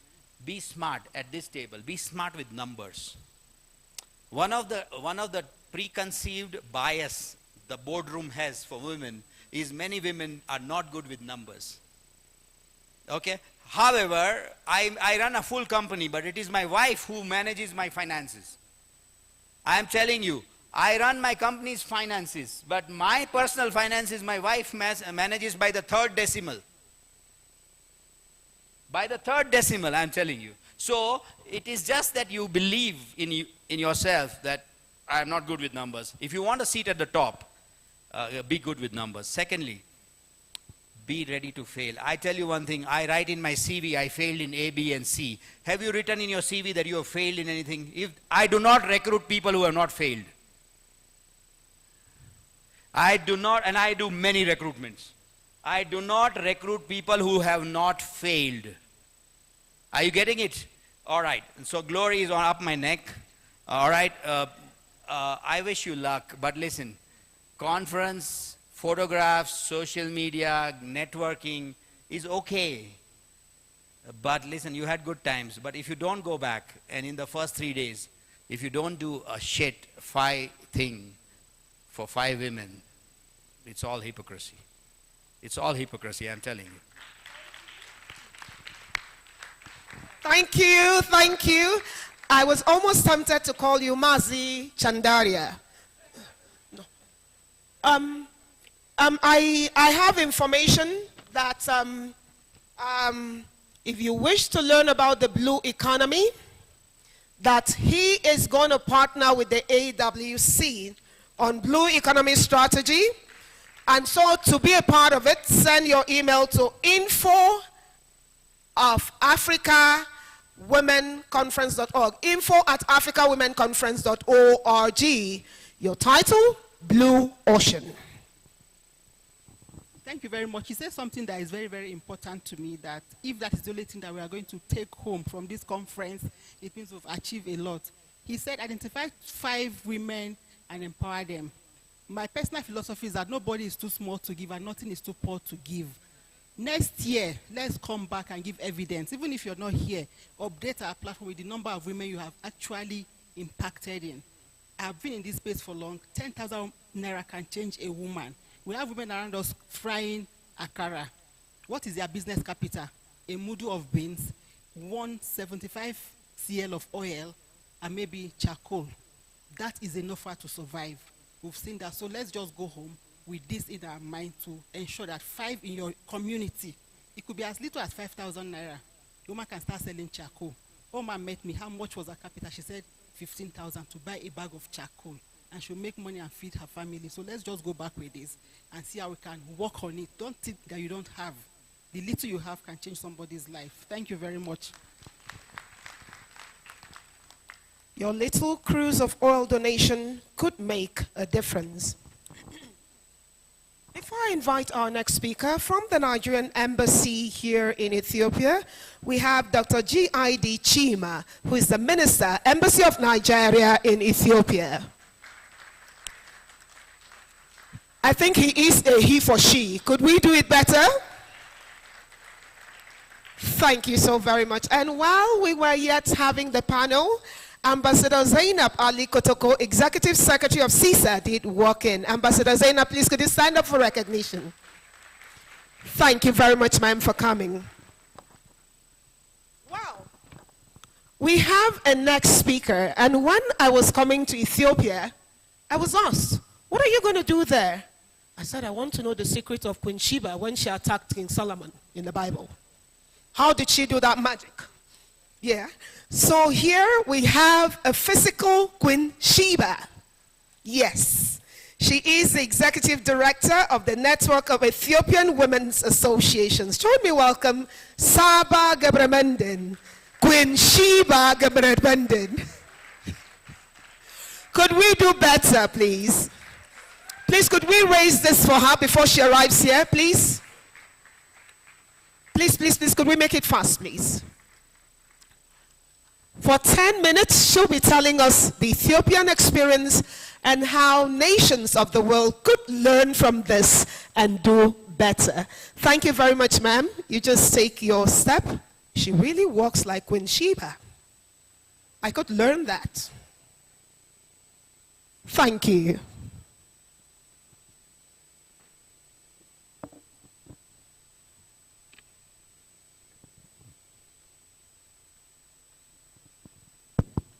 Thank you. That was a very nice introduction, actually. My mother's name is Nigisti, means queen in English. So I am the queen Sheba, yeah. But I really want to welcome you all on behalf of women organizations, women associations, Ethiopian women in total. To have our African sisters here is really a pleasure, and bless you all for taking this time to be here in Addis. And we love you all. Thank you. So I just want to say a few words of women rights organizations, women organizations who are very resilient, very strong in Ethiopia.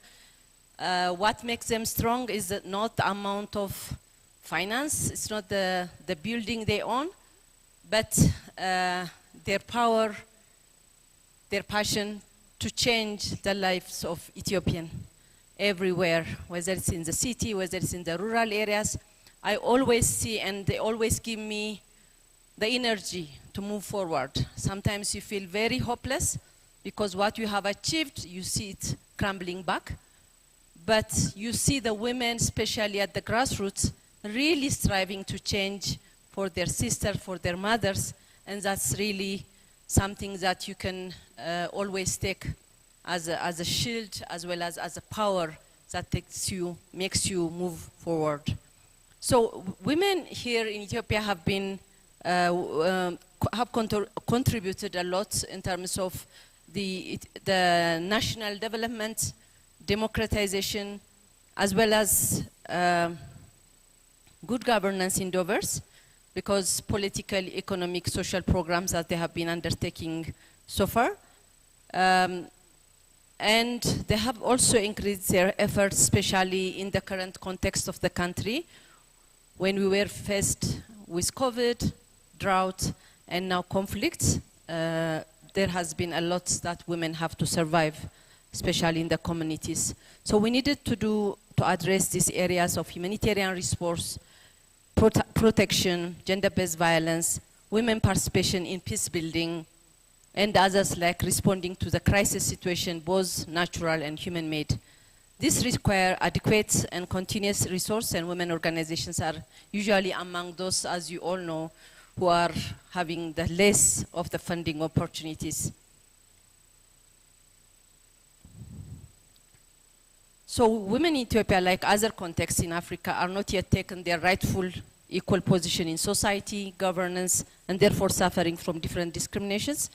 Local women rights organizations and as civil societies, we have been working relentlessly to redress the disadvantaged position of women and ensure empowerment in areas of different economic and social areas.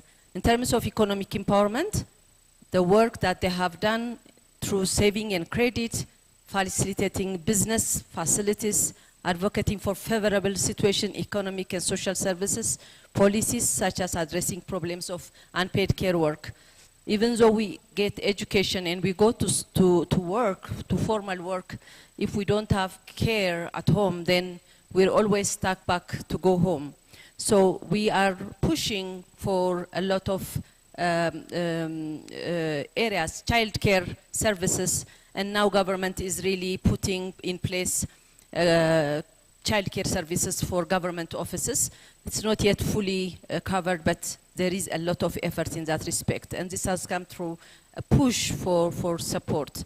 And in terms of education, Ethiopia had actually, in the first MDGs, Ethiopia had achieved the equal enrollment for primary education.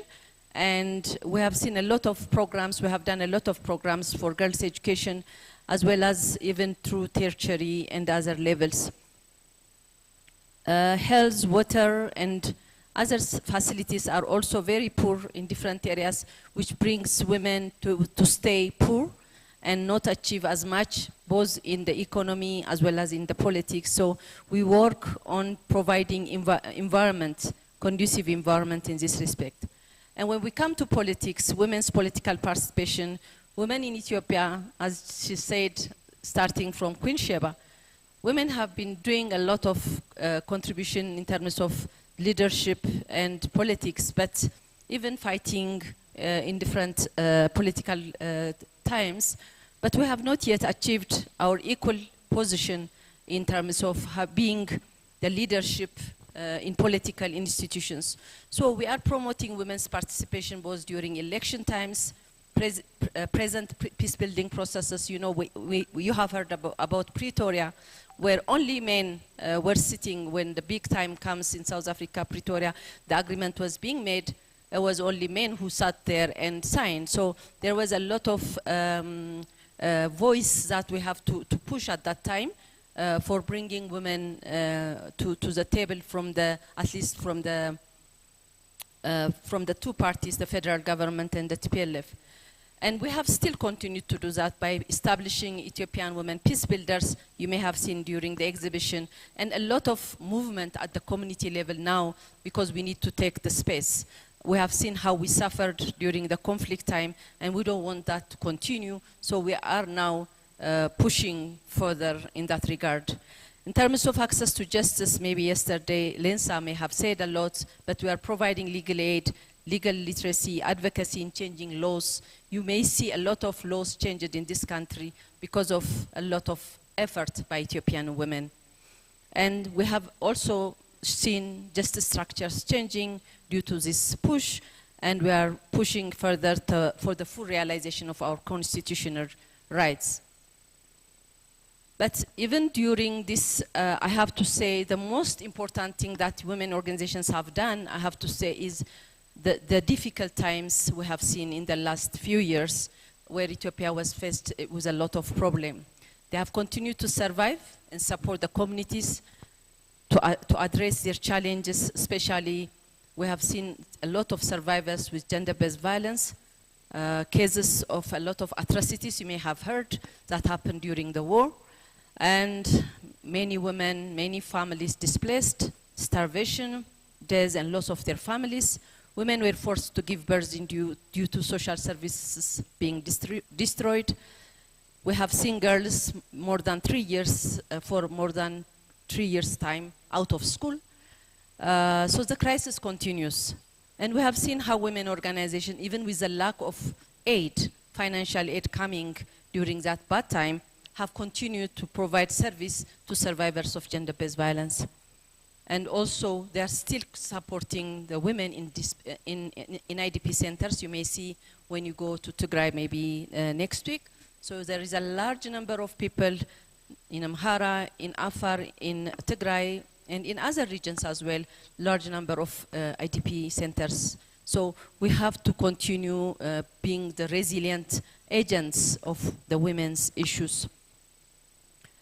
So it's not only during safe and peaceful times, but women resilience have to be stronger even more, have shown to be stronger even more during times of challenge through the humanitarian support, providing survival center services, demanding for their equal participation in peace process, and engaging in conflict resolution, the ones like we are doing now.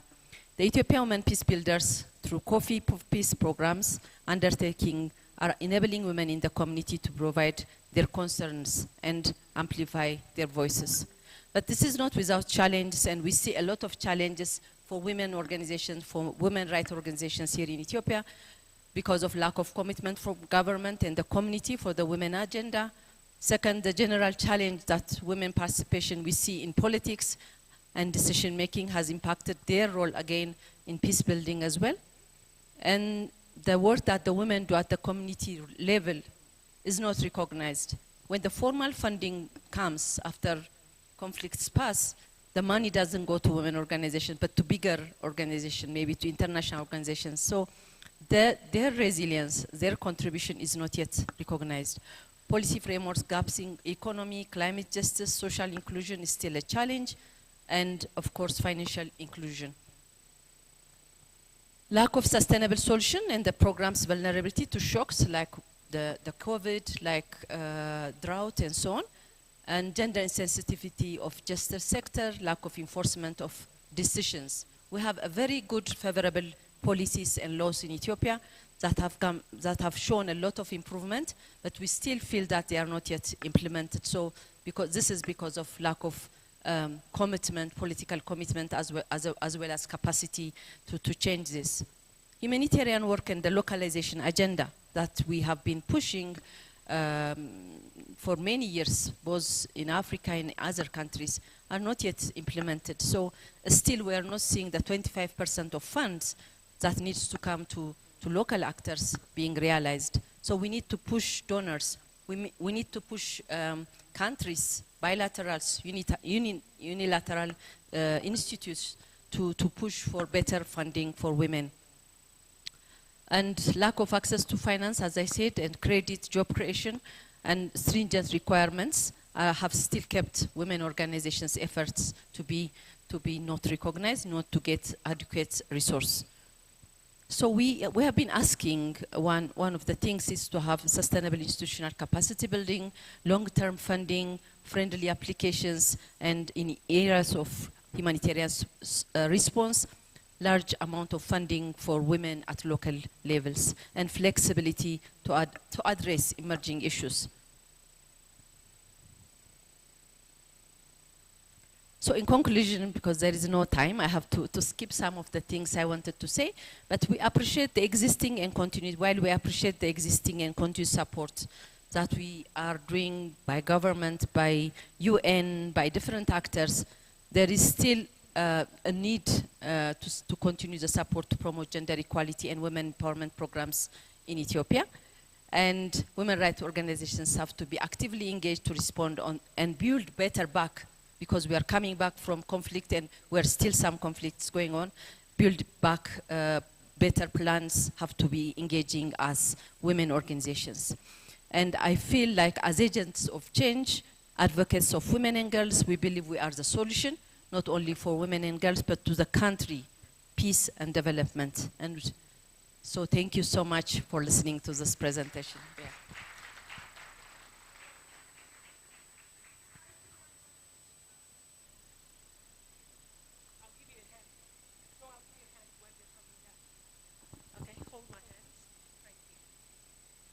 A true queen she is. Thank you very much. Please, a round of applause to her. And for for another keynote address for 10 minutes on the challenge of leadership, harnessing individual human capacity for change in Africa. Join me welcome leadership coach and human capacity developer, Amaka Rachel Mordi. Please, could you give her a round of applause?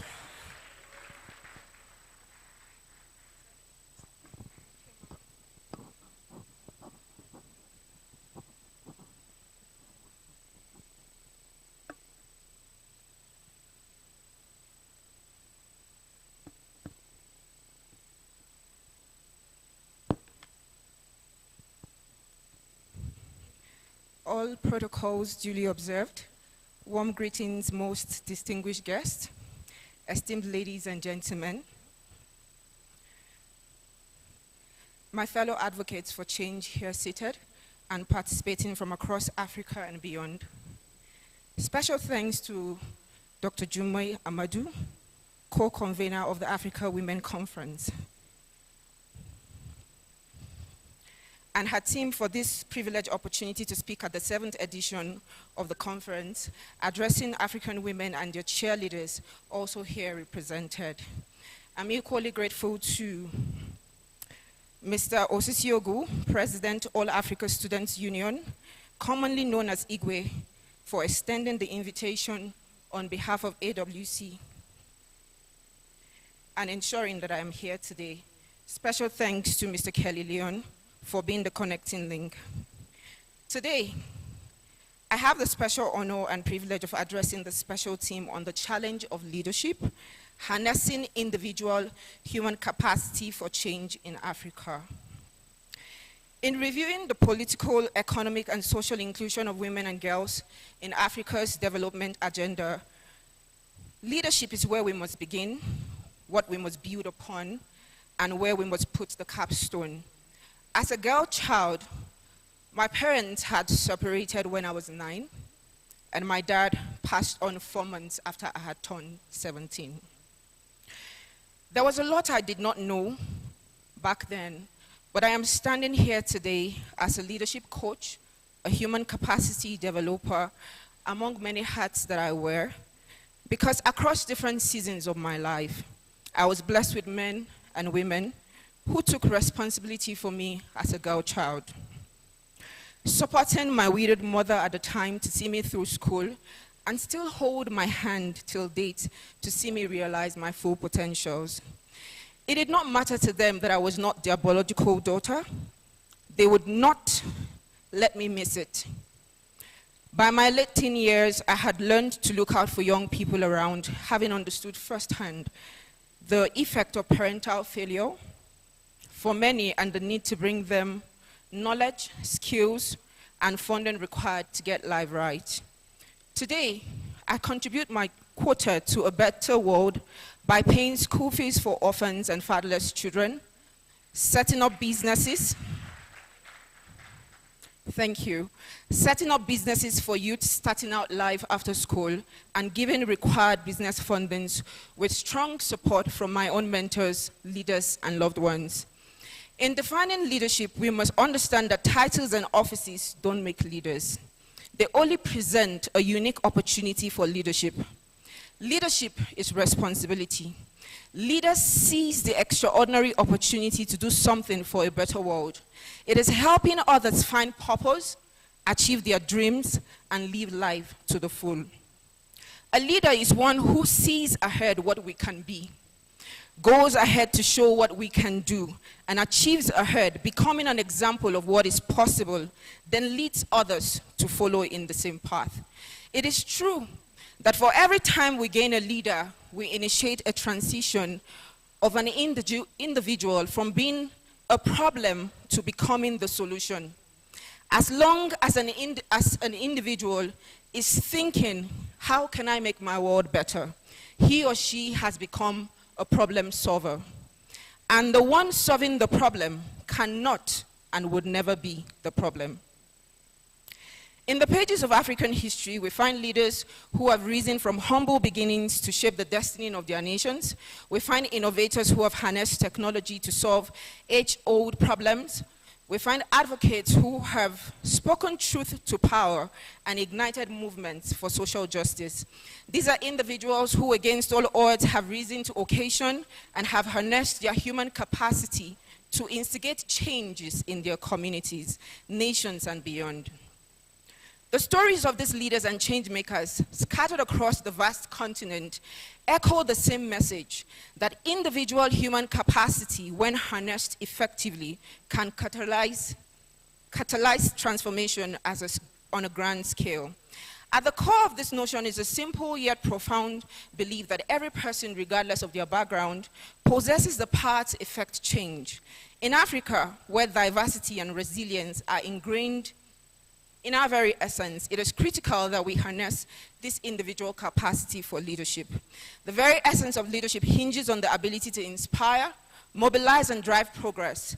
It is making the personal decision to influence the world around us with the investment of our personalities. In Africa, where our challenges are as vast as our opportunities, individual human capacity is the fuel that propels us forward. It is the innovator's idea, the activist's voice, and the entrepreneur's vision that has the potential to catalyze transformation. Wangari Maathai, the Kenyan environmentalist and Nobel laureate, exemplifies the transformative power of an individual.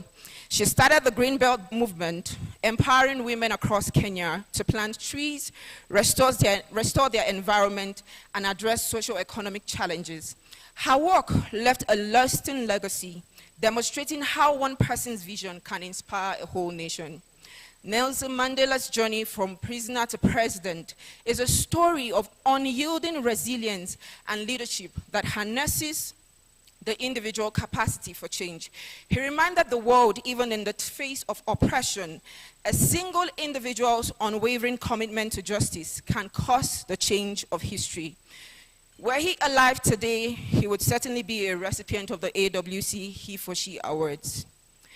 Gracia Machel, as Mozambican stateswoman and humanitarian, embodies the potential leadership in Africa.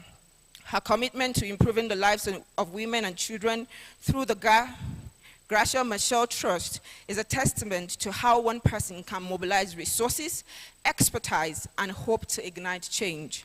For the likes of Dr. Jumoy that we have here, founder, Helpline Foundation, and co-convener of the African Women Conference, we all here are witnesses to the far-reaching influence and impact she has on the continent through her numerous initiatives to empower women, widows inclusive, girls, children, and the needy across Africa. She stands strong on the Change Agent Hall of Fame.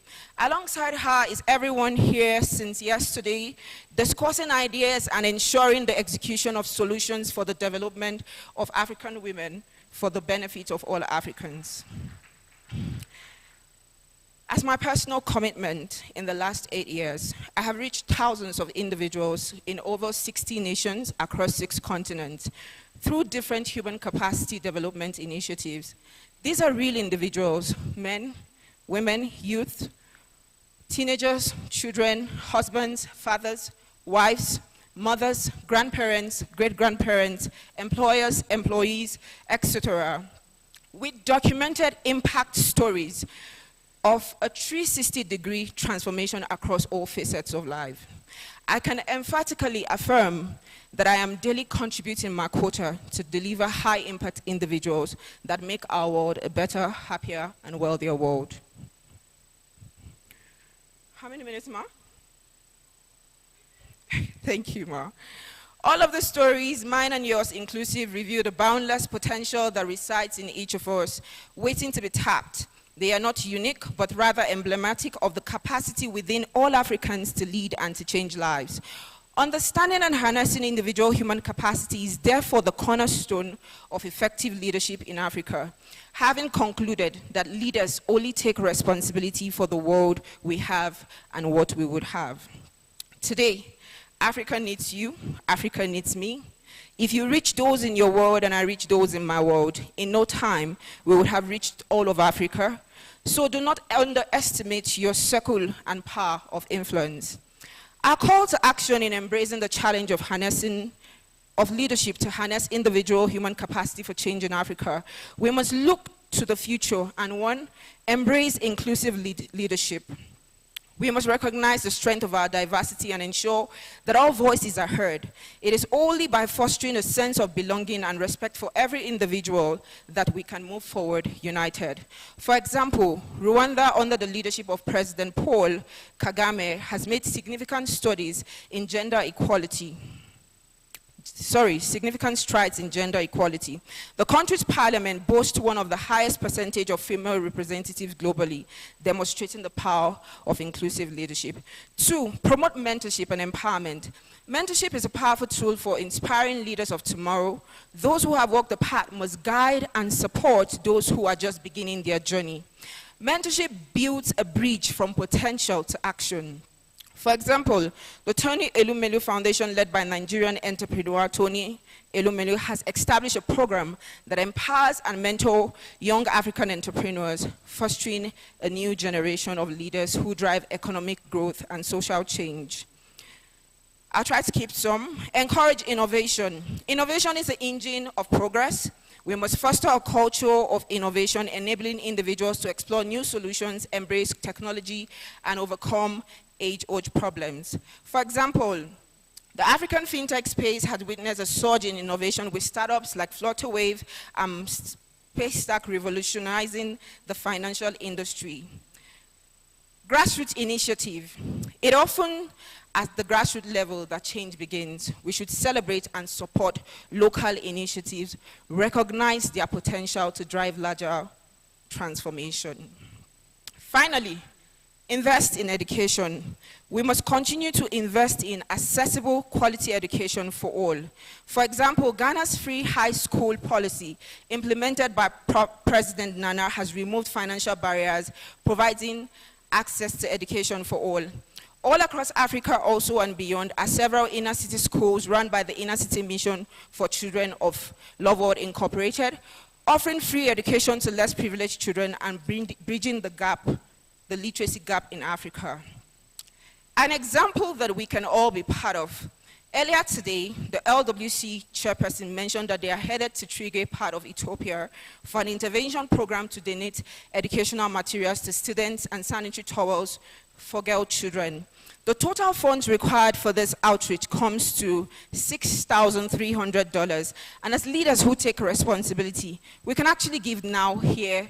We all have dollar bills. We can make transfers. We can give. Thank you, ma'am.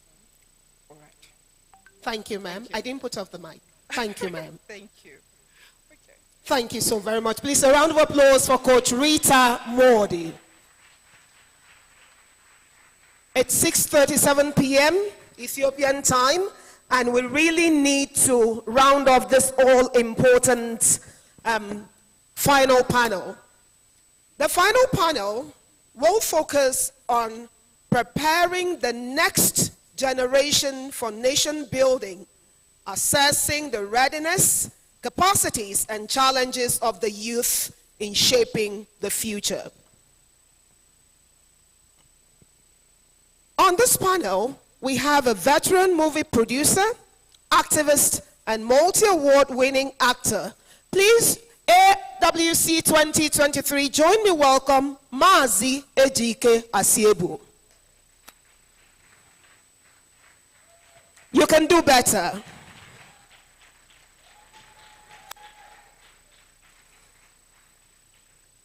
You know, in Igbo land, we would say that gray hairs are signs of wisdom, but they never told me about gray beards. There must be more wisdom. Please have your seat, sir. Also on this panel, we have the Secretary General of the AWC Next, Christian Sedeke. Christian Sedeke. Please, a round of applause for Christian. Still on this panel, we have the founder, Initiative for Youth Empowerment and Economic Development in Liberia, Vicjun Excelwuto. She chose to fly her country's flag on her apparel today. A round of applause for her. We also have the World Miss University Africa Malawi, Miss Rebecca Kachingchire. Kazingachire. Rebecca Kazingachire. Please a round of applause for her. Wow, that's a Miss World. We also have the music manager with Forward Music Company, Los Angeles, here in Ethiopia, Sophia Ahmed. Sophia Ahmed. And of course, the one who will be managing the next 40 minutes starting now is no other than Blessing Gogo Ubem, Chairperson AWC Next. Please a round of applause for her.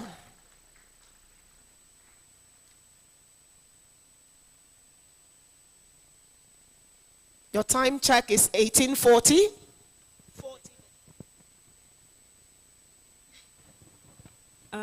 Thank you so much, and greetings to everyone once again.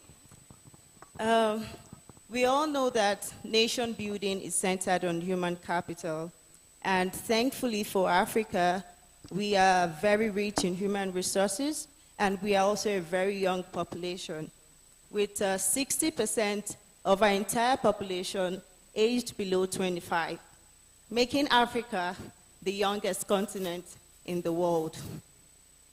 But despite this demographic outlook, the average age of Africa's leaders stand at 63 years old. 63 years old.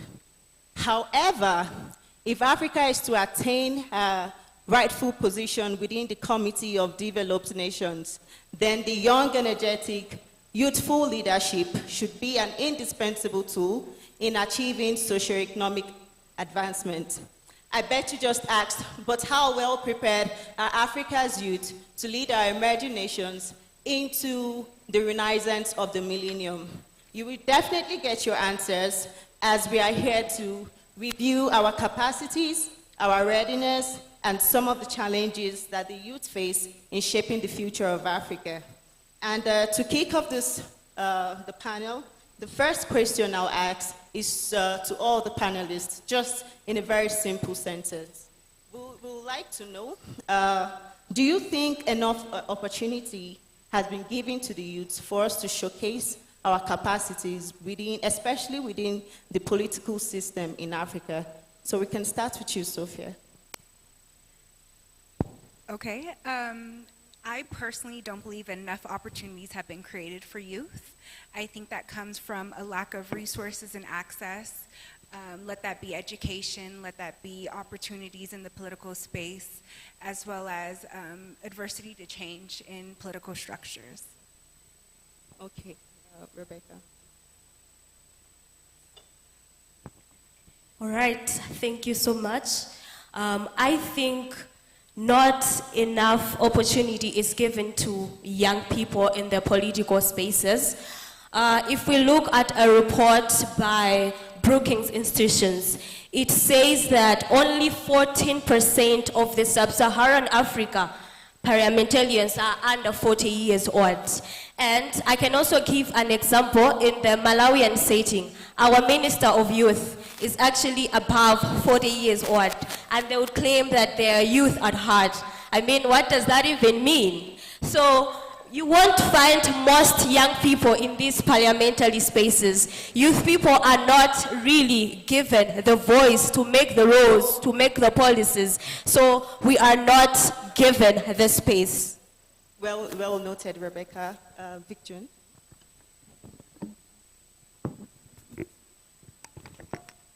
Okay, I do agree with my two colleagues, but I also want to acknowledge that there has been notable gains made by young people across the continent, and obviously there will always be the need to do more, especially that the population of young people keep increasing. So I think it's just prudent and fair enough that every decision-making process that requires their education, personal development, and growth, they are also involved in, very much included. Yeah.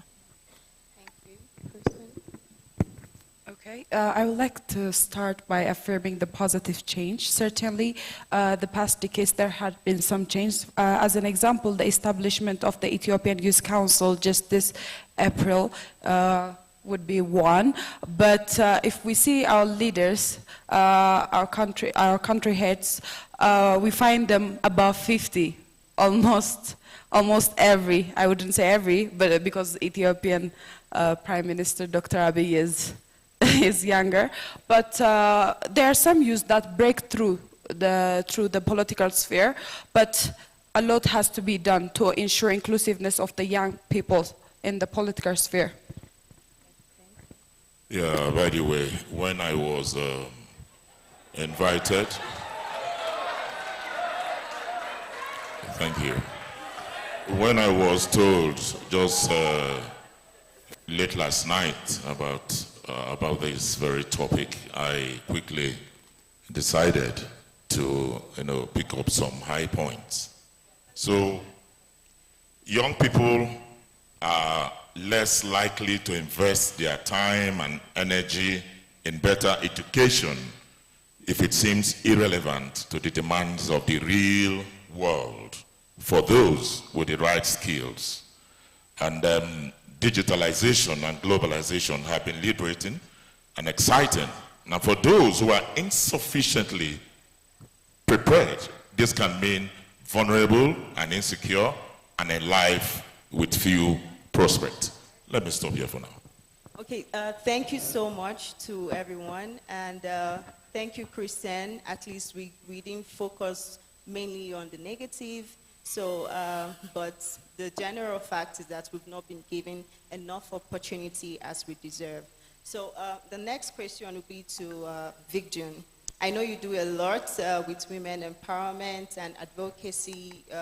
You advocate for women in politics, you know. So with references, can you give us a critical review on the main hindrances of young women participation in nation building, and how can we address these challenges and ensure equal representation of young women in leadership positions?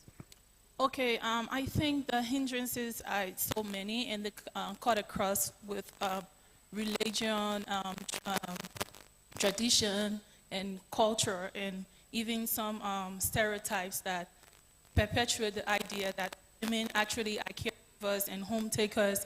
They're the ones that are supposed to be at home, at the back. So all of those stereotypes kind of limit the woman's ability to participate in politics.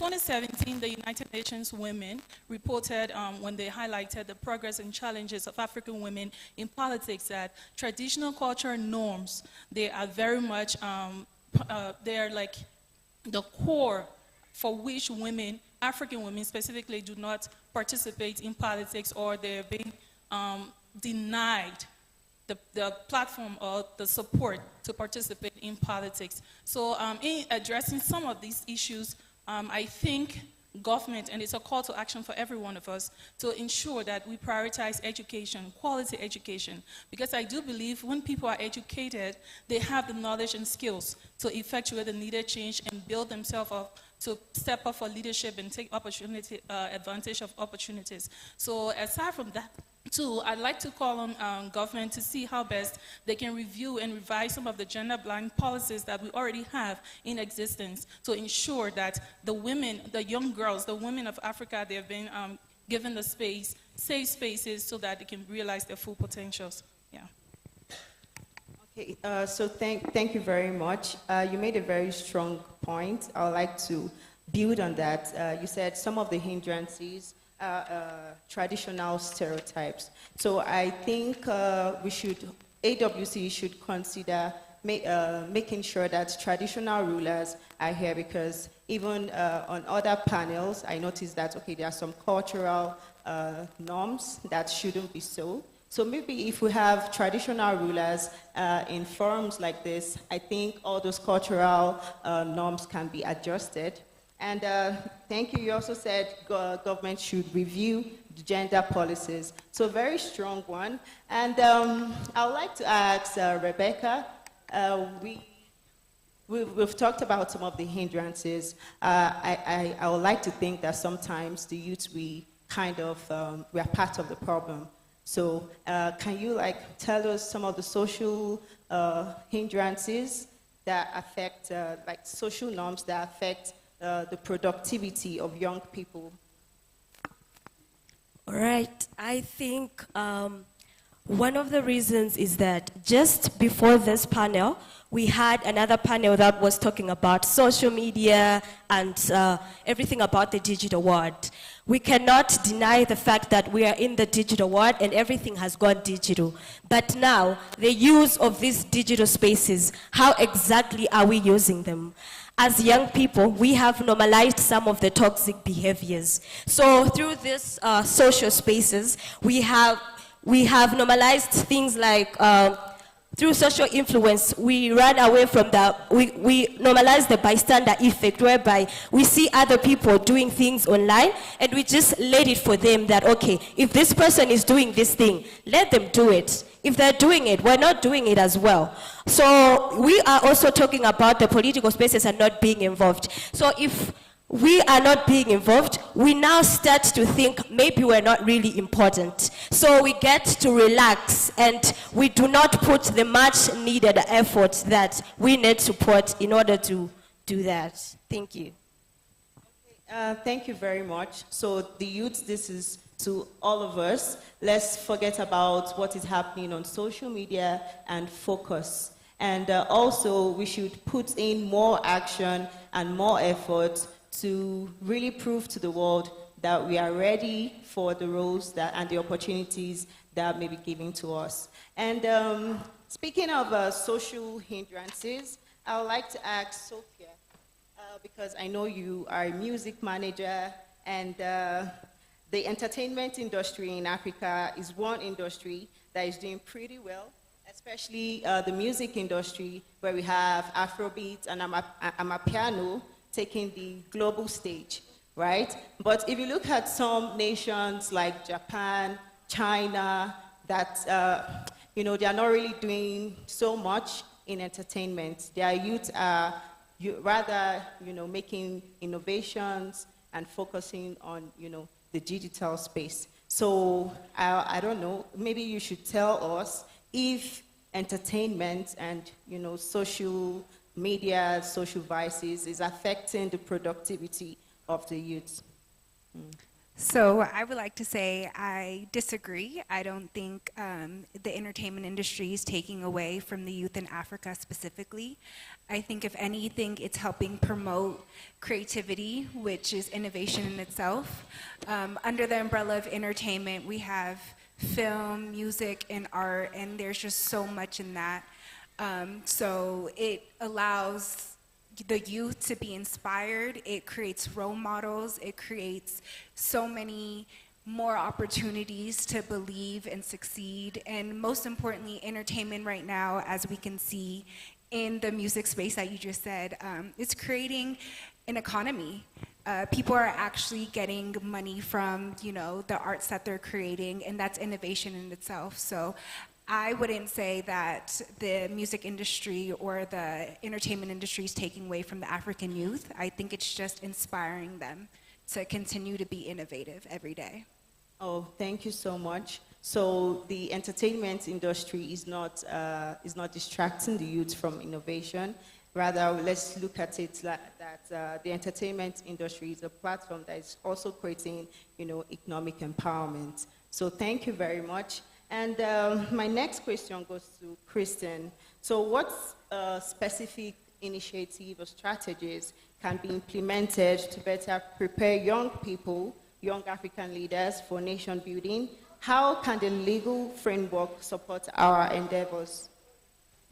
Okay. For this question, I would recommend three possible solutions. The first one would be educational initiatives, mentorship, training programs. I would like to thank the African Union initiative, which is the Leadership Academy, being open for any African, who has a desire to pursue their career within the African Union, and the volunteer corps as well. So one is this educational initiatives. The other one is quotas.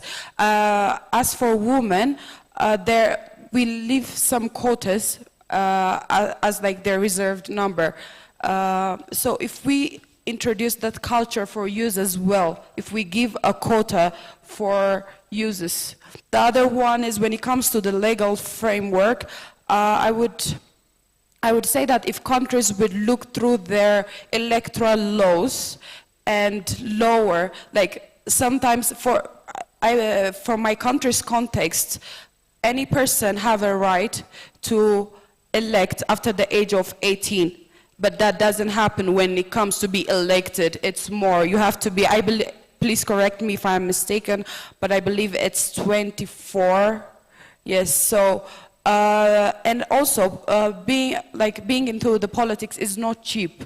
It's not cheap. So the government should have special initiatives supporting financially political parties which are under the leadership of the youth. The other one is in this conference, there are different stakeholders.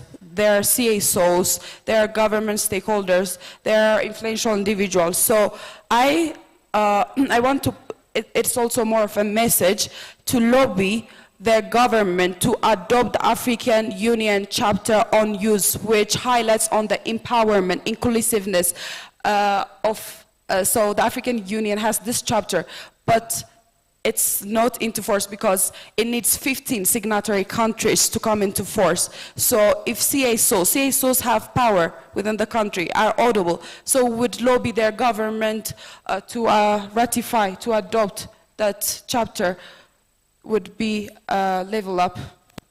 Okay, thank you so much for your contributions. So we need more mentorship initiative, educational initiative, and we need like a quota, and we also need electoral laws, to make sure that at a certain age, a certain persons or group of persons are not eligible to either vote or contest. And you also talked about financial support from the government. These are strong points, and I think it is well noted and will be acted upon.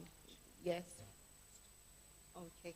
And because of time constraints, I was very glad when they said our leader and someone we look up to, our mentor, will be part of this panel, which is a very great one. So I would like to ask him, because most of young people here, what we need is advice, guidance, because we are just learning.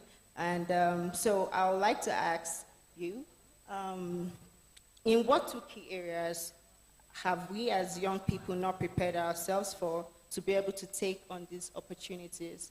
So because I think if we know these two key areas, we'll better prepare in those specific areas. Yeah, primarily I would like to begin by mentioning education.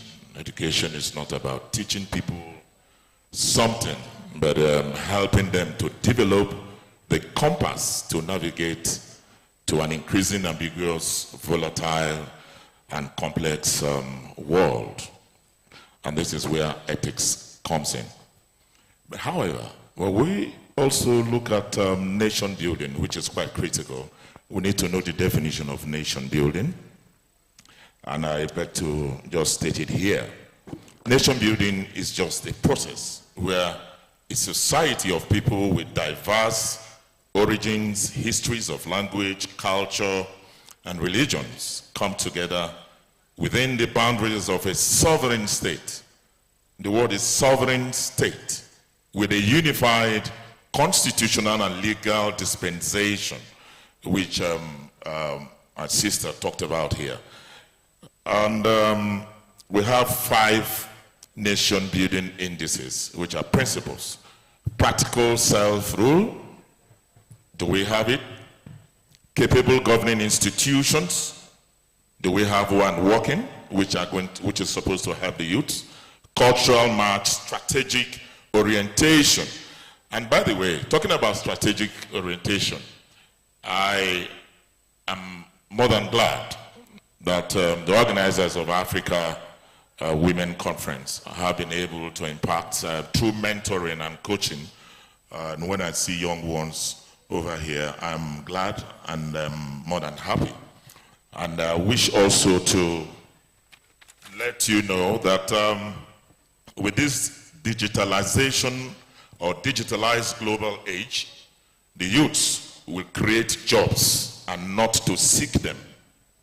And this requires creativity, imagination, resilience, and entrepreneurship. Building capacities, of course, I have mentioned through mentorship and coaching, to which I also must praise Dr. Junaid for all the wonderful initiatives. So we'll have more and more people, taking the bull by the horn, particularly the youth. And the topic which I would like us, my fellow women, are you listening? My fellow women,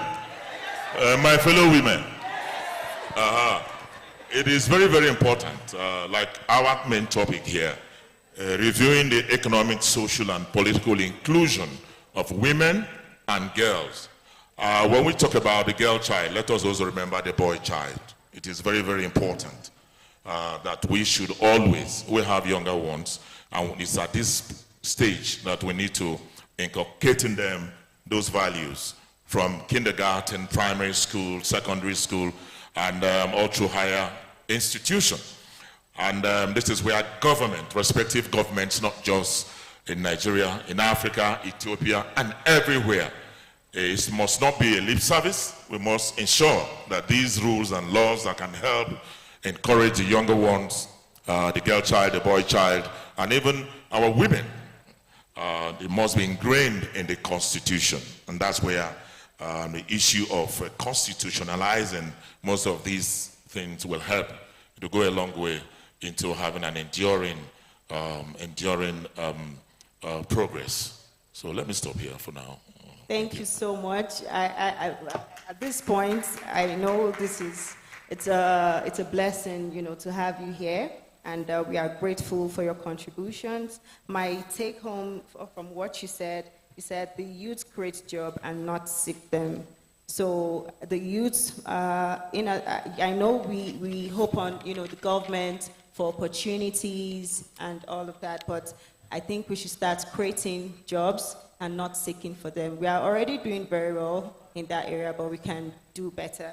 And you also talked about strategic orientation, amongst other things, and they are all well noted. Thank you so much for your contributions. And to conclude the panel, I would just ask a final question to all the panelists. 1 minute each, please. And my question is, what is your final message or call of action to the government, to our leaders, to the youth, and to everyone listening to us right now? What can we start doing today? Sophia. Well, my call to action to government and leaders is prioritize youth. It would also be to invest in education. Without education, education is power, we all know that. So it's very vital that we support the youth, support their education, and continue to give them resources. To the youth, I want to say stay informed. It's very important to know what's going on in your political and social, societies. You can't advocate for yourself if you're not aware of what's happening. Also, be proactive. You have to get up, get out there, and do it. You can't expect anyone else to do it for you. And then to everyone in this room, we've kind of hinted on it many times before, but mentorship. There's no way of leading the youth without being a part of their journey, and that's with mentorship. Support them, show up for them, create spaces for them, advocate for them. I wouldn't be where I am without mentors in my life, and I know the value that has. And then my last statement for everyone is, remember, the future is shaped by the actions we take today. So make sure that you just get up and you do something and you support one another. Thank you so much. Rebecca. All right. My final words, first of all, to the government is that engage young people. And when we're talking about engagement, we're talking about meaningful engagement. Usually, we talk about these things that we need young people to take up space, we need young people to get involved. But the tables that are being formed always have the same format, you know? So we need more young people engaged and involved, and not just in consultation, but the actual implementation of our ideas. We can be asked, what do you think about this? But when it comes to implementation, you find that the ideas of young people are not there. So we need the implementation of our ideas. We need to be involved in the policy making, in the decisions as well. So, to the leaders, you have the voice, you have the power. You can help us advocate for some of these things. We need to unlearn some of this behavior. Some of these traditional stereotypes need to be changed. And to the youth, invest in yourself. One of the speakers yesterday said, as much as we are talking about empowering other people, you cannot empower someone who does not have the value. You cannot empower someone who doesn't have the content. So always be ready to learn new things. Always be ready to upskill yourself. We need to learn as much as we can so that we have the value. Cement yourself so that by the time you're taking up the spaces, they know that you are there and you can run the world. And to everyone, give young people a chance to tap into their potential. There's an African saying that says that, Ubuntu, umuntu, abantu, which means that a person is a person through persons. And we need to hold hands. We need to work together. I love how the ACW is helping the younger generation, which is the ACW Next, holding our hand, teaching us the way. So we need each other. We need to work together and help each other. And together we can make the world a better place. Thank you so much. Big John. Okay, to add up to my colleagues, I'd also like to say that education is very key. Whether it is TVET, it is the formal, I think everybody needs to learn how to make life. So I'd like to call on government to invest adequately in education, increase budget and other economic empowerment programs so that even if somebody has a master's degree in accounting, there's no available job, that person can still be able to make life, maybe from other economic empowerment programs through weaving, sewing, and whatever that is possible to earn legally. And then to my fellow young people, it's okay to have the technical academic experience or knowledge, but I'd like to see how best we start to pay attention to learning soft skills. Effective communication, teamwork, because these are the skills that really help us in the professional spaces to be able to make it. And then also, yes, we should pay attention to personal development. I really take interest in that because when you're developed personally, you are self-empowered, you know what you want, you can stand up for yourself, your values, and your principles, and with that, you can be able to impact the society and the larger world. So to everyone else today, where we can start, I think we can start by networking and learning from each other. I always take interest in learning from people's stories because I believe through storytelling, there's inspiration and motivation. So we learn from each other today and take up spaces and prepare ourselves for leadership. Thank you. Thank you. Kristen. Okay, thank you. For the government and leaders, I would like to say that recognize the value of youth in governance. My energy, my perspective, my creativity, my problem solving matters for the welfare of my state, my continent, and the world generally. So government and leaders need to make a structural reforms, making sure that the participation of users are checked. And to the youth, passion and energy is not enough. The fact that we want to change our environment, the fact that we are passionate about something is not enough. Build yourself. The fact that we went to an accounting school, a commerce school, or a law school, medical school doesn't mean that's our destination. Be multidimensional, be open to new knowledge, and make sure in every step you're equipping yourself with new knowledge and new things. And to everyone here, I would like to pass the message that the future of Africa rests by the synergy of its users as well, the synergy of the seasoned elder people. So in order to see our Africa prospers, the world prospers, we need to create this link, and we need to make sure those two category of age are missed. Thank you. Thank you. 62 years ago, I heard as a child while growing up that the youth is the future of our nation.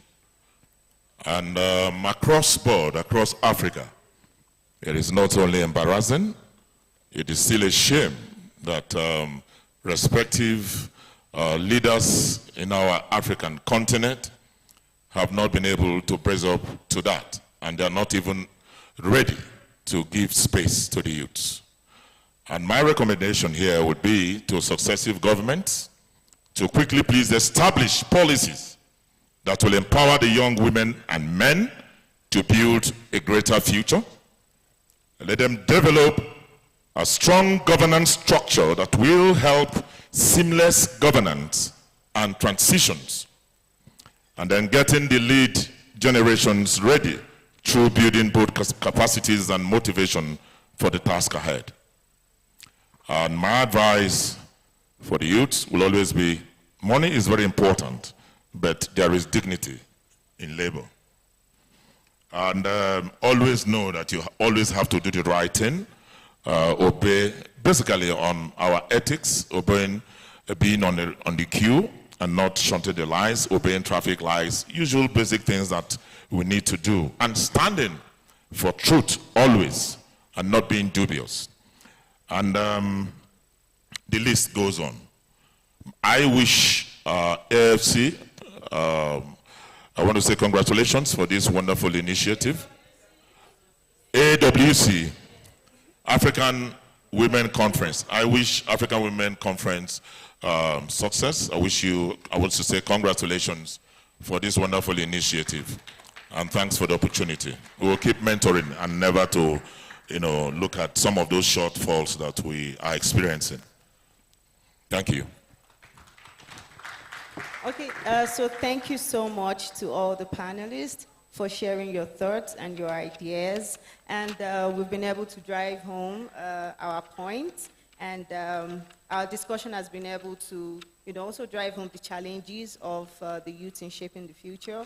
And the message to the youth, stay focused, invest in yourself, cement yourself, also get a soft skill, make sure you keep, developing yourself. Personal development is very important and it is key. And also, passion and energy is not enough. Be open to new knowledge. And also, money is very important, but there's dignity in labor. So thank you so much. All these points, I was able to get them from, your contributions. And also to government and to our leaders and stakeholders here present, the message to you all is support and advocate for the youth. And the future is the action we take today. Implementation of our ideas is very important. We don't just want to keep talking and talking, but we want these ideas and our thoughts, implemented. We also, the advice is also give young people a chance to prove themselves. Sometimes most older people like to judge, the younger ones. So, but I think now we should at least, give young people the opportunity to prove themselves. And also we should learn from each other, and we should establish policy that will empower the younger generation. So thank you very much, and I hope I've been able to manage my time properly. I've been able to learn. So thank you so much, AWC, for giving the youth this platform. As we all know, not so many organizations of this magnitude give the youth the opportunity to share our thoughts and our ideas. So we are grateful, and we'll continue to make you proud. Thank you. Thank you so very much to this panel. He said, I should tell everyone here, let the youth breathe. Don't suffocate them. Thank you very much, Blessing. Please, Blessing, when I have that microphone, please. A round of applause to Blessing. She left us with 7 minutes. This is the best panel of the day. Please, a round of applause to them. The conveners will now join them for a photo session. And I crave the indulgence of Vani. Vani, join them. Madam, Queen of Sheba, please join them. Madam Desopa, join them, please. There's the power. Okay, the power, defense and police officers' wives. And the ambassador, Ali Katurka, please join them, please, Your Excellency, ma'am. Thank you. I have not seen where our ambassador did go to, but I think he, the Nigerian, okay. Thank you. Dearest Blessing, I stand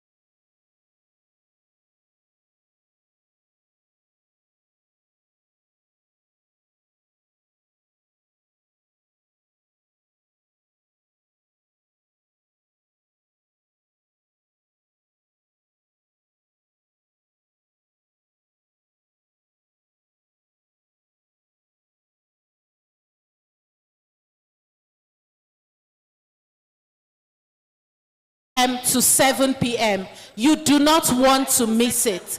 Now, for those who have felt like their voices have not been heard, it is an opportunity for us to hear your voice tomorrow. And as soon as we finish the red carpet tomorrow, the gala and awards ceremony will commence at 7 p.m. and we are going to have fun. So no programs here in the hall tomorrow. Our first point of contact is 9 a.m. when we get into the buses to go on the city tour. Afterwards, we go to the Aviation University. We all retire to relax and unwind, and then we come back here at 6 p.m. Thank you very much once again for your patience, participation, and attention. See you all tomorrow. Thank you.